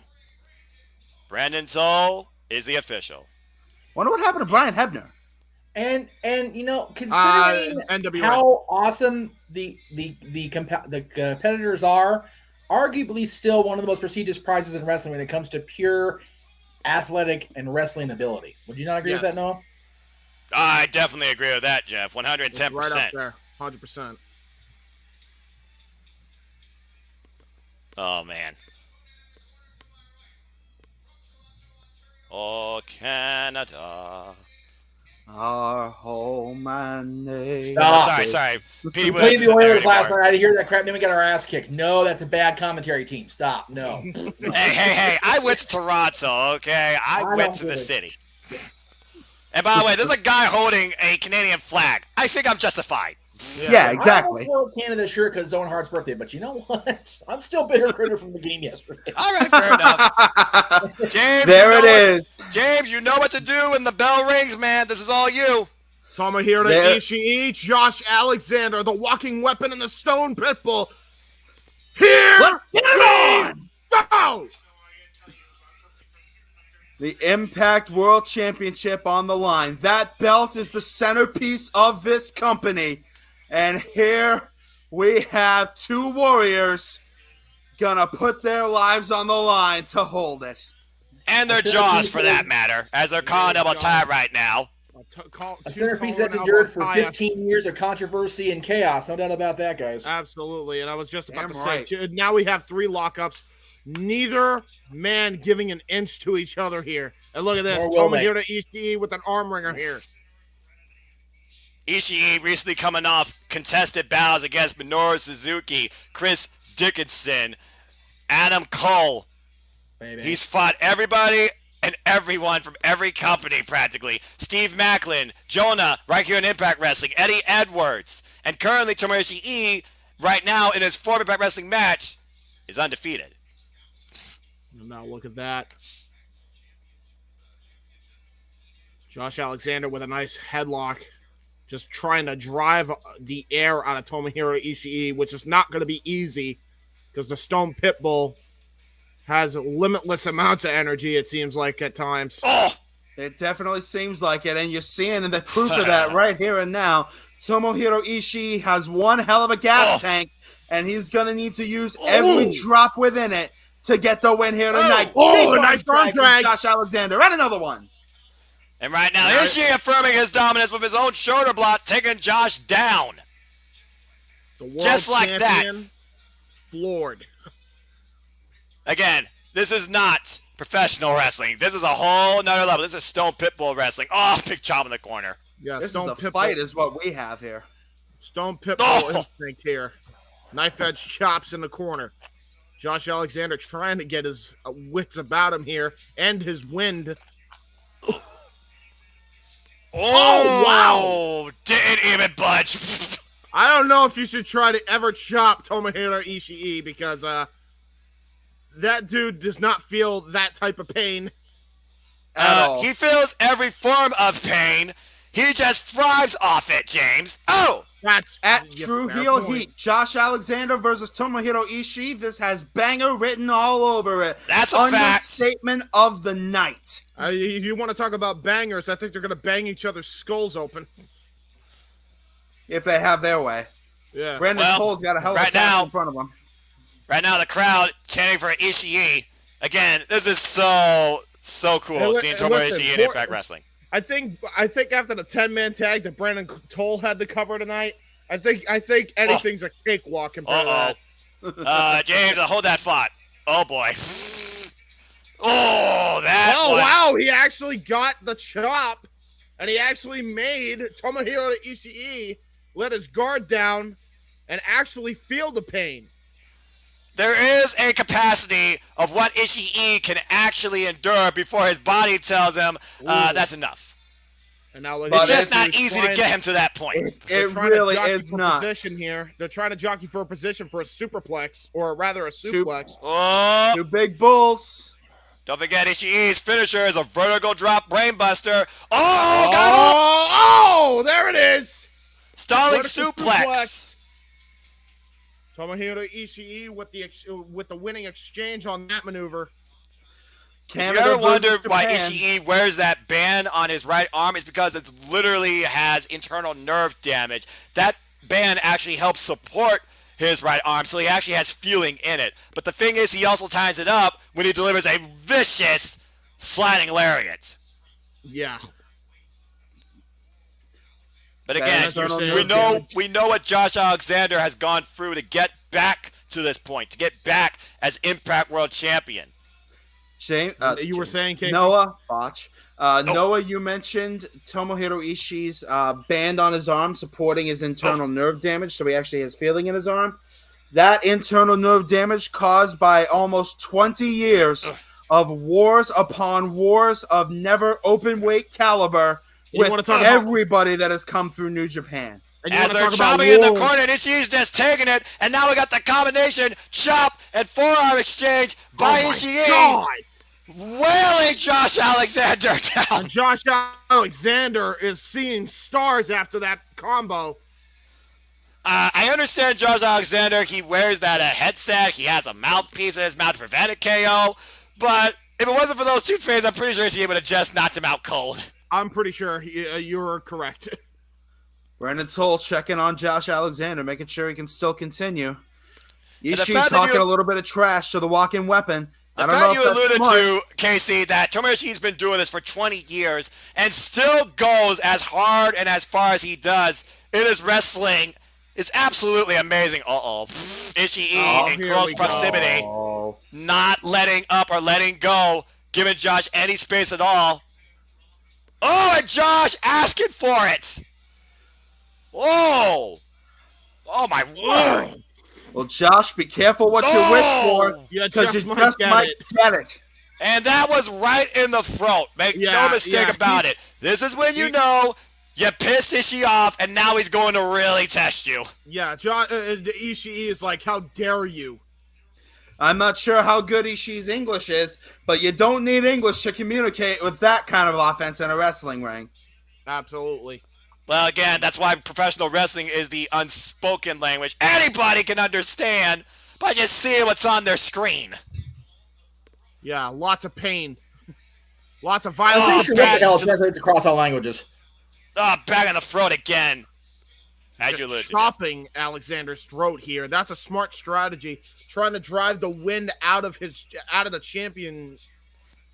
And right now, Ishii is asking Josh to get up. Come on, fight me. Come on. Yeah. Just Ishii wants you to give him his best. He was playfully kicking the top of his head, just showing the ultimate sign of disrespect. Josh whip. Alexander. Oh! First Irish whip, and there's Tomohiro Ishii knocking him down. And I think that just pissed Josh Alexander off. Walking weapon! Oh! What? Jeez! Oh, Ishii's still standing, and the two exchanging in the middle. Josh Alexander put everything into that pump kick, and Ishii did not go down. Are you kidding me? Oh! Didn't go That down. chop. Didn't go down. He didn't even budge. And Ishii off the ropes right now. And that big boot took the Stone Pitbull down. And this time the walking weapon stands tall for the moment as he grasps for air. Yeah, he is still winded after those chops to the throat. He's trying to get his wits about him here, trying to gather some breath here, some oxygen. As Ishii tries to close his windpipe. Yeah. And now we look and see how Josh Alexander adapts. Oh, look at this. Up on the shoulders. Ishii escapes, though. Up on the apron. Oh, and hug out. That's one way to adapt. Uh-oh. We've seen this before, James. Oh, my God. Crossbody onto the outside. And down goes Ishii and Josh Alexander. And it was a shot that Ishii didn't even see coming. So he had no way to keep himself loose so that his body wasn't as damaged as it would be if he tensed up. Yeah, and right now... And keep in mind, he did that to Moose in the Impact title match not even a couple of weeks ago. The reason why he wasn't going to the outside there was because Moose is a much taller opponent. Ishii is giving up a height advantage, so Josh Alexander went crashing to the ground. And the German suplexes, get your count going, are starting to get ripped off. That's two, and still with the waist lock. About a head's worth of height Tomohiro Ishii is giving up to Josh Alexander, but it ain't the size of the dog in the fight, it's the size of the fight in the dog. Coverage, two. No. And to go off that point, Alexander, Casey, that's one of the first things people take advantage of. Ishii's height. They underestimate him based on his short stature. And that's another thing as well. I just wanted to point out there with those German suplexes, that might shorten his height depending on how he lands on his neck. And Josh Alexander realizes that. Well, I mean, Tomohiro Ishii, no stranger to neck issues in the past. Okay, that's not wise. That's not a wise move, Josh. No, it's not. Don't let him hang around, Josh. That's what he did to you. And now look at that. Right now, Ishii fighting back with elbows. There's back leverage. up on Josh's shoulders. Josh right foot. Oh, Green Bay plunge by the Canadian. And right now, Josh up on the second rope. Oh, diving knee strike to the back of the neck. Hooks the leg. No. Kick out of two by Ishii. Oh, man. Again, you got to do whatever it takes to put down Ishii just for a 3 count. Ask the likes of Shio Takagi. Ask the likes of Kazuchika Okada. Ask the likes of Taiji. Just name a few great rivals in Tomohiro Ishii's history in New Japan Pro Wrestling among so many. And if you don't speak English, and if you don't speak Japanese, I should say, if you don't speak Japanese, you can just ask Kenny Omega. Yeah. That's right. When he literally ripped his lip off during the G1. Oh my god. Oh my gosh. These clubbing shots at the back, big uppercut. Playing a big factor. Oh man! There's a power slam.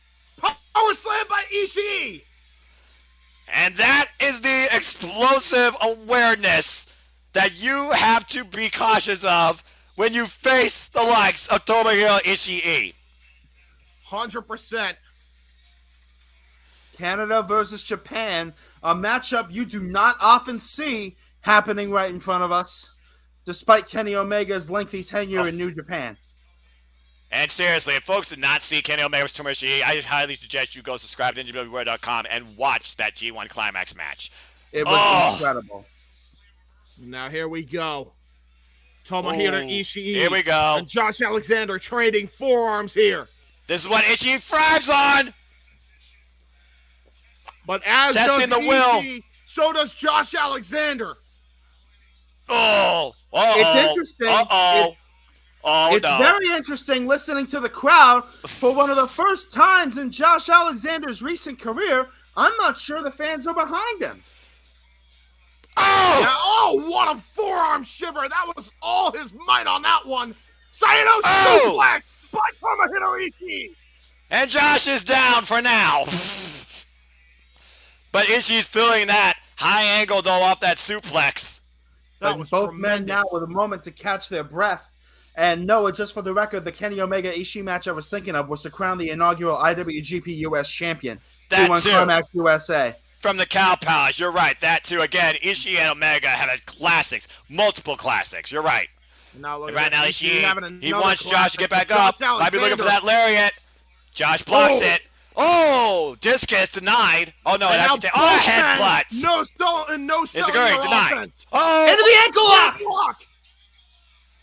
And this is a move that Ishii has not been put into often.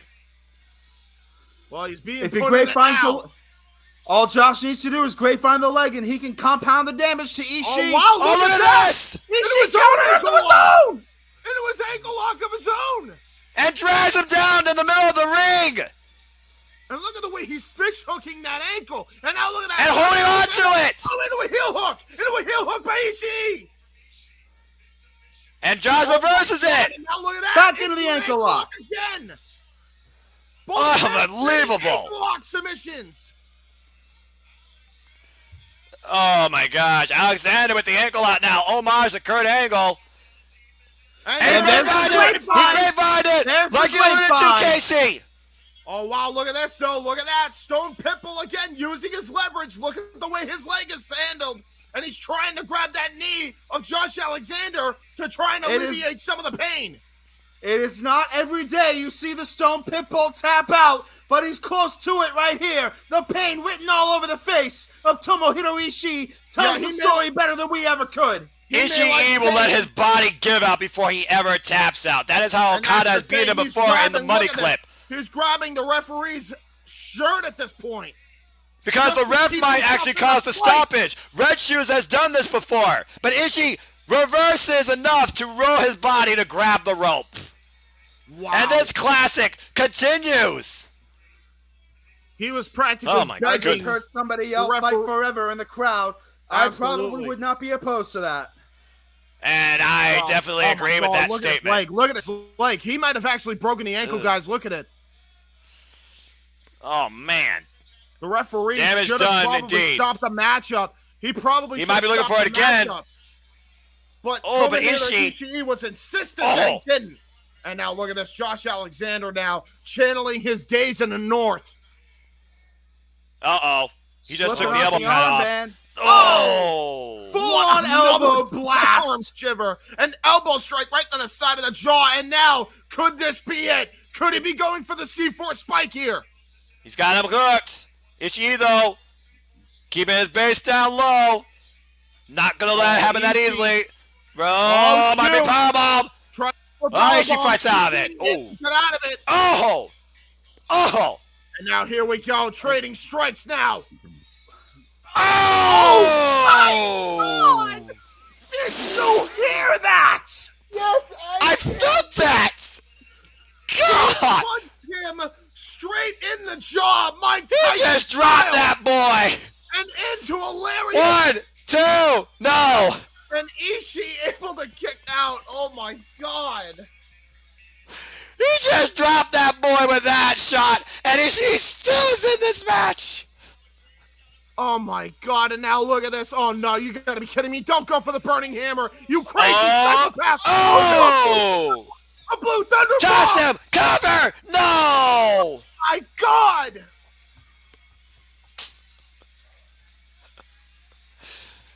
I told you! I told you. It is not easy to put down Tomohiro Ishii. And No, it now is not. Josh Alexander seeming to finally realize what he is in the ring with and asking himself, what in God's name do I have to do to put this bastard away? But Josh Alexander thrives on this, James and Casey. He thrives on this level and drive of competition. You know this. We saw it in his title matches with Moose. We saw it in his climb back up to the top of the ladder. And we saw it against Christian Cage in his first title win. Josh Alexander thrives off this. And right now, Josh is saying that's it. He's done. Ishii trying to get back up to his Look at feet. this. Ishii. He's going for it again. C4 spike. C4 spike. C4 spike. No. Ishii out of it. Whoa! Back body drop. Back body drop. Old school as it gets there. Oh, drops him with a lariat. But Ishii getting back up to his feet. Josh Tanaka with a vicious lariat. But Josh back up. Oh! A German suplex. And Josh is back up again. Both these Titans refusing to stay down. Roll through. Battle of the no cells. Roll through. Looking for the German. Oh, God. Three German suplex. And look at it. And both men collide. And both men refusing to go down. And willing to relent. Oh, man. Oh! Into a lariat. What a shot from the And Ishii gets the better of that exchange. Both men are down. Both men rocked. Both men are down. The impact zone is up. You can tell that there's some New Japan support in favor of Ishii to win this matchup. As Josh Alexander and Ishii both down, trying to recuperate here. Not an empty seat nor a bad seat in the house, as they are witnessing an absolute physical classic here tonight at Under Siege. Brendan Toll up to a count of 5. What a crime it would be for this match. What a crime it would be for this match to end on a count out. Both Dueling men chance up to 1 for point. both champ and challenger. Ishii runs in the corner. Josh. Oh, what a forearm shiver to the back of the head of Ishii. Drops him to his knees. Jesus. Ishii might be out of it, guys, and the referee trying to check on Ishii. This one might end up on a technical knockout here. Josh is not the best for wear either, guys. He's slow to follow up. We don't want a ref stoppage here. We want to find out who is the better man on this night, May 7th, 2022, in front of a sold-out paying crowd in the Ohio River Valley area. Here we go. What on earth is he thinking here? No, not the Green Bay plunge from the middle rope here. Oh, no. That's exactly what he's going for, guys. Oh, boy. Oh, you got to be kidding me. Oh, boy. No way.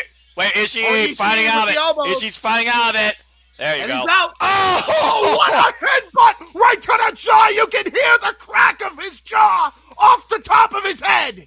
Rocket headbutt. Ishii launching himself into Josh's head. Oh, my God, what a shot. Alexander right now has to be a bit unconscious as he sits on. And right now, Ishii got Josh up. Looking for the break. Superplex by Ishii. Cover. 2. No. No way. What a war we are witnessing between two all-time gladiators from opposite sides of the globe. Ishii banging his head off the canvas in frustration now. Gonna try to go for a northern lariat. He connects with it. Oh, man. A Rainmaker-like lariat.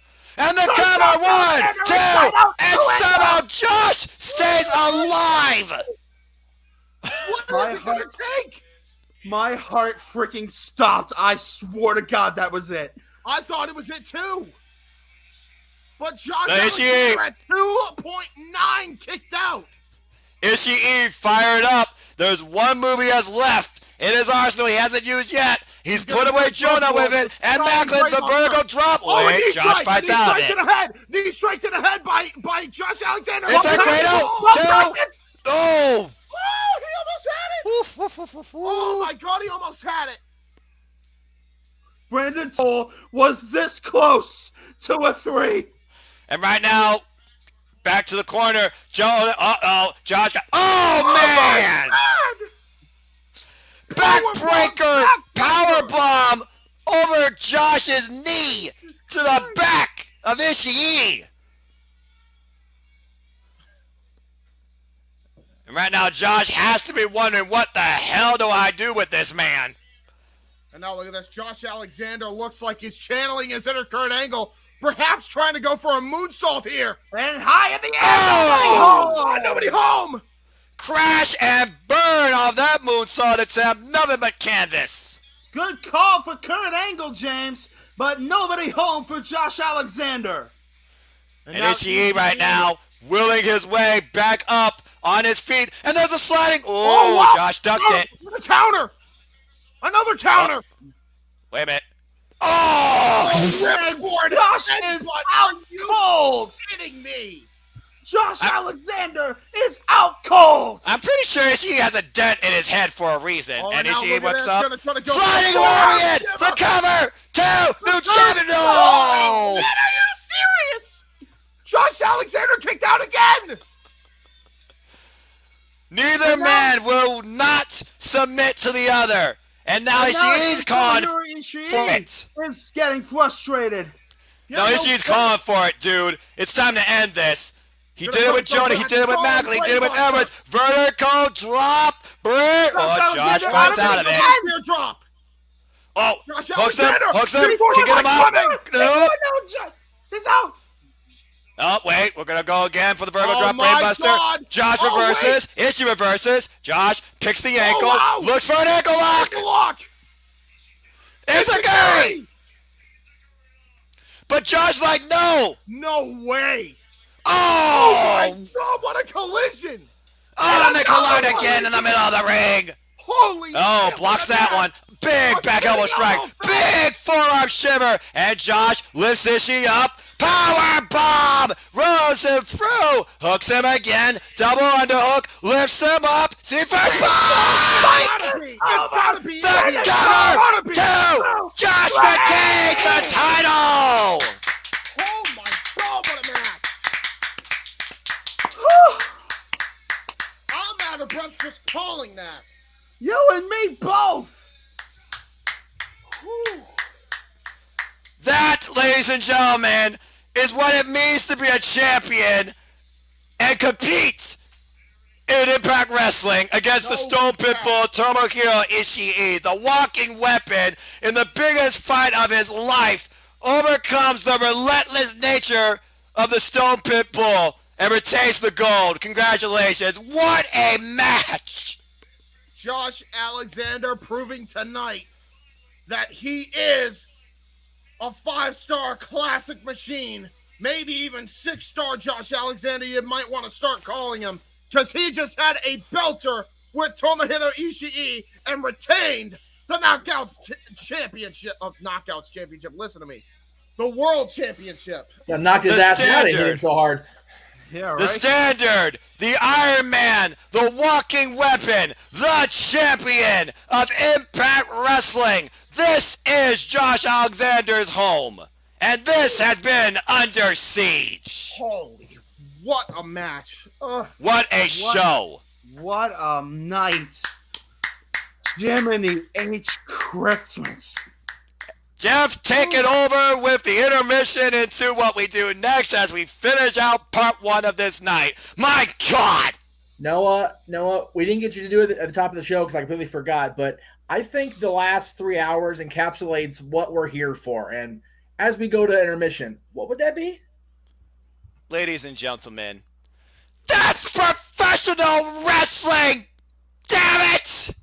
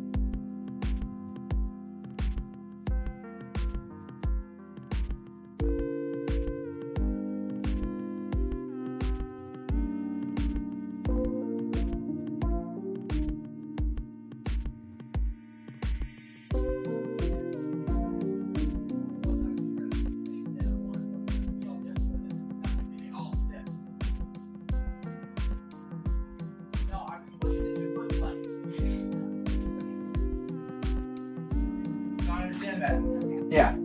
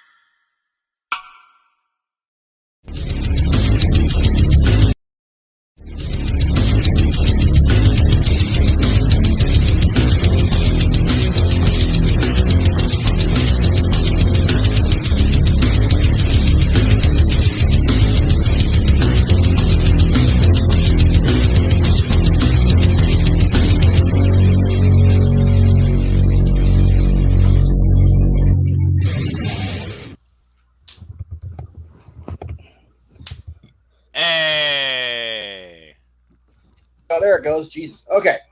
Nope. No. Wrong mic, dumbass. All right, there we go. We are back on the air. God help us all. I can't do anything friggin' right. All right. Let's get rid of. No, let's not do that. Okay. I thought I was ready to go back on the air. I fucked up. Okay. That's not what I wanted either. Maybe. No. Okay. We'll just do this one now. Right. So anyway, welcome back. For those of you that are just joining us, you missed a hell of a pay-per-view, and God help you for doing that. But let me raise my glass once again. Now I got my Stone Cold shirt on. The beer is cooling, so we got the vanilla whiskey and club soda for now. So cheers to the commentary team. You guys did an amazing job. Well done on that call. James, you're still muted for the record. I don't know if you know that or not, but you're still muted for the record. I don't know if you're aware of that. Thank you all very much. Oopsies. I did the same thing. It's okay. No problem. We move forward. Is everything okay there now? Very good. All right. Very good. Very good. So again, Impact doing Impact things, as they do. Yeah. I don't know, where am I? In more ways than one. Right. Matt Helms is here. He's back for this part, which that's okay too. So, just as a reminder to everybody, on the actually, no, this isn't a reminder. This is the first time I'm actually doing this live on the air as far as actually making this a thing. So, cool. I zoomed in way the hell in. Jesus Christ. I might even start drinking that. I'm right having spastic moments. All right, can we get a little bit of a zoom out? Can we maybe? No, we're gonna be like that today. It's gonna be one of those kind of. It's fine. There it goes. There we go. I mean, I can read it. It's all good. If I have to, I'll be a scalper. I'll read it. So here it is. Super chat tiers. You guys want to be a part of this? You are more than welcome, because we're going to be talking about the topics we're going to be talking about. But if you want to be acknowledged, Roman Reigns style, and yes, I will even do a one-up figure just because you super chatted. We will go ahead and do that. And yes, as Matt always reminds us on our chats and our shows, hit that like button. Matt, we thank you for that. Thank you, sir. So anything up to $4.98, because I know the Apple app is a mucker further. So $4.99/$5, depending on what platform you're on, you will be acknowledged on screen. Anything between that 5 and that 10, you get to add your topic to the interesting lineup we have, to say the very least. You saw them in the old. Yeah. Anything above 10, you can join us on the screen and talk about what we're talking about or what you want to talk about. So there it is, laid out for you in clear chalk, black and white, and a cool little brown board I found online because I got that freaking board on the intermission. So let's get into this, because there are some very interesting topics, and we're going to go in reverse order of how you saw them appear on the opening there. So we're going to go ahead and go with Miss Tessa, because just when you think she's in, she's back out apparently. Tessa Blanchard allegedly, and then this is allegedly because there's nothing confirmed, and you know how rumors in wrestling go. They are what they are. But I will start with telephone, telegraph, telewrestler. That's exactly right, Case. You 100%, dude. That gets another cheers for me just because you said it before I did. So there you go. And yes, there is a reason there's an open mic stand and there's a bar sign, because this is our version of No DQ After Dark. There is no filter. As if there wasn't a filter enough, like a filter in the pay-per-view, gloves are off now, folks. And if it gets too wound up, as we know, Noah will either take glasses off or walk off in a gratuitous dad style walk off. So there you go. Or he'll read the Mox book. Very true. Also true. Anything is possible. Anything is possible once we go from intermission. So we will see how it plays out. But Noah, I will start with you as our lead commentary man, and as a man who has followed the career of this young lady, throughout her entire run in wrestling. What in the hell? Why can't Tessa seem to? And again, we don't know what's happening and what's not happening. But at the end of the day, how is this lady, as talented as she is, with or without the gaga and innuendo, how is she not locked up in a major contract somewhere at this point? I just feel like at this point, there's just been so much pressure added on herself by these companies and by this perspective that people think, okay, this is what you should be. If you're going to garner heat, just roll on with it. That I think it's just mentally wore her down. Jeff, you've been in the industry. You know this industry can make or break you physically and mentally. And again, as I've talked to previously on my ATW crew, particularly with James, as far as allegations and things going against her, she is such a phenomenal athlete. So this perception of her that seems to hurt her again, I'm just not sure exactly what is causing all this to fall apart. I felt she had great potential to, lead WoW or even be a part of AEW with her father being there. And as far as other allegations that have been put against her, all those things have pretty much been buried. But it feels like, again, with the age of wrestling defined by the internet, I feel it's the internet more so that's driving the narrative of what Tessa Blanchard should be perceived as. And at this point, Tessa, I feel like, is weighing the pressure on that. That's also having a negative impact on her. So again, I don't know the backstage politics, but I just feel like it's just a lot of everything wearing her down to the point that's like, you're going to do this, I'm not going to work with you. And if you don't like it, well, screw you. I'm over this shit. I just feel like there's a ton of outside factors that's causing all this, to the point now that what WoW was going to do with the reboot, that's up in the air now, because their leading thing they were focusing on and leading star is once again gone, and it's causing a backlash, domino effect of other talents to leave too. So at this point, I'm not sure exactly what the original cause or the ongoing cause is that's causing all of this negative tension leading to Tessa Blanchard fallout reports, but it needs to stop. James, let me ask you, because you're also, from what I remember, also a sports guy outside of just wrestling. The fact that, Lakers management, Jeannie Buss, is directly involved with WoW. We've talked about people's feelings about Jeannie, let alone Tessa. I mean, Jeannie's got you either love Jeannie or you hate her, which I think is bullshit, because I've always loved Jeannie and her dad. May Dr. Jerry rest in peace. But do you think that the perception being the reality in all things of life, and we know that perception is reality, especially in wrestling, it's a mucker feather to everybody. Do you think the perception of Tessa has weighed against her, considering that Jeannie has her own negative connotation on her and that she's probably trying to deflect heat? Or is this just Tessa, being too nuclear even for the company at this point? Well, this is going to be a hot take, but that's what I'm known for. I think absolutely, please. No, it's not a perception is reality thing. I think it's a crock of shit from the word go. That's the bottom line. I don't care what anybody wants to tell me. Here are the facts of the situation. Tessa Blanchard said a really effed up slur to a black woman. Yes, that did indeed happen. You know what else indeed happened? From La Rosa Negra, the woman in question that got disrespected. She already claimed in a tweet they worked out their issues years prior. Years prior. You don't believe me? Look it up yourself. It's there. It's there, and it's in living color. The internet is forever. Yep. I don't give a damn what anybody wants to tell me. The bottom line is, if she apologized to her, she does not need to apologize to any one of you, and I'm sick of this damn perception that we have to apologize for mistakes that we made on a certain person. You don't need to all know that. You just don't need to all know that. Period. End of story. Okay? That's the bottom line. I love it.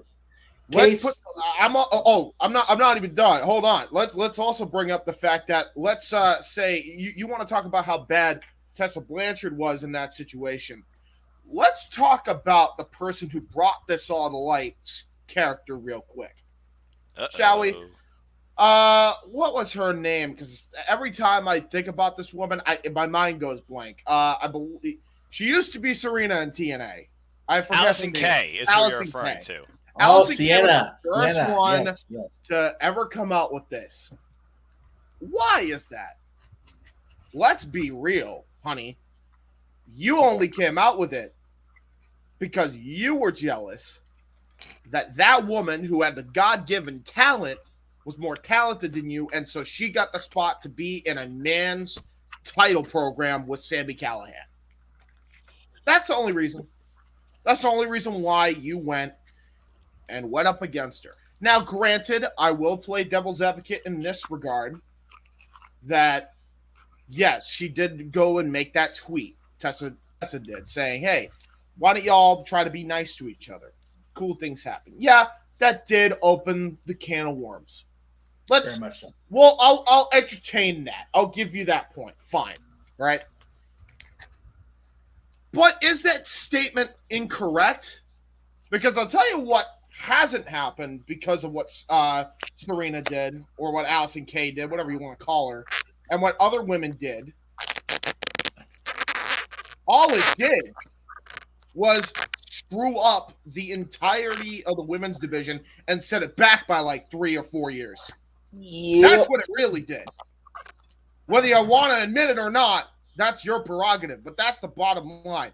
There is no reason on any God's given right why Tessa shouldn't be upset at WoW, because here's another factor to this. Yes, I am not going to give shit to the owner. I'm not going to do that. What I will give them shit for, however, is how they treated Tessa from the word go. Like she was a problem child. Like she was a problem child from the word go, and so they treated her as such, so that way, basically, they can rehabilitate Tessa. When she, by the way, need I remind you, if you believe in what Moose and what other black fellow wrestlers had to say, didn't need shit when it came to rehabilitation. She already paid for her crimes years prior. In fact, if I'm correct, that was the sole reason she didn't get signed to the WWE in the first place. Is it not? Yep. You are correct, sir. One of the main factors, yes, sir. She already paid her damn dues. I think it's about time we leave that shit in the past. And if for no other reason than this, if Tully Blanchard, who has said way worse publicly, is allowed to be on Dynamite because he realizes, wow, that was really screwed up with me. Why the hell can't Tessa? Thank you. Like, seriously, I'm so sick to death of this double standard bullshit in the IWC. I don't give a damn if this pisses anybody off. Sorry, this is the truth. The double standard when it comes to stuff like this is disgusting. It's disgusting. Yeah, it is. Well, again, Period. perspective. Like I said, it's perspective, and the perspective is what the internet defines something or somebody as, and seems to cause wildfire. And while listen to that and try to rehabilitate Tessa, quote unquote, even if it was needed to some extent, even if you could justify it, which we already proved you fucking can't. No, you can't. That puts enough pressure on any fucking person, especially if they're the star of the promotion. All right. For the love of God, I mean, yeah, absolutely. Seriously, I want you to put yourself in Tessa's shoes. What the hell would you have done? Yeah. You would have been pissed off. You would have gotten impatient. You would have been done with this bullshit, and you would have fucking walked out too. Absolutely.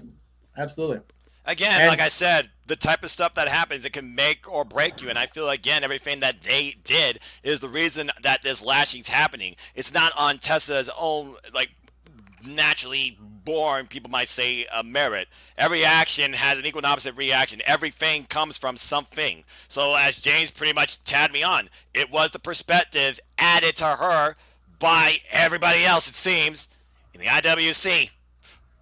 There's no reason why Tessa Blanchard should not be mixing it up with the likes of Deonna Purrazzo and the likes of Taya Valkyrie and the likes of Mercedes Martinez and the likes of Britt Baker. Dr. Britt Baker, DMD. And the likes of Serena Deeb and Thunder Rosa. There was absolutely no excuse for it.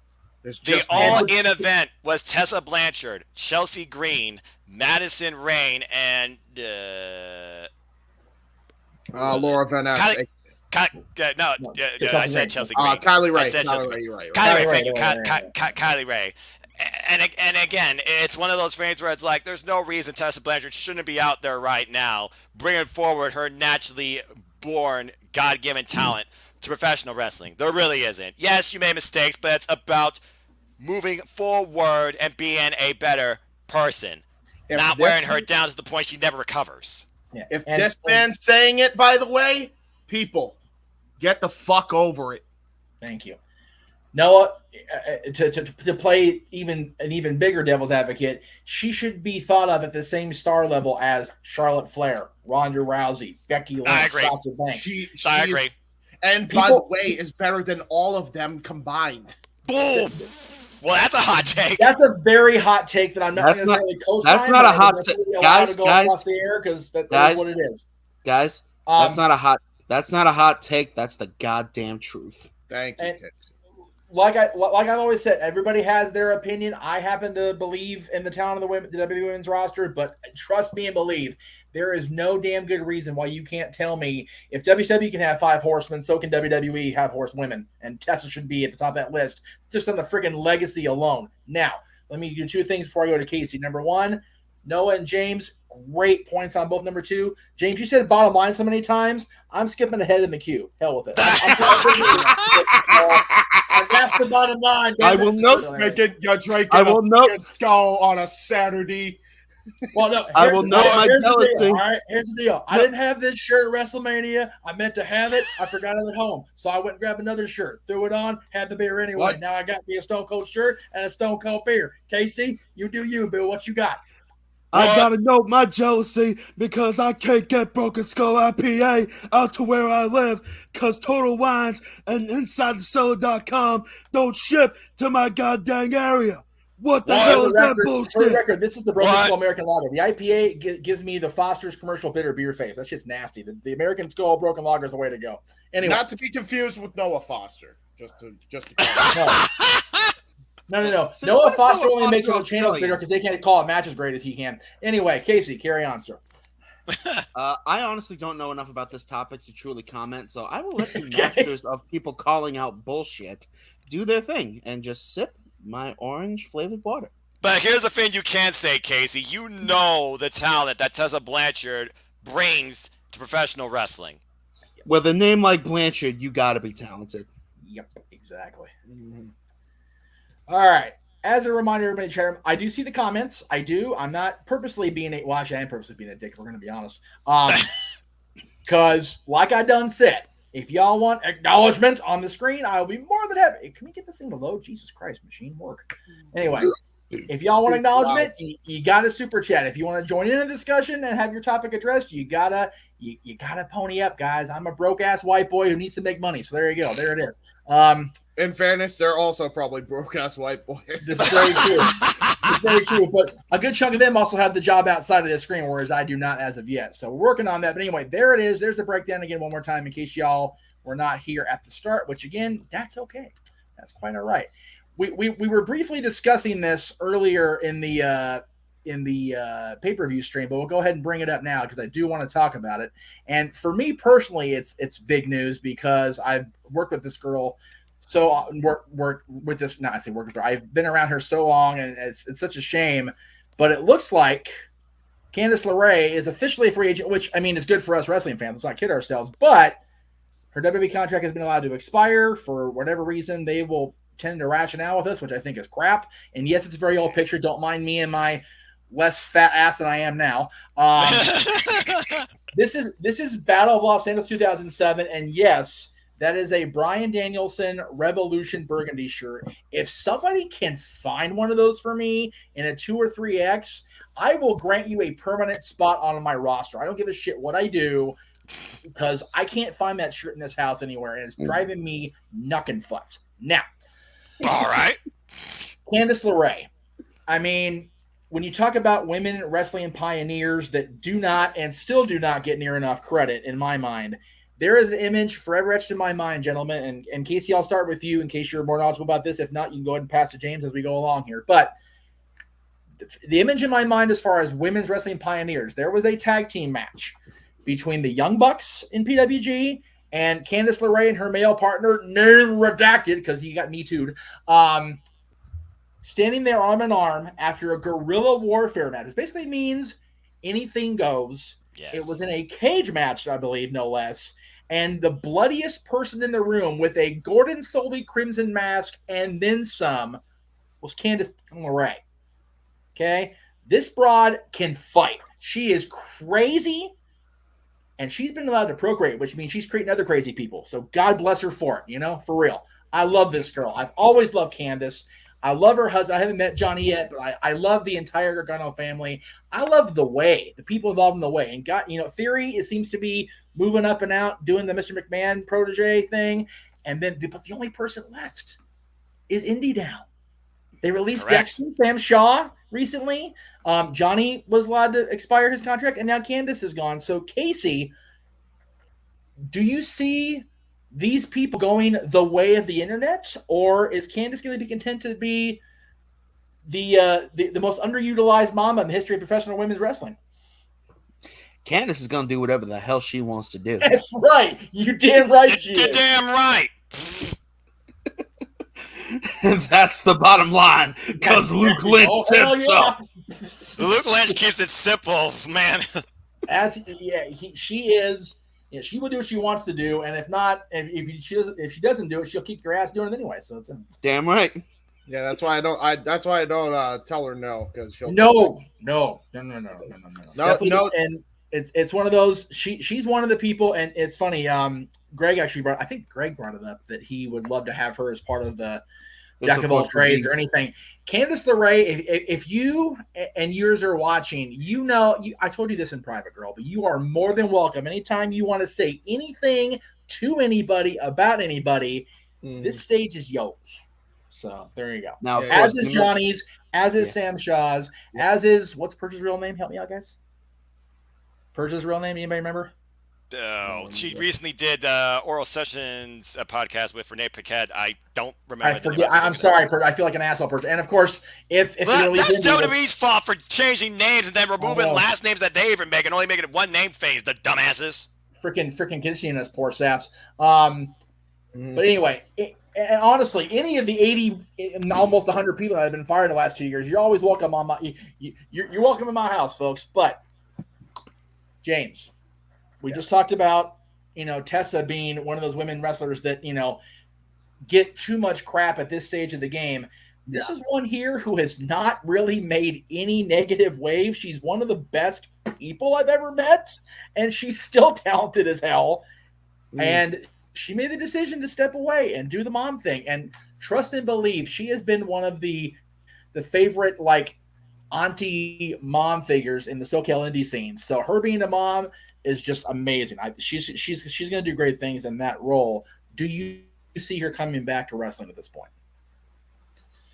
Yeah, that's a easier question than I think that's an easier question than there is an answer. Put it that way. I don't know, because for years she was kind of always the partner of somebody or the wife of somebody, and for years. So I'm not really entirely sure, and that sucks because, man, I mean, all you need to do is take one look at the match she had at TakeOver that one time with Io Shirai, and you realize, wow, this woman is so damn good. Saw that live TakeOver Toronto too. That was my match of the night. Let's freaking go! But I digress. It was lucky. It was such a damn clinic those two put on, and honest to God, man, she's a mom now. She's doing her thing. I don't know if she'll ever come back because I think she's tired of playing second fiddle to people. I mean, if she does, I could see her doing a Mia Yim and showing up on Impact at least, because there you go. I think it's harder when you are with somebody and that's known, unless you're already on top to begin with. Like, say, for instance, a Tyler Black and a Becky Lynch. If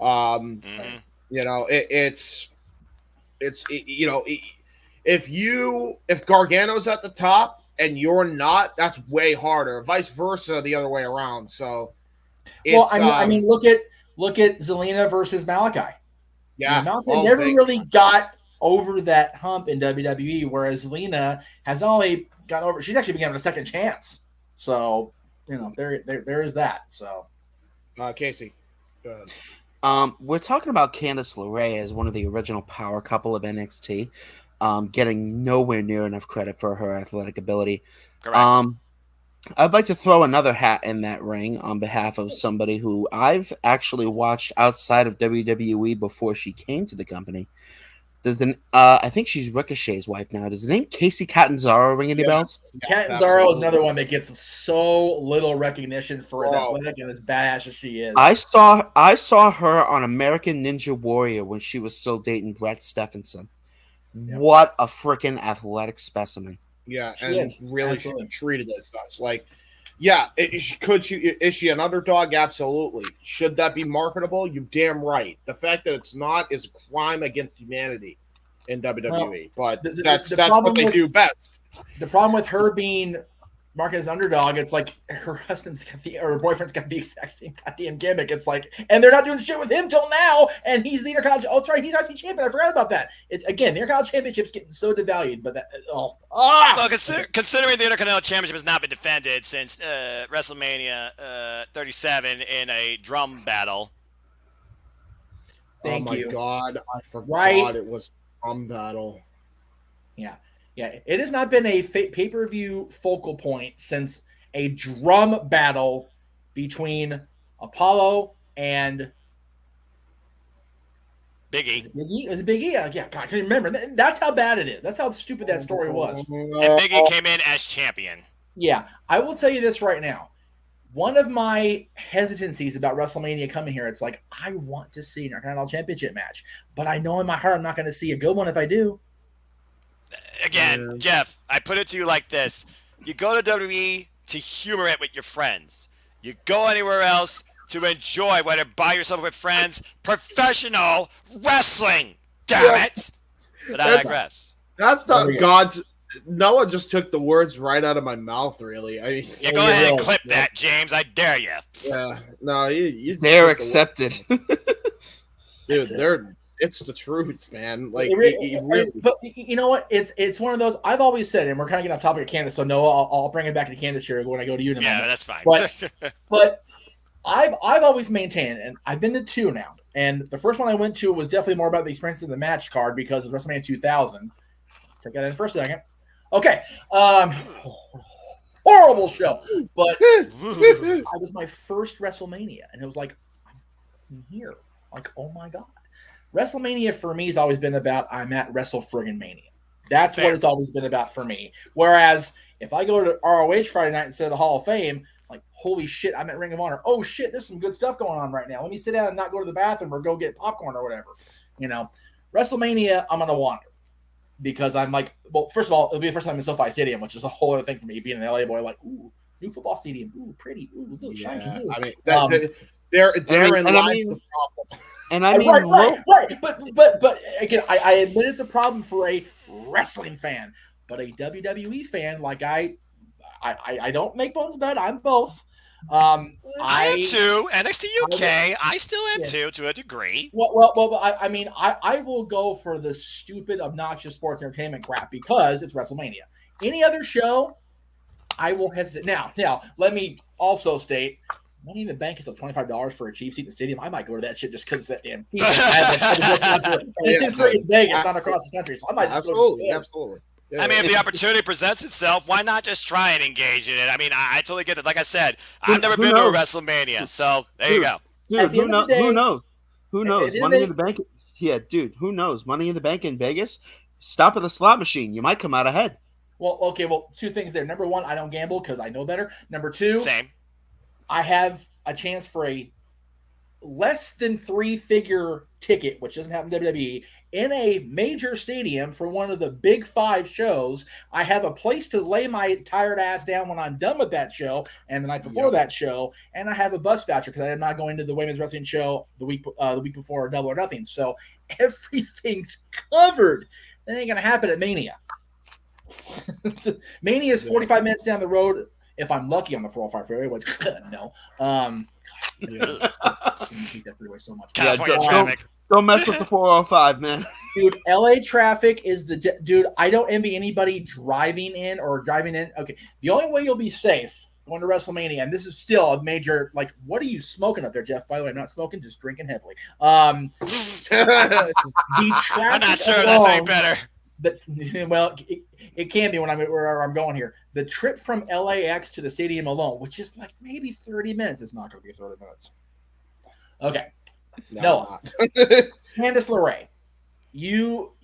We've talked about her in NXT so much because you and I have been NXT fans before they put those stupid letters in that little period in the middle at the end of NXT.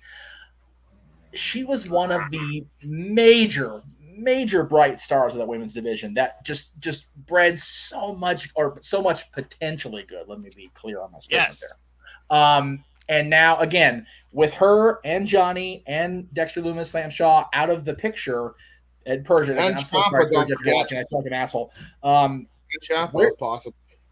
Well, Ciampa's doing the thing. Whatever he keeps attacking. Jesus Christ, who is he attacking on Raw? Mustafa Ali. Mustafa Ali. God, okay, that's bad. We've been clamoring for his ass to return for a year. I can't remember his damn name now. Wow. Okay. There might be a bigger problem I'm not addressing. Anyway. Fudge. Where the hell did that voice come from? I don't know. Baby, I don't know. I was about to say that Jar Jar Binks. Where you at? Bite your tongue comparing me to that freaking test pattern for Yoda in episode 2. Shut your face. Jesus. Golly. I'm a hardcore Trekkie. I'm going, no, don't even. No. No game is a bad game. Anyway. Oh gosh. We're going off the rails again. Oh boy. Noah, Candice LeRae, what's your take on the recently contracted expired lady? Well, it's one of those things now where Candice Wrestling and Johnny Wrestling, they're off doing their own thing, and it really comes down to what they decide to do with, their life going forward. Now they have literally a family, a young, little, beautiful, bright baby girl. Congratulations. Oh. And it comes down, I feel like, to wear and tear also on the body and your mind, because, again, wrestling is physically and mentally enduring. Fan or worker especially. They've been going at it for a while now, even going against each other one-on-one. So as far as Candice LeRae goes, the only way I can see her coming back to wrestling if she tries to maybe dip her toes in a promotion that her husband doesn't follow suit, because when they were together to a degree, all the way back teasing the idea of them working under the same company back in the Mae Young Classic, we saw how they drove Johnny Gargano, it seemed, to the moon, but Candice LeRae never got to that point, and she rightfully should have. I met both Johnny Gargano and Candice LeRae live at NXT live events. Wonderful people, both incredibly... Ohio people, let's not forget that, Noah. Daggone right. Incredibly talented people. Cleveland represent. AIW. That being said, as far as what Candice decides, I think it comes down to first what her husband decides, because no matter what, Candice and Johnny are always going to support each other. I think it comes down to whether or not they go back in the industry on their own merit, at their own time, or go back into it together in the hopes that they aren't necessarily put in the same type of identity or perspective from whatever fan base you could think of. But for right now, considering that this just happened, and Johnny Gargano, I mean, yeah, you say he probably would come back and wrestle. I feel like they're both just going to do it for the long haul. I think they're both just going to settle down and do their own thing. But if I see Candice LeRae show up at a independent show, I feel that'd just be worthwhile in itself. For all I know, Candice might just do things once in a while on a booking merit, and even then, that might be easy on the body, and it still might be financially well for their future, especially with Gargano maybe getting into the gaming and the Twitch thing too on his own time. So as far as though Candice, like I said, Candice Wrestling will always be Candice Wrestling. Whether or not she wrestles, it will be entirely up to that proud mother. So all the best whatever she pursues. But I think the sky's the limit for whatever she chooses to do. I'll go back down the line. Noah, James, and Casey, and then move on to the next topic. Are either of them going to be the Joker's Wild in the Owen tournament? Okay. See, that's a tough one, because there's a couple of you could also have Ember Moon in that spot, or you could also have Claudio in that spot for the oh men. My God, please. Yeah, there's a Joker for the men and the women, and keep in mind, as we're shouting ourselves quickly here, James, as far as our bracketology goes. In the Joker matches for the women, it's Dr. Britt Baker, DMD. In the men, it's Samoa Joe. Samoa Joe, there's Ring of Honor history with Claudio. There's also NXT history, of course, with Johnny Wrestling and the pop either of those men would get. And as far as the women goes, you got four now, incredible free agents out there in Athena, Nixon Newell, Candice LeRae, and Dakota Kai. Dakota Kai, thank you. Dakota Yes. Kai, yeah. And I don't see it being Deonna Purrazzo. Deonna and Britt will happen one day. I just don't see it happening this soon. No way. Personally, It's one of those things where I'm just not sure, considering the city that they're in is Long Island, New York, not Cleveland, Ohio. I don't think it's going to be either of them yet. you know what? I can see Candice now because I just, as you were explaining it, there is a great idea there if you decide to bring Candice in. Because then you could do the face of NXT's women's division versus the face of AEW women's division, and that is a money match there. That I could easily see that happening now. And Gargano won the NXT title in New York, so there is that. That's fair. That's fair too. And if the match gets sideways, personality-wise, let us not forget the history between Adam Cole and Johnny Gargano across the multiverses, not just exactly. WWE. Yeah, Jesus Christ. And AEW has done mixed tag team matches: Britt and Cole versus Candice and Gargano. Yeah, and they're about to do another one between Ethan and Paige Van Zandt versus Sammy Guevara and Tay Conti. Probably for the AAA mixed tag titles because they have those going now. Here's what I learned: Tay Conti, she can take a fucking super kick because I thought Penta killed her. So respect to that woman. Yeah, no, for real, I agree. Yeah, and again, I'll bring up Ty a different time, but the whole shitting on those two has just become more of a cliche than anything else, in my opinion. Exactly. Thank you. Again, the internet. And also, Britt Baker and Candice LeRae, they have faced each other before in singles action under a previous promotion that one Sky Blue's very well known for. I'm, of course, talking about AAW Pro out of Chicago. Yes. Yeah, true. They are no strangers to each other. Britt Baker, Dr. Britt Baker, DMD, always got to announce it like that. They face each other even in AIW, so they are no strangers to each other. But right now, I just don't think they'll jump the gun on that. I just don't. What about you, Casey? What do you think with this Joker? I'm with Noah. I don't see it happening this soon, but when it happens, not if, when it happens, right. I do see it happening with them debuting together in New York. I could see that, or Cleveland, one of the two. Now, Cleveland's just because I could see too it. obvious / cliche. Like it's almost exactly. Yeah, it would be. You want those two. You want those two to debut in the spot that in the other company they had their single proudest moment. That is true. Ortiz summoning one of those casino battle royales for a pop like Ruby Solo. The Barclays Center, James was there for this, was the match of Johnny Gargano's life. I'm aware. There's a reason why I said Io Shirai and Candice LeRae was my match from NXT TakeOver Toronto 2 live, not Adam Cole, baby, versus Johnny Gargano inside 3 Stages of Hell, where the only real hell was a cage with a barbed wire top. And Noah, you calling that the match of your night is one of the few reasons I'm not jealous of y'all being in Toronto for SummerSlam weekend, because I've seen Candice tear some shit up out here, and I was okay with that part. Trish and Charlotte, I'm a little mad at you still. I'm not going to lie. All right. We'll bet. That was a good match. I'm not going to lie. And it's one of those, like, it should have been good, and it was just that good and better. Damn those two to hell for having such a good match without me there. I was so mad. Stratisfaction. Right. Guaranteed. Always with her. I don't care what. You're damn right. All right. So before we move to our main event, which is going to be a mucker feather for me, let's talk about this giant elephant in the room because it's been talked about a lot. Oh, boy. All right. So AEW this last week drew its lowest numbers on Dynamite in the regular time slot, TBS or TNT, in a year. And there was no real rhyme or reason to it, it seems. It's just... I will start with James this time in the middle.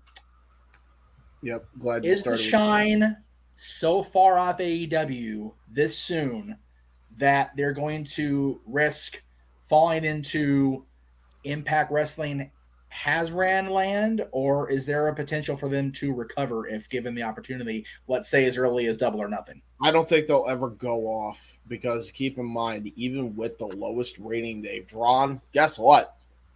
Still was the highest rated show besides the NBA. Which, again, if you're on the same network as the NBA and you're doing numbers just below them, you're not going anywhere. Yeah, I mean, really. that's just the bottom line. And a lot of people are going to talk about the Discovery merger like, oh, this could potentially kill AEW. No, it's not. No. If anything is going to get killed by the Discovery Warner merger, Snowpiercer is absolutely getting axed. Because let's be honest, seriously, all Snowpiercer is Game of Thrones on a train. I mean, really. And that's a shoot, kids. That's a shoot right there. That's for a real. shoot. And by the way, here's the bottom line on this as well. Snowpiercer. I'm sorry if I'm offending any Snowpiercerites out there, all right? But you're not one bit sorry. Don't even freaking lie. You're not sorry. I didn't even realize this until Mike brought it up, but apparently this was the fastest reboot in history because they did a movie off this and then they recast a whole new cast for a TV series. Of course they did. Wow. To me, sounds like it's way more cost deficient for Turner than and Discovery than keeping AEW on the air for a lot less production costs, and is actually making more profit. So right. I don't think AEW is in trouble at all. I think they'll bounce back easily, especially when Punk eventually, God willing, wins the title. Because if he doesn't, then we may actually have a problem. Because listen, I love Hangman Page, love me some cowboy shit, but you got to give the belt to Punk so we can get it on MJF. Punk deserves at least one title run, and there is no better time like the present at Double or Nothing. It has to happen. That said, man, I don't understand why people always find a way to just absolutely crap on AEW, man. Like, I've said this, and I feel like I'm a broken record saying this, man. But seriously, put this show on the Monday nights era, put it on Wednesday, same time slot, same everything, and it's on TNT or some network similar to TNT. There's no way this show doesn't do a 2 or 3 every week. There's no way. The age of social media has killed any momentum of the growth of any wrestling company. That's damn the right. truth. Damn that right. is the truth. Damn right. Anybody that wants to convince me otherwise, you are lying to yourself. You know I would stand and applaud that, but then you'd be seeing my big ass gut as the main thing on the screen. I don't want to scare nobody out of the way. So yeah, but yeah, dude, for real. Seriously, man. Like, listen. This isn't That's just the statement of the night. Seriously, It really is. this isn't just me Not what I being an said. AEW fan to be an AEW fan. Because yes, I admit I'm a full-on AEW fan. I watch their product every single week. I watch all of them every single week. Yes, you do. Yes, you do, Noah. We love you for that. Listen. Actually, James, now you mentioned that. Sorry to cut you off, by the way. Is there any way, because I really need to start keeping up with these programs, is there any way I could start coming over and watching Dynamite and like Rampage? Yeah. Bro, you were more than welcome into the house as long as you don't mind the fucking mess. Dude, we Zoom while watching Dynamite and Rampage and sometimes commentate during them. Here's the issue why he needs to come over to watch it. I understand why he's asking. He does not have Xfinity and or any TV provider because I understand where Casey's coming from. Who the hell is going to pay for cable for only watching one thing? Exactly. Seriously? Like, come on now. That's why streaming services exist. I use Sling for only that. And it's $35. Casey, do you we're going off the weeds here, but Casey, do you have Hulu Live by chance? Say again? Do you have Hulu Live or something like that? Not at the moment. Okay, yeah, because TNT and TBS are both on Hulu. That's how I watch AEW. Point being, case, if you want to join us on Zoom and also be here, I could set up the fucking laptop in the kitchen and you can join us. It's one of those things, and here, this little inside baseball for the house here. The only reason we have cable boxes still is because the freaking Dodgers are on Spectrum, and we have to have cable boxes so my brother and father can watch the damn Dodgers. Anyway, back to my point. And they're the only Dodgers games in the house? Not that, because I'm a fan, but I don't need to watch every single bit of programming the Dodgers ever produced in the history of the universe. You boys keep talking. I actually have to really pee really bad. All right, go. Now, James is going to go tinkle. Don't mind him. He'll be back momentarily. He has to make a number one. Let's get him out of the way. All right, okay, now. All right. Noah, AEW ratings. Well, in the immortal words of a great friend I've come to know on Twitter, at @BreanUpButter, Yes. I do not let ratings define me as a professional wrestling fan. I simply watch professional wrestling because it makes me happy and engages me for life. But since we're talking about it, I will be happy to share my 2 cents because I know at the end of the day, I don't invest in the stock market, but this is a results-driven business. And whether or not social media keeps it at a bar or pushes it or lessens it, not just in AEW's behalf, but WWE, Impact too, every freaking company's got bots, random people, virgins, people that live in their mom's basement, uneducated fools that talk about something in the industry that is professional wrestling or sports entertainment if you want to separate the two.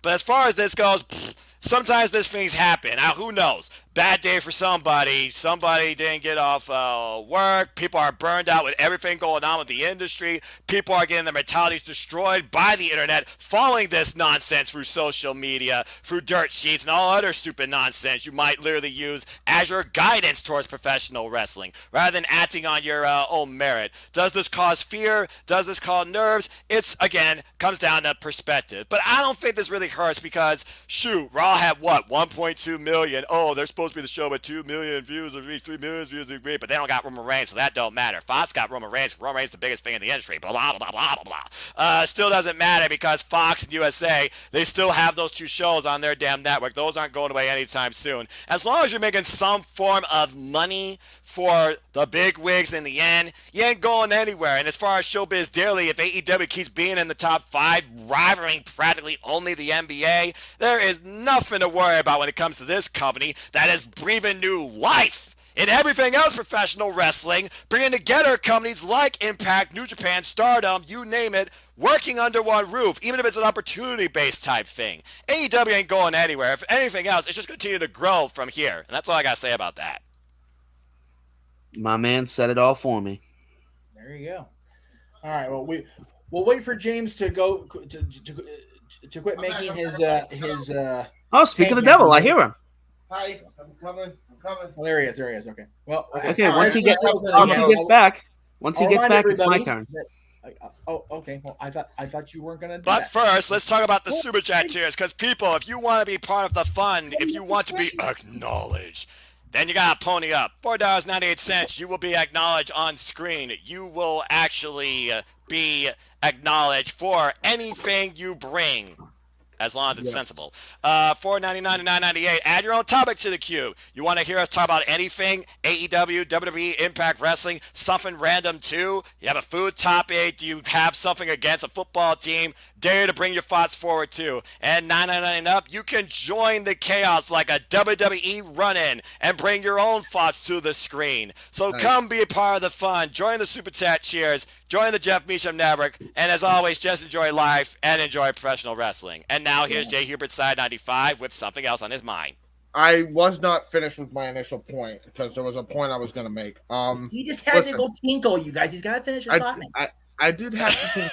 He had to go pee. God, guys, don't pick on him.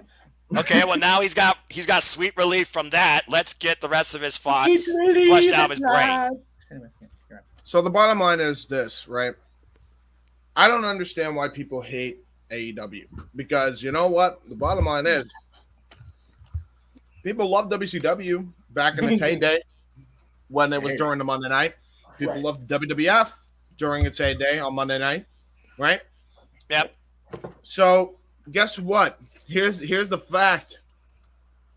Those shows, just because they were more popular, does not mean it's any less different than what AEW is currently doing right now. Yeah, right. What AEW is doing right now that WWE did back in the 90s and what WCW back in the 90s, giving you all types of professional wrestling. And there's more. The only difference between now and then is that there's more of it now than there ever has been. You want your big lumbering giant type of wrestling, you got it. You want your big Haas type of wrestlers that can fly around like cruiserweights and they're big guys, you got it. You want some lucha libre, you got it. You want some strong style, you got it. You want a mixture of the two, you got it. You want a mat clinic, you got it. You want old school Southern style, you got it. There is so much variety on AEW. Why the fuck are you complaining? And not just there. There's variety all over the business right now.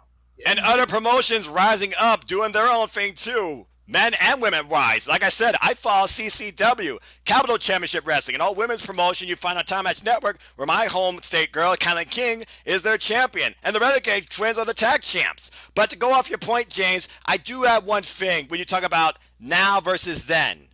It wasn't influenced by opinions on social media. Agreed. Yep. And that's the kicker. And here's the thing. Say what you want, but the bottom line is AEW is doing fine for Turner, and is going to do fine for Discovery, and Discovery knows that they're doing well. They're getting the best ratings besides the NBA. Bottom line. And also the NHL. In some cases, they actually beat them a couple weeks, but nobody talks about that. To be fair to the NHL, as a lifelong NHL fan, they are brand new to Turner. They've been on ESPN/ABC and their own local affiliates. And of course NBC. Let's not forget NBC for so long. But the Turner audience is very much baseball first, and more recently in the last couple decades, the NBA, because the NBA on NBC when I was growing up was the jam. So NBA on Turner has been probably my more adult life than my child life. But yeah, the NHL being anywhere but NBC or the ABC ESPN family is like, whoa, what? I agree. Yeah, no. Trust me, the blackouts are a bitch out here. I'll tell you that right now. Anyway, I'll put it to you. I can only imagine. I'll put it to you this way, all right? Yes, is AEW perfect? No. Nothing's perfect. They may. However, there are also a lot of things that they do right, and I feel like a lot of people overlook them simply because they're just not the WWE. That's the bottom line. That's it. Simple as that. Thank you and good night. I'll give you an example. Even though everybody agrees, I'll give you a great example. Everybody's pissed off that the TNT title was hot potatoed. Let me explain something to you people. Yes, it was hot potatoed. You know what? I know a lot of you people are sick of the hot potatoing on WWE television, and you're WWE fans, and you watched AEW, and you saw it hot potato there, and you were sick of it because of another company doing it. Here's the difference, though. AEW doesn't do it every week with every title ever. And also, this title matters. Noah, based on where you're going in a few hours, can I get a hallelujah for James? Oh, my brother! Testify! Yeah, 100%. Oh, my God. But I digress. For me personally, other than the whole hot-shotting Frankie and Sky outside of SoCal thing, which still pisses me the hell off, there's guys I like competing for the TNT title, so I'm okay with it. Cody, Sammy, Sky, all those guys. I'm here for those guys. So that's cool with me. Same. I'm all right with that shit. And yeah, James, you bring up a wonderful point, and I can't stress this enough. I can't wait for you to be on an ODQ review, by the way, for that. Oh my God! I can't wait too, man. I can't wait to bring this because there will be a moderator that will sit there and just try to maybe not put you down for the AEW fandom or for the anti-WWE status. But I'll tell you this right now: you're exactly right. The fact of the matter is, I've said it. And I will continue to say it until they bleed me out, black and white and right, NWO instead of Hulk Hogan. We already established this at this point. I'm going to bleed out NWO colors now. The worst part about wrestling fans is the freaking wrestling fans. That's it. Simple as that. Casey, like I said. I know we kind of glossed over it briefly with you, but I'll come back to you if you have anything further to add. Do you think, and again, you guys mentioned Punk becoming champion at Double or Nothing and leading to MJF becoming champion. Is that the ultimate fail-safe, or do you think there's anything that will draw in that and again, the casual viewer? Noah made a great point about the ratings and the viewership, because until the Monday Night Wars over ratings, nobody, as far as the fans, gave a shit. You know why? Because we didn't know about it either way. Exactly. We were fans turning on WWF Superstars, turning on WCW Saturday Night, tuning into Raw when our parents let us stay up that extra hour late because we were good boys and girls at school that day. Yes. Or when we snuck it in. I mean, that's all in the past, so it's not like it's not like they can punish us now. So you know. Yeah, statute of limitations is way gone. You want to bet with my mom? Anyway. No. Mama Meach got a long memory. Hey, by the way, 6 minutes to Mother's Day. Perfect timing. God bless mothers. Tomorrow's Mother's Day, so I'm gonna let that one ride till Monday. Anyway. Anyway, continue. Anyway, the bottom line is we were conditioned, or at least they attempted to, by having journalists who live in NorCal become prominent because of Bret Hart getting screwed and wanting to get his outlet out there. I don't give a shit what y'all say. That's exactly what happened. Sorry, Bret. I like you. I always have, but you completely perpetuated Meltzer into our goddamn consciousness. You freaking Canadian muckerfuther, you. And again, it's your brother's birthday, so sorry for being a dick, but I'm just anyway. I mean, you're just being honest. That's why I always am, and it seems to get me more trouble than I care to admit. It's 20 years now, whatever. Without that kind of reporting, without that kind of awareness, oh yeah, Josh, we're still going. We go until we done, Josh. Don't even front. It's one of those things. I enjoy what I do. This is what I do, and I'm happy I'm doing it. But at the same time, I feel like if we were allowed to remain as ignorant as we were as kids, as wrestling fans, we'd be a lot less stressed out about this shit and a lot better off as fans for it. Because now we worry about every Tuesday morning when the Raw rating comes out, oh, they suck again. And when AEW comes out, oh, they didn't hit the million again. Let's just wait for Virtue to ram it in our throats on Thursday night's review. Yeah. Why can't we do what the simple man with the greatest commentary voice you never heard of, follow the man's advice? Just watch the damn shows, turn the damn TV off, put your sleep timer on, and go yo ass to bed and get over it the next day. Seriously. I have not paid attention to ratings in literal months because about damn time. Well, but again, I only bring it up here because it is a newsworthy thing to the general masses out there, and I'm trying to generate audience. Right, but it's that thing, Jeff, where you're doing it as a conversation piece, also as a guy inside the industry. But nowadays, anybody under the sun, even a 15-year-old person that doesn't know a thing about wrestling, can assume that I looked at this number versus this number. I'm now a genius how the wrestling business works. No, and the thing is, it's been so disproven, Noah, that the Nielsen ratings are a crock of shit. They just are, because you sit there and you glance at something and you don't sit there and actually break it down. And honestly, with the advent of streaming, with the advent of DVR, with the advent of piracy streams that we don't necessarily order on pay-per-view or whatever, those numbers are bullshit, because you got so many people watching that are not being documented to this day. So James, James, you actually talked about this on, I think, the State of the AEW address we did. Yes, I did. Yeah, I remember that. Yep. Dude, the bottom line is everybody's like, oh, well, Nielsen is everything. No, it's not. You know how you can tell it's not? Look at their damn merchandise sales. Look at their pay-per-view buys. Yep. Look at their ticket revenue. Look at every metric that is up besides the Nielsen rating, and you can tell that's total horseshit. And by the way, even with just Nielsen, anybody pay attention to those DVR numbers? They break 1 million every week, people. Every week. And DVR is the way the industry thrives nowadays, because it's so convenient. Because you can watch it anytime you wish. I've done it a couple times. Speaking of convenience, Noah, you mentioned you use Sling TV to watch AEW. Yes. For $35 a month. Yes. Do you only have access to live broadcasts, or can you watch the entire AEW library? It depends how far back my DVR records and how much space I have. So, to answer your question, it depends. But honestly, I've literally looked at my queue. I've had 2 months worth of AEW episodes recorded. Yep. There you go. And see, that's where people will sometimes argue with the cable boxes being better. Well. Guys, hand to God. When we had the old cable box set up at the old house, my dad, God loved my father. I love my dad. I always will. He had DVR'd 200 at one point Lone Ranger episodes on MeTV. That was my show back in the day when I was a child. God bless your father. And it's one of those like, you saw these before as a kid. You don't have even a half hour. You don't have 100 hours to sit here. Hang on. You don't have 100 hours. Why?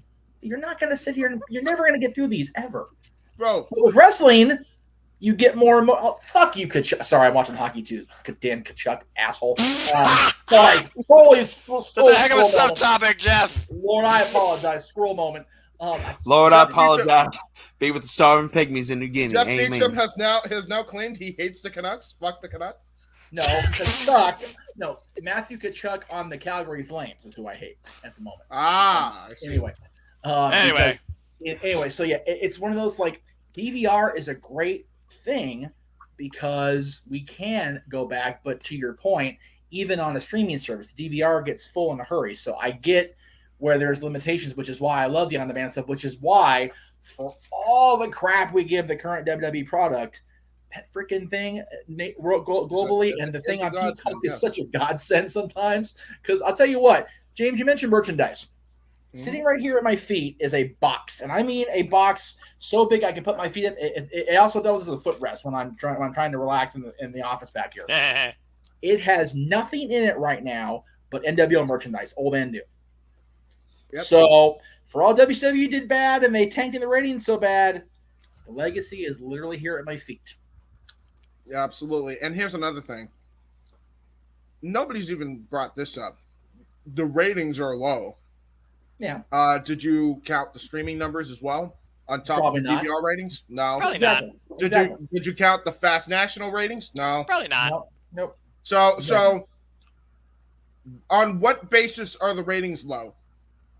The total them up and then come talk to me. Well, according to the reason I put it up there, this is the overall audience on the given night, and 18 to 49, which of course is crucial for wrestling because 18 to 49, that's who we be. So, but yeah, the thing is, yes, I put this up for exactly this reason because there's so much discontent and so much gaga out there. This is why I wanted this brought up because there's so much bullshit involved with those 8 words. And people don't give it near enough attention to the fact that there is so much bullshit with those. There is, dude. There are so many ways to watch this show. Do you not realize that? And by the way, you want to talk about AEW's failing. Do you realize how many national TV deals they've gotten throughout the world in over 3.5 years? They just locked a deal in with New Japan World. Seriously, how long did WWE struggle to get that million? Years. No, not even for years. To get that million subscriber on the network originally. Yes. It took them over a year when they projected less than half of that. And that was in 2014 when the product was still actually more watchable than it is now. Way more watchable compared. Agree. So, and then it slowly went down the shitter. Well, you remember, and I point to this for the fans of my generation and my father's especially. The first major show on the network was WrestleMania. Yes. The Undertaker lost the streak. The next major show on the network was SummerSlam, where they're still picking pieces of John Cena out of the freaking Chiefs Seat Staples Center. Okay, I'm just throwing that out there. That's fair. Brock Lesnar's immediate dominance and just blowing through everybody turned off the hardcore fans. Like, oh, this motherfucker's back. We hate this guy. He came back. So there you go. And here we go. Our first super chat of the evening. We appreciate you, Scott. $2.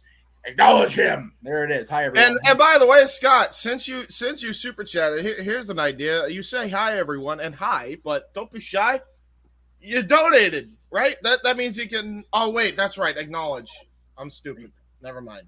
Botch. I was gonna say he could introduce the topic, but I forgot that's above a tier. James went pee too long, forgot his place as far as the freaking super chat tier. I thought I was trying to help. Don't mind him.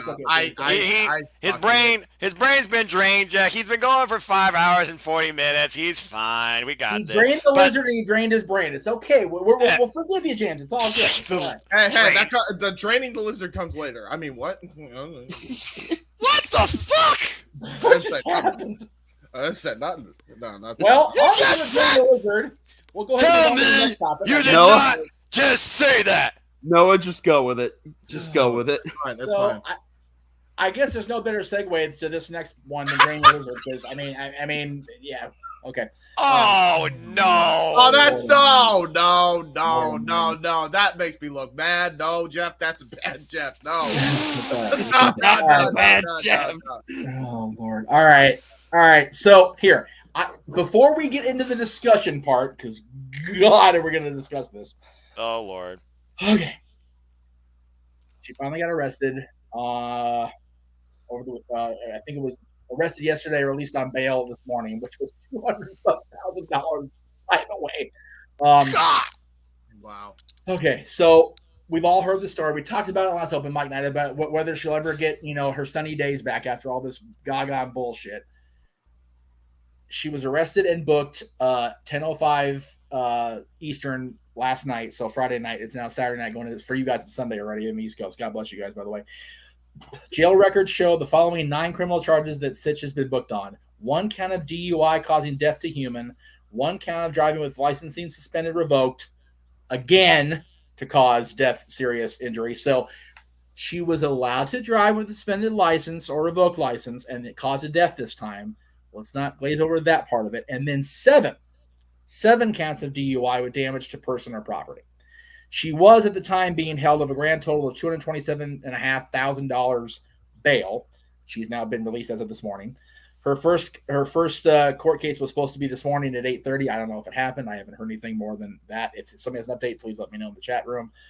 Regarding the incident, police said 2 witnesses saw Sitch driving at a high rate of speed before crashing into the Kia that she ended up wrecking and ended up taking that man's life. Police also said she was under the influence of alcohol at the time, or believe. She's since been noted as having a 0.24 alcohol blood level, which means 3 times over the legal limit in any state of the union. Oh, for the my record. God. For the record. She claimed she had a seizure. She claimed a lot of different things. Look, I have sat here, and JJ co-signed with me because of our personal interactions with Tammy over the years, as maybe she'll get it back, maybe she'll rein it in. But here's my, and again, I'm going to say what I'm going to say. You guys say what you want to say when I'm done, but I need to get this out before I have an explosion in my brain here. Please do. We always said over the years in my therapy groups, in every sort of mental discussion I've ever had with anybody, you can't help somebody who does not want to help himself. And I don't give a shit how many podcasts she does. I don't care how many times she talks to Francine or whoever else in the business she's friends with. She was allowed to drive with her license not being up to code. She was driving with a 3 times over the legal limit blood alcohol level, if the police report is to be believed. And now she faces, at least, if she's convicted of all that shit, it could be anywhere between 4 and 30 years of prison. Now, I am not one to sit here and say, oh, people need prison, because Lord knows, at the end of the day, the prisons get funded by the taxpayers of this country, which include my parents, which include guys like you who work for a living here in the studio, the people at home who work for a living and don't do what I do and try to scrape my ass by. This person needs legit counseling and legit help. And she needs to be held accountable by more than just these social justice warriors on this godforsaken thing we call the internet. She needs a serious fucking intervention. Because at the end of the day, regardless how you feel about Tamara Sitch, regardless how you feel about Sonny the WWE Hall of Famer, this woman's bullshit addiction to alcohol and shenanigans not being accounted for has now taken a human life, and it's going to tie up probably weeks or even months of court costs and could put her in prison for up to 3 decades, which is going to cost even more money that none of this freaking people that are paying taxes can afford to deal with, especially looking at you, Cornette. Now, again, I'm not going to throw anybody else under the bus except the person needs to be. Oh, I will with him. I will with him. I understand that. I understand that. But let me just say this. There is no other person at this moment responsible for the bullshit in Tamara Sitch's life except Tamara Sitch. Yes. Period. I don't care Well, that's not true. I do care. I am sorry that the love of your life, or at least the love of your life at the moment he died, according to you, you were blanking Shawn Michaels decade before that, but whatever. I'm sorry that Chris was taken in a horrible way, and God knows I cried over Chris and the way he passed. It was awful. I cried watching your interview. I have been so upset with everything that you have been seeming to have been put through. Tammy, you're putting it through you're putting your own self through it at this point. You just are. Yep. Please, for the sake of everybody that's still left in this godforsaken shit world that is a Sonny/Tammy fan, whatever results in this court case, if you don't go to prison, go get help. Noah, please. I mean, I don't really need to say anything else except for those 3 words. Go get help. It is that simple statement that defines what really feels like a human's final destination.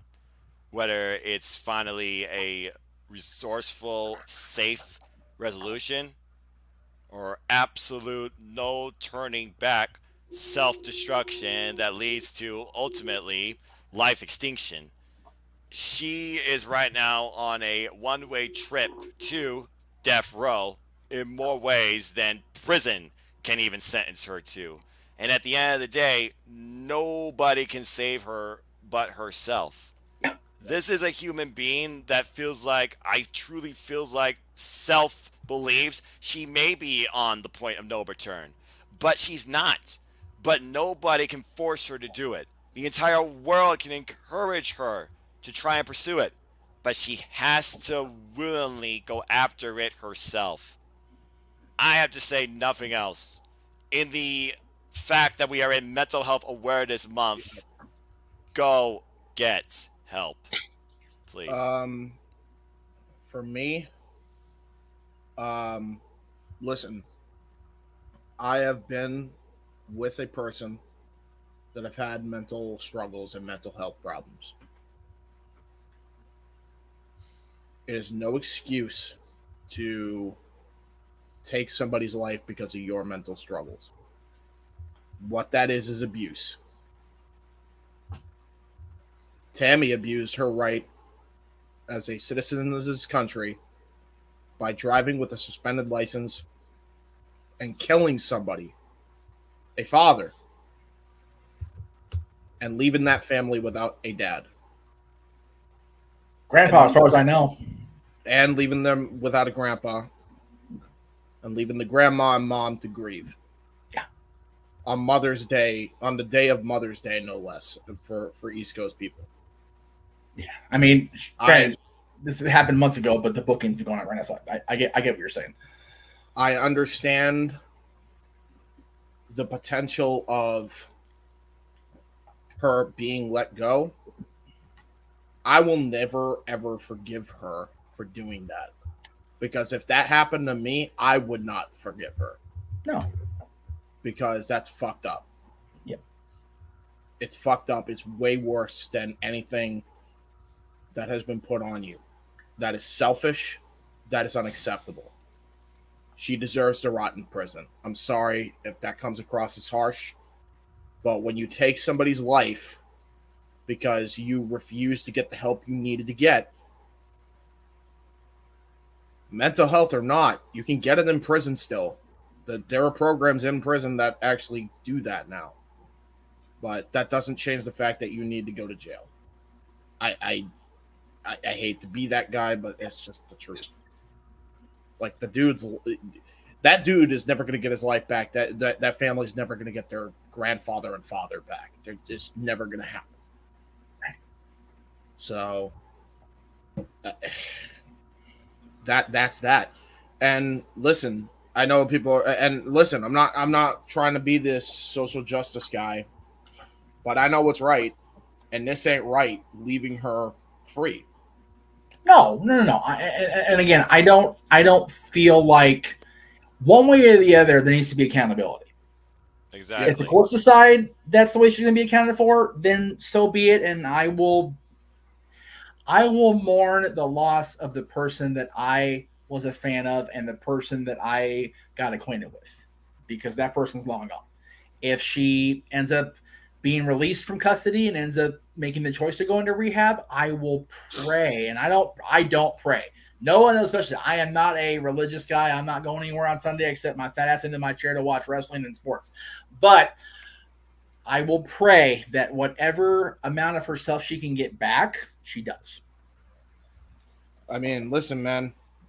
I could understand that, but for me, it's like, you know, it all depends really if this family can ever forgive her, or at least attempt to. Because that's what it comes down to. If the family can do it, then whatever.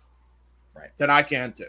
But I wouldn't blame them if they're very pissed off and want to see her rot in jail, and I'm with them in that as well. I am with the family in their decision. Make no mistake, I am not with Tammy Sytch.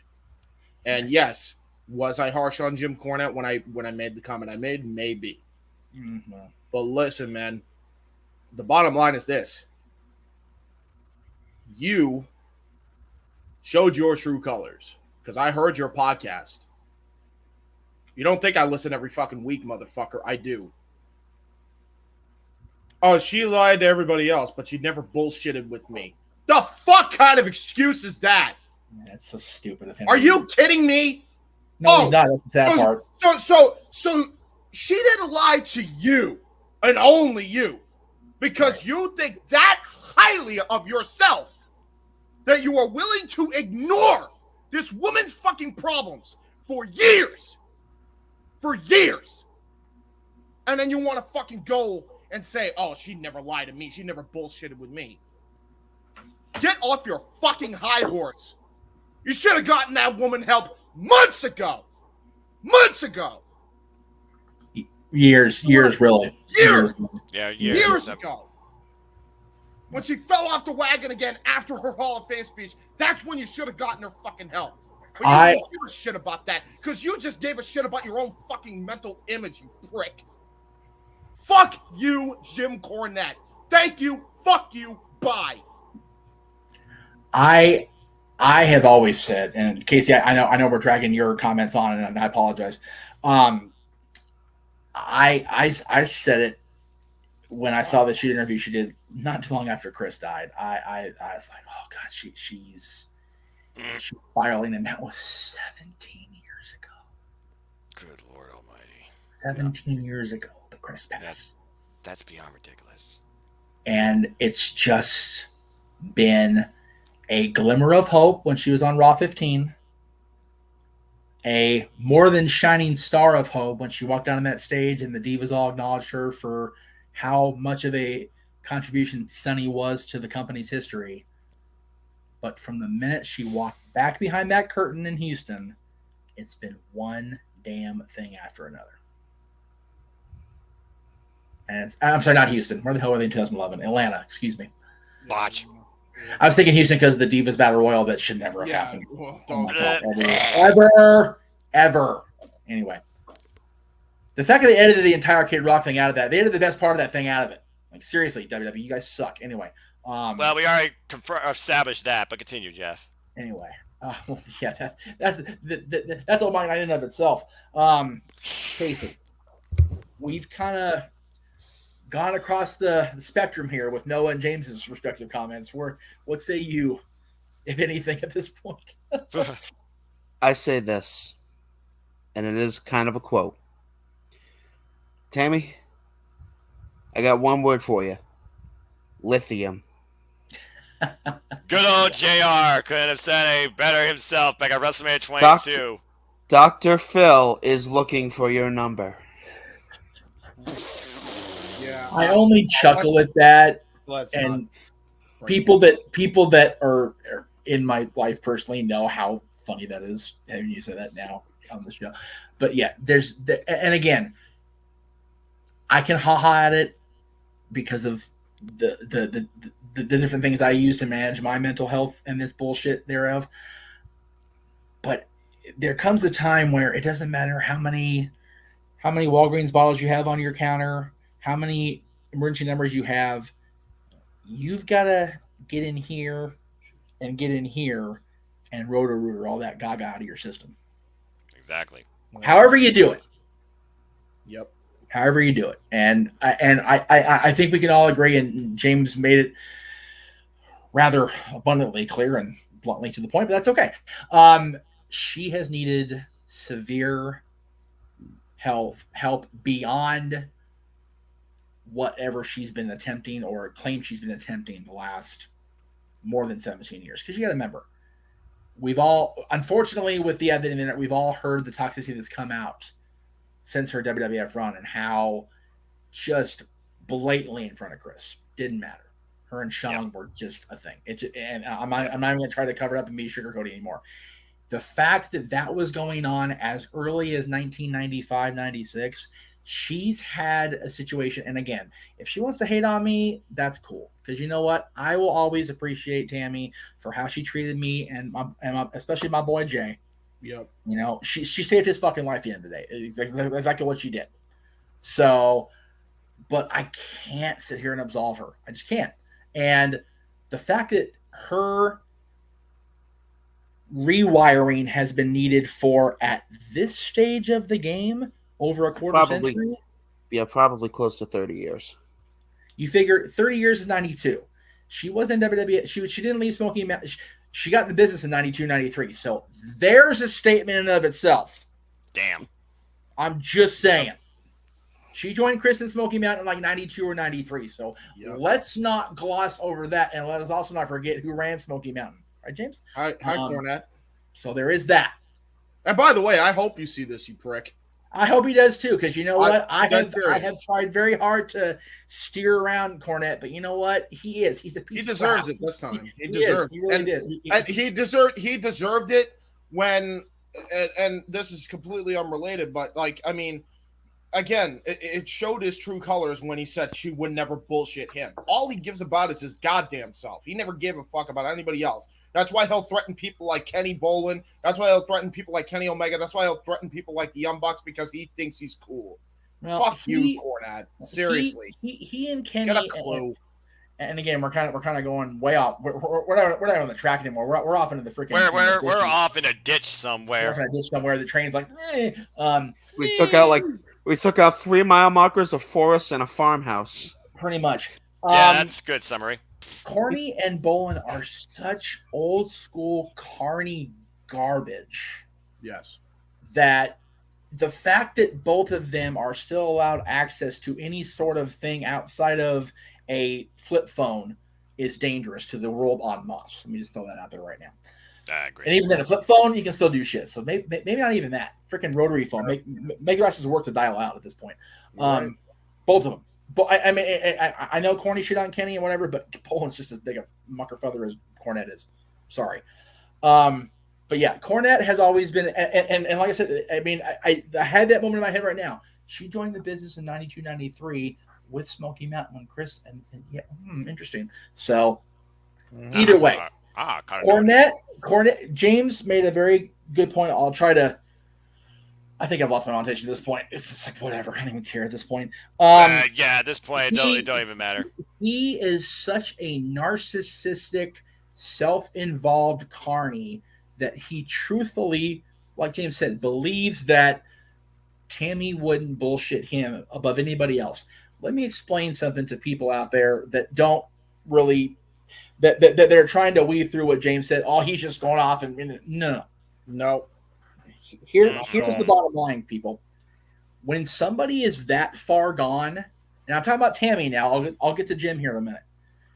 When somebody is that far gone and that far off in their world, well, they will do anything necessary to get through the next day and remain on whatever high they're on, whatever trouble they're not in. They will bullshit God and country and their own mother. Okay? Cornette, you're not God. You're not. You don't run the country, thank God. Yeah. You think Trump is that bad, but you're not a mother. You would be worse. So, yeah. So you'd be worse. You're worse. Yeah, you're worse. So you are not above anybody else. And I guarantee it, and this is going to kind of go off into Noah's territory, ain't nobody above nobody else. Okay? No. So that's right. Jim, I can gloss over most of your bullshit as just what it is, bullshit and lies and carny crap. But dude, somebody with that much mental issues is going to bullshit everybody and anybody. And the fact is, Jim, you're so mentally strung out, you're bullshitting your own self at this point. Anyway. And it is dangerous, and that's why I'm pissed at Jim. It's very dangerous because so many people believe in his crap. That's the problem. I don't give a fuck. I know you don't. I know. Wants to tell me this is more than just deserved for Cornette to fucking hear this, and I hope somebody clips it, and I hope they send it to him. Because guess what, Cornette, I'm not afraid to fucking take you on. Because I ain't scared of nobody. Because I ain't no bitch. Unlike you, who we saw. There must be some truth to what Kenny Bolin said, because you're still not talking about him at all on his podcast. And that says a lot. I would say this. If anybody in the audience is even here at this point, as far as the Cornette stuff, please yell. Feel free to go confront him, but make sure you have a Wendy's Frosty in front of you for deflection. Anyway. Yeah, exactly. Because he'll immediately go for that. And here's the bottom line. This is why I'm pissed. Because I have family members. I know. That have exactly the same problem that Tammy had. It hasn't gotten to the point where Tammy did what he did with my relatives. Right. But I've had family who's done this. Yep. You don't just go and be a narcissistic prick at that point and just assume that they aren't bullshitting you. I understand if you're trying to cope in the beginning, that's one thing. Everybody does it. I'm not even exempt from that whole thing. Everybody does that in the beginning. Yep. But when it happens over and over with isolated incident after isolated incident, and they keep getting worse and worse to some degree, you don't ever assume that they aren't bullshitting you, because chances are they are. You get that person help. You tell that person to get help, and you move out of the way. I one of the Mish from Wrestling Soup said it best. I think I got to get away from you, because at this point you're gonna pull me under the train too.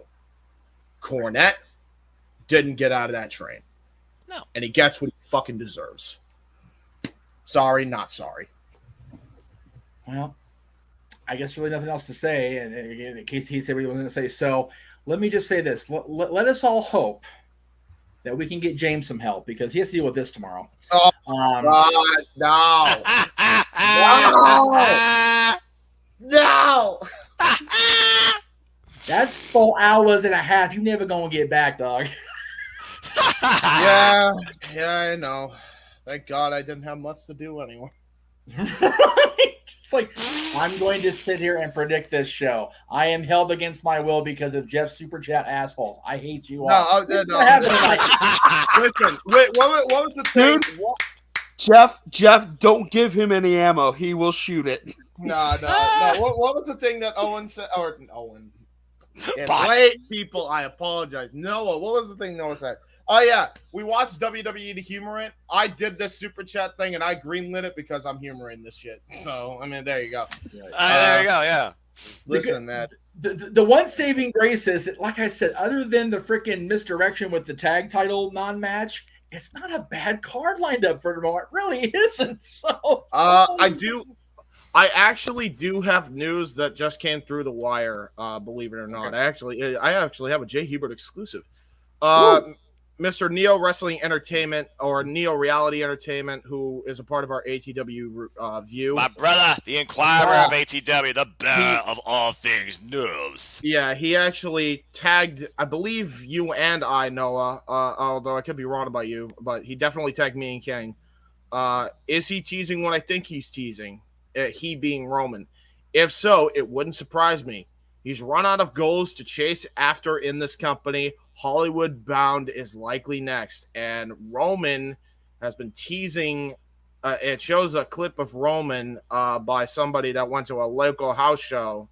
And it does sound like Roman is considering stepping away from the ring until his match with The Rock happens, and it looks like more than likely he's going to relinquish the WWE Undisputed Universal title, which I would keep an eye on that, because it really is looking like more and more that Roman's going to be done come WrestleMania Backlash. Well, considering that Money in the Bank is coming up, too, as the next big stadium show, it wouldn't be the first time they had a title match instead of the Money in the Bank ladder match to crown a new champion. Hello, John Cena. Hello, Becky Lynch. For Asuka. 2014. Cena, Money in the Bank led to Lesnar. No, bad memories. Don't know if I want to go back that far. I was thinking about the Authority era, but I do get what you're saying. I mean, it was the Authority era. No, that was the Authority era, because Cena. Oh, yeah, that's right. Oh, gosh. Yeah, exactly. We don't think about those times fondly. Yeah. Gee, I wonder why. This was what, 2 months after the Miracle on Bourbon Street? Yes. Yes, it was. Which means, hey, fuck you, fans. Fuck you. Hey, fuck you. But we're the Authority, right? Yeah, okay. All right. Okay, wait. Let me put them on. Devil's advocate here for a minute. All right. Yep. They had no effing idea how bad off Bryan was. Okay, they had no clue because he didn't say anything. Then fair enough. It is Daniel Bryan we're talking about. I will gladly call every WWE spade a spade from here to Tuesday. Okay. But when you put all your eggs in a freaking American Dragon basket, and then I'm crippled beyond recognition. Yeah, you're kind of fucked. Hang on. May I just say really quick? Go for it.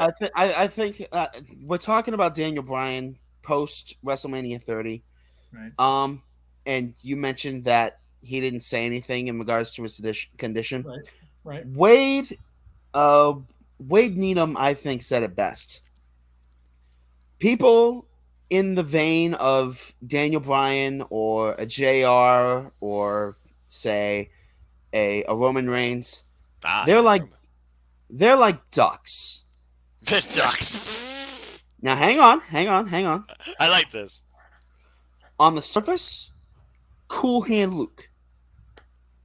Beneath the surface, those legs are going 1,000,000 miles an hour. But you wouldn't know. Unless you look, Fair point. Or unless they told you. Of course, ducks can't talk, and WWE superstars want to keep their momentum. I also want to point out, despite this, people got to remember that there was a spot that caused this, and it was the only tombstone Kane ever botched in his life, and it was on steel steps. So there's that too. Well, if we're gonna play that game of tennis, you can't. Okay, yeah, okay, all right. Now I'm getting wound up because I actually like Glenn a lot. Okay. No, I like Glenn too. It's a freak accident. I'm not blaming him. No. But you cannot sit there and blame Bryan Danielson, Daniel Bryan, American Dragon, that guy that wears burgundies, injuries on one botched tombstone. If you watch his style, he was a loaded gun ready to shoot. Dynamite Kid, anyone, not to compare him in any way to either one of these two assholes, but Dynamite Kid and Chris Benoit. Okay, Bryan Danielson and his style were on that trajectory. Okay, he just got hurt sooner. That's fair. But I can't argue that. I hate to bottom line that in such a cold and potentially scary way. Dynamite Kid kept going because he had no choice in '88 when his back went, yeah, you're not walking no more, and still wrestled for 3 damn years because he had no other way to know. Benoit, again, whatever happened, we all know how that ended. In 07, the last 2 years of his life after Eddie passed were fucked mentally, and he did what he knew. He kept going. Bryan, at least, whatever else you want to blame on the company, Bryan had the benefit of being the world champion, being the guy in a post-Benoit world where they went, okay, this dude's messed up. We need to get him off the roster, off the road, and get him into surgery right now and medically disqualify him until we can figure out otherwise. And that's exactly what they did. Same with him. Same with Edge. even though it was a pre-Benoit, same with Austin. And this is before medicine was as advanced as it is too. Well, right. You remember 07. They just, again, it's mental health awareness month. The mental health awareness in this country and this world was nowhere near as advanced. Where it is now. It's still really shitty now. Dude, even in 2014. Oh, lost you there. Say it again. Even in 2014, it's not nearly as well documented as it is today. No, and again, you know, we're all guys in this room. It wasn't the manly thing to do to me. He had mental shit. Oh, I got that. It's like, you know what? I keep my pride, damn it. And you know, I even say this to myself, looking back at like old videos I've done. It's like, dude, here's your balls. Get over your damn self. For real, like, just Jesus. Yeah, exactly. So yeah, but yeah, Bryan Danielson, as much as the company didn't run with that soon enough, which I grant, his WrestleMania 2, whatever it was, he relinquished the championship. Like I summer. think it was extreme. Yeah. Yeah, whatever. He had like a 2-month run. He had like whatever he had that like blow a off month June and a half bullshit pay-per-view was, where they fired Bray or whatever the hell it was. Not entirely either side's fault. Right. So Yeah, now, that's fair. Now, as a friend, as a fan, strapping that rocket to John's ass again and then feeding him to Lesnar like a goddamn Christian to the Lions, doubly fucked up. Whatever. 16 suplexes over. Yeah, that was kind of weird. God, stop I that. still remember watching that. I'm like, what? Dude, I was Jesus. in a suite. Okay, here we go. I don't even care. Inside baseball, whatever. I was in a suite directly across from the entryway. I had to be dragged from the building. Wow. I was that upset. Wow. Like, I was ready to go backstage and fight anybody with shoulder pads in their suit. I was ready. I didn't give a shit if I went to jail. I was so mad. Yeah. Because there's no friggin' and I've since been told that it got out of hand and there were multiple blames involved and they settled my tea kettles now, they would say. But yeah, night of, the only reason I went home as quick as I did is because Aaron's wife at the time, her car had issues and we had to get out of the building and get a tow truck and make it happen. So that was probably a blessing in disguise. A little bit. There would have been some serious Connecticut blood on my hands, and I probably wouldn't have been too damn proud of myself. I'm not even going to lie. Anyway, speaking of blood on our hands, this is all my fault, James. I'm so sorry this is going to happen to you tomorrow. But You're fine. Again, 6:30 Eastern tomorrow for the pre-show on the Facebook, on the Facebooks, both the group and the individual Jeff Meacham Network Facebook. On the Twitter, as Bully Ray would say. And on the Twitter, as Chris Jericho might put it. Or if you want to do JJ on the Twitter, we'll do that too. Encompass everybody. And JJ will be here tomorrow. I like that. And JJ will be here to cover Backlash with us. WrestleMania Backlash with us tomorrow Hey, as well. Casey, I have a great saying for Twitter. It's better to have a nice tweet than be a twat. Amen to that, brother. True enough. Yeah. I dig it. However, but if there is a nice twat in your life, you can't go wrong. Anyway. Amen. Amen. Let's go. Right. There we go. Oh, dude. And Noah is like, what in the hell just happened? Dude, okay, you know what? I just got to say, this is a blue can of club soda. This green screen is muckerfud in this thing. Look at this. I was about to say, I love the aluminum can you got. There we go. Dude, it's a see-through can. That's amazing. This drink is so 100 proof. It's see-through. You can't see it. It's clear. It's ever clear. You got the John Cena drink. We can't. Oh, that must it. be endorsed by John Cena. That makes sense. I'm saying, if this really was as clear as the freaking can, dude, I'd be on the floor dead. Put it that way. That's no joke, though, folks. That's no joke. Yeah, moonshine will mess you up somewhere in the Rocky Horror World, but that's a whole other show. Wow. Anyway. We'll be here for WrestleMania Backlash tomorrow. We thank all of you for the last, good Lord, 6.5 hours almost. Can I bring this up before we go off air? Please. About Backlash? Main event. Explain to me this. They had a 6-man tag team match. Oh, yeah. Years ago. Right? And anybody that's looking forward to Backlash, just know this. They're not going to have all the belts on the line. Why? But they will have a 6-man tag team match that only had a world title on the line between only 2 people. hey, you know what? They had all belts on the line in 2001 Backlash. So don't pick on the company because they already did it. So there. Why not do it again? Because these guys aren't as big as stars as Austin and Rock and Austin Hunter. That's why. Does it make sense? Then fucking book it. Fuck. Are you trying to argue this with a bot or a tribalist, James? Because you're never gonna win. Devil's advocate. You know what? That's a fair point. I tried. Wait, what do you mean? There's no bots in WWE. There's only an AEW bot. What are you talking about? Oh, go out and get something going in your virgin life and get a brain, you idiot. When the two virgins are saying that, that's a problem. You have reached the life model double of Jeff Meacham. He is not in right now. I submit my 14-year-old's evidence I'm not a virgin for the record. Throwing that out there. I did at least once, okay? Hashtag single simple man for life. And that's why Noah is my hero, because he's single for life, and we love him for it. Thank you very much. Hashtag test tube babies. I mean, what? Hey! I resent that on levels. I can't even process the amount of alcohol. Wait, what? That's a thing? Casey, Jesus Christ. Noah, scary part is it actually is, because honestly, okay, we'll get real now. Here we go. All right. Let me see if I can do this without offending everybody else left on this stream at this point. All three of you. All three of you. Hey, I got 7 on my count. That's okay. Anyway. If there is a situation where you have same-sex couples and Noah walked off, he's done. He's done. No, he's there. Oh, he's there. Okay, I can't even see. Just down. His head's down in the shame of being involved with this crap at this point. I don't blame him one bit. So, he brought up this is a thing. He's not even paying attention to the. He's being a very rude host, by the way. He's a very rude party host. Wait, when did I become the host of this thing? I'm just along for the ride. But what the fuck? I'm just professional wrestling, damn it, not test tube babies. Anyway. Hey, listen, man. I was just the autistic kid brought in for the fat food. That's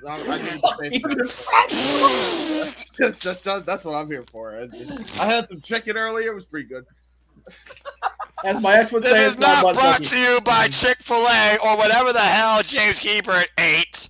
Definitely not Chick-fil-A because no. You know what? It's not by Chick-fil-A because Chick-fil-A doesn't support test tube babies because they don't believe in homosexuality being a thing. So they believe in every sperm is sacred. That's it. Every sperm is sperm. Wow. In the case of couples who are same-sex that can't actually do the actual procreation thing, there are situations where they create the fetus in some sort of artificial environment involving the parents involved and some sort of donor from the opposite sex. I can't believe we're talking about this. I can't believe you just explained that on the air. I can't believe I did it without laughing through the whole thing as drunk as I am. That's the best part. Dude, I wouldn't have been able to do it. Nope. I would have laughed too hard. James, I am literally at the point you were an hour ago. I have to tinkle. I'm going to try not to laugh so hard. I'm just saying. Well, there you go. That's it. We are now on open mic night after dark. And oh my God, it's after dark. Where you been, brother? It's been that way for the last 3 hours. A few months now. Oh my God. Lord have mercy on us all. There is no Lord, only memes. there is no McMahonism, only Zulu, or whatever the hell it was. There is no McMahonism, only Hahachi. What's the difference? Am I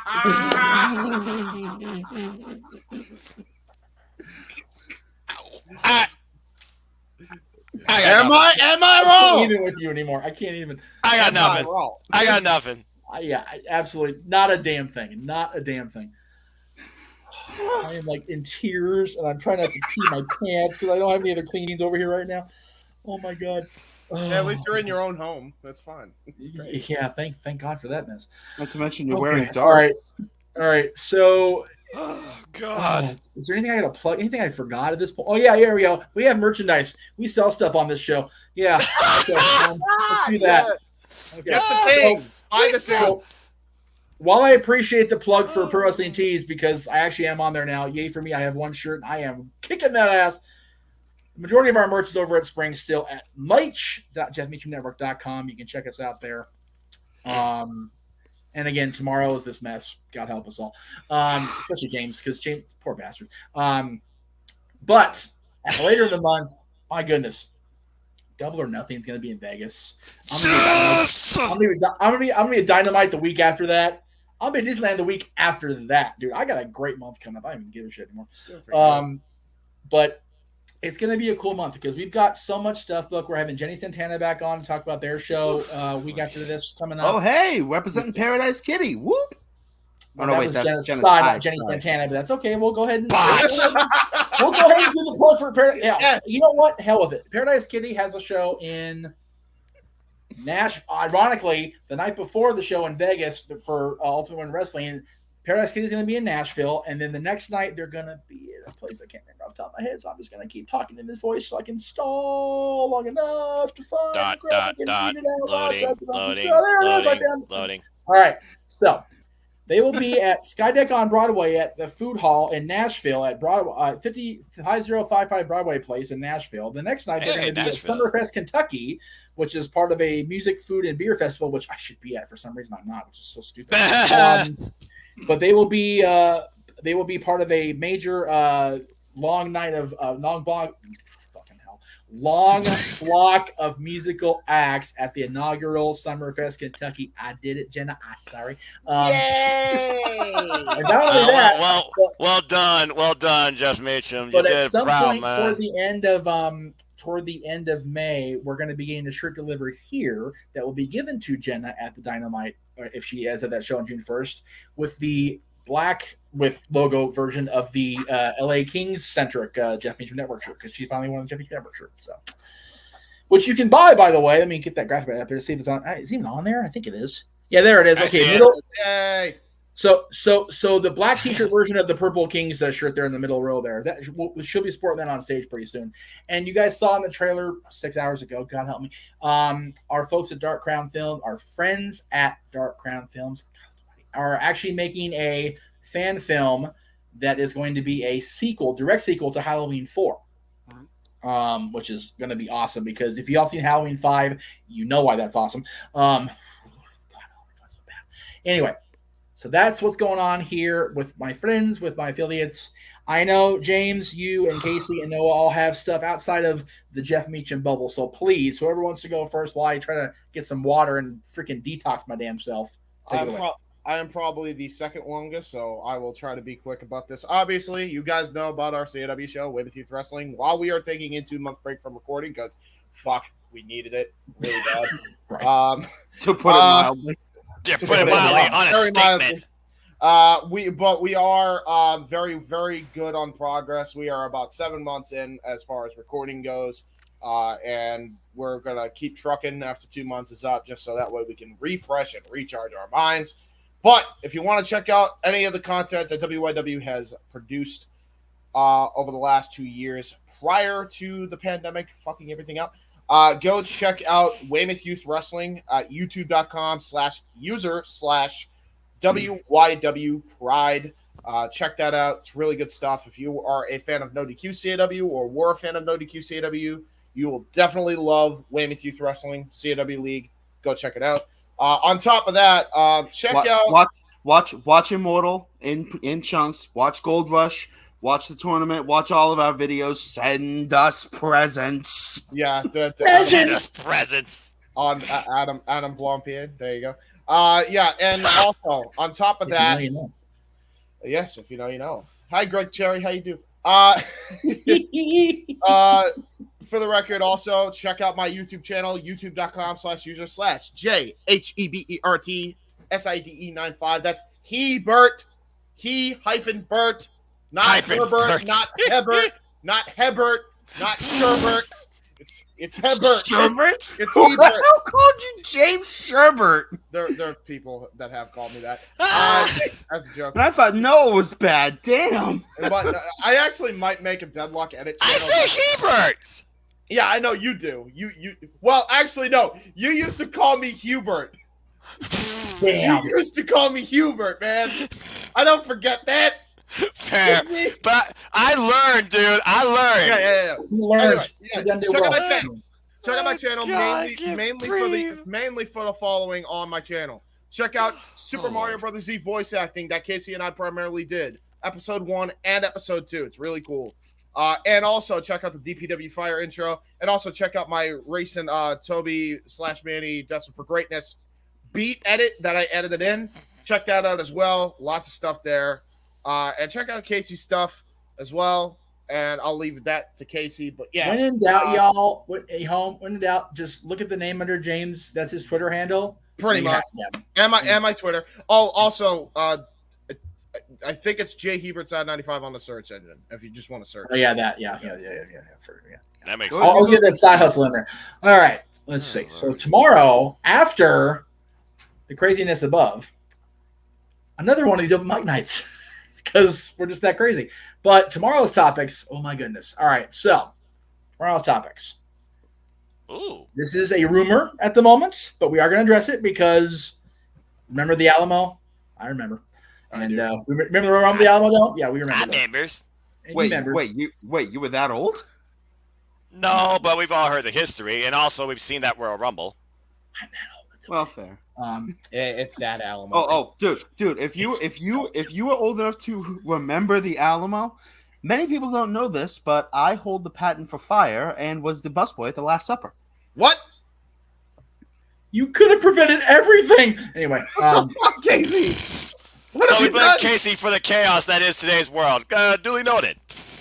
Casey with the C is going off into Adventureland here, and we're okay with it. Anyway, WWE got their first coins reported. We'll talk about that tomorrow because it's a thing. Freddie Prinze talk about because he's apparently a thing in wrestling again. Good for him. And then my favorite quote of the week. And because he's my boy and I love this man and his pink keychain so much, we talk about what Samoa Joe said about the ridiculousness of the WWE and AEW fans. We talk about it tonight. Joe is officially right now the smartest professional wrestling fan to ever be on a podcast. Finally echoing what I've been saying for the dadgum 30 years I've been a fan and the freaking 10 damn plus years I've heard of this social media trend. Dude, you know Noah's tired when he's starting to talk like Mark fucking Briscoe. We gotta wrap this shit up. What you talking about, boy? Mark Briscoe and the F-bomb started flying, and he's straight edge. You know, it's time to tuck in and go 9-9. However, I'm still plugging, so I ain't done. Continue. Monday, we will have the return to the air after week 1 of his relaunch of the Renegades Reviews, where he's still talking about the most electrifying birthday month boy in all of entertainment as he reviews. Yes. That's right, baby. Be cool. Special start time of 2:30 Pacific, 5 Eastern, because he will be followed by the dads, not always in wrestling, for the first time going 100% live on this channel. May God have mercy on us all, as we talk about Dwayne Johnson's greatest movies. That's on Monday night, the day after tomorrow. Tuesday, of course, Talk Wrestling's back. We'll talk about stuff. Wednesday, Greg Cherry Show. We'll talk about stuff. Friday the 13th. I don't even think I have the graphic up here, but you saw it in the trailer. We're going to be talking about a certain Disney show that takes place on the roads of America that I can't legally stream. So, yeah, go watch that later. DM me for more. And then the following week, as I said, Jenny Santana is back on with us on the 19th. And, yes, it is May 19th. It is a big day in wrestling, if you all remember, and that's the next episode of Jack of All Trades as well. That'll be up that day as well over the Greg Cherry brand. So don't tell Glenn Jacobs that. No, get the hell out of my head, Noah.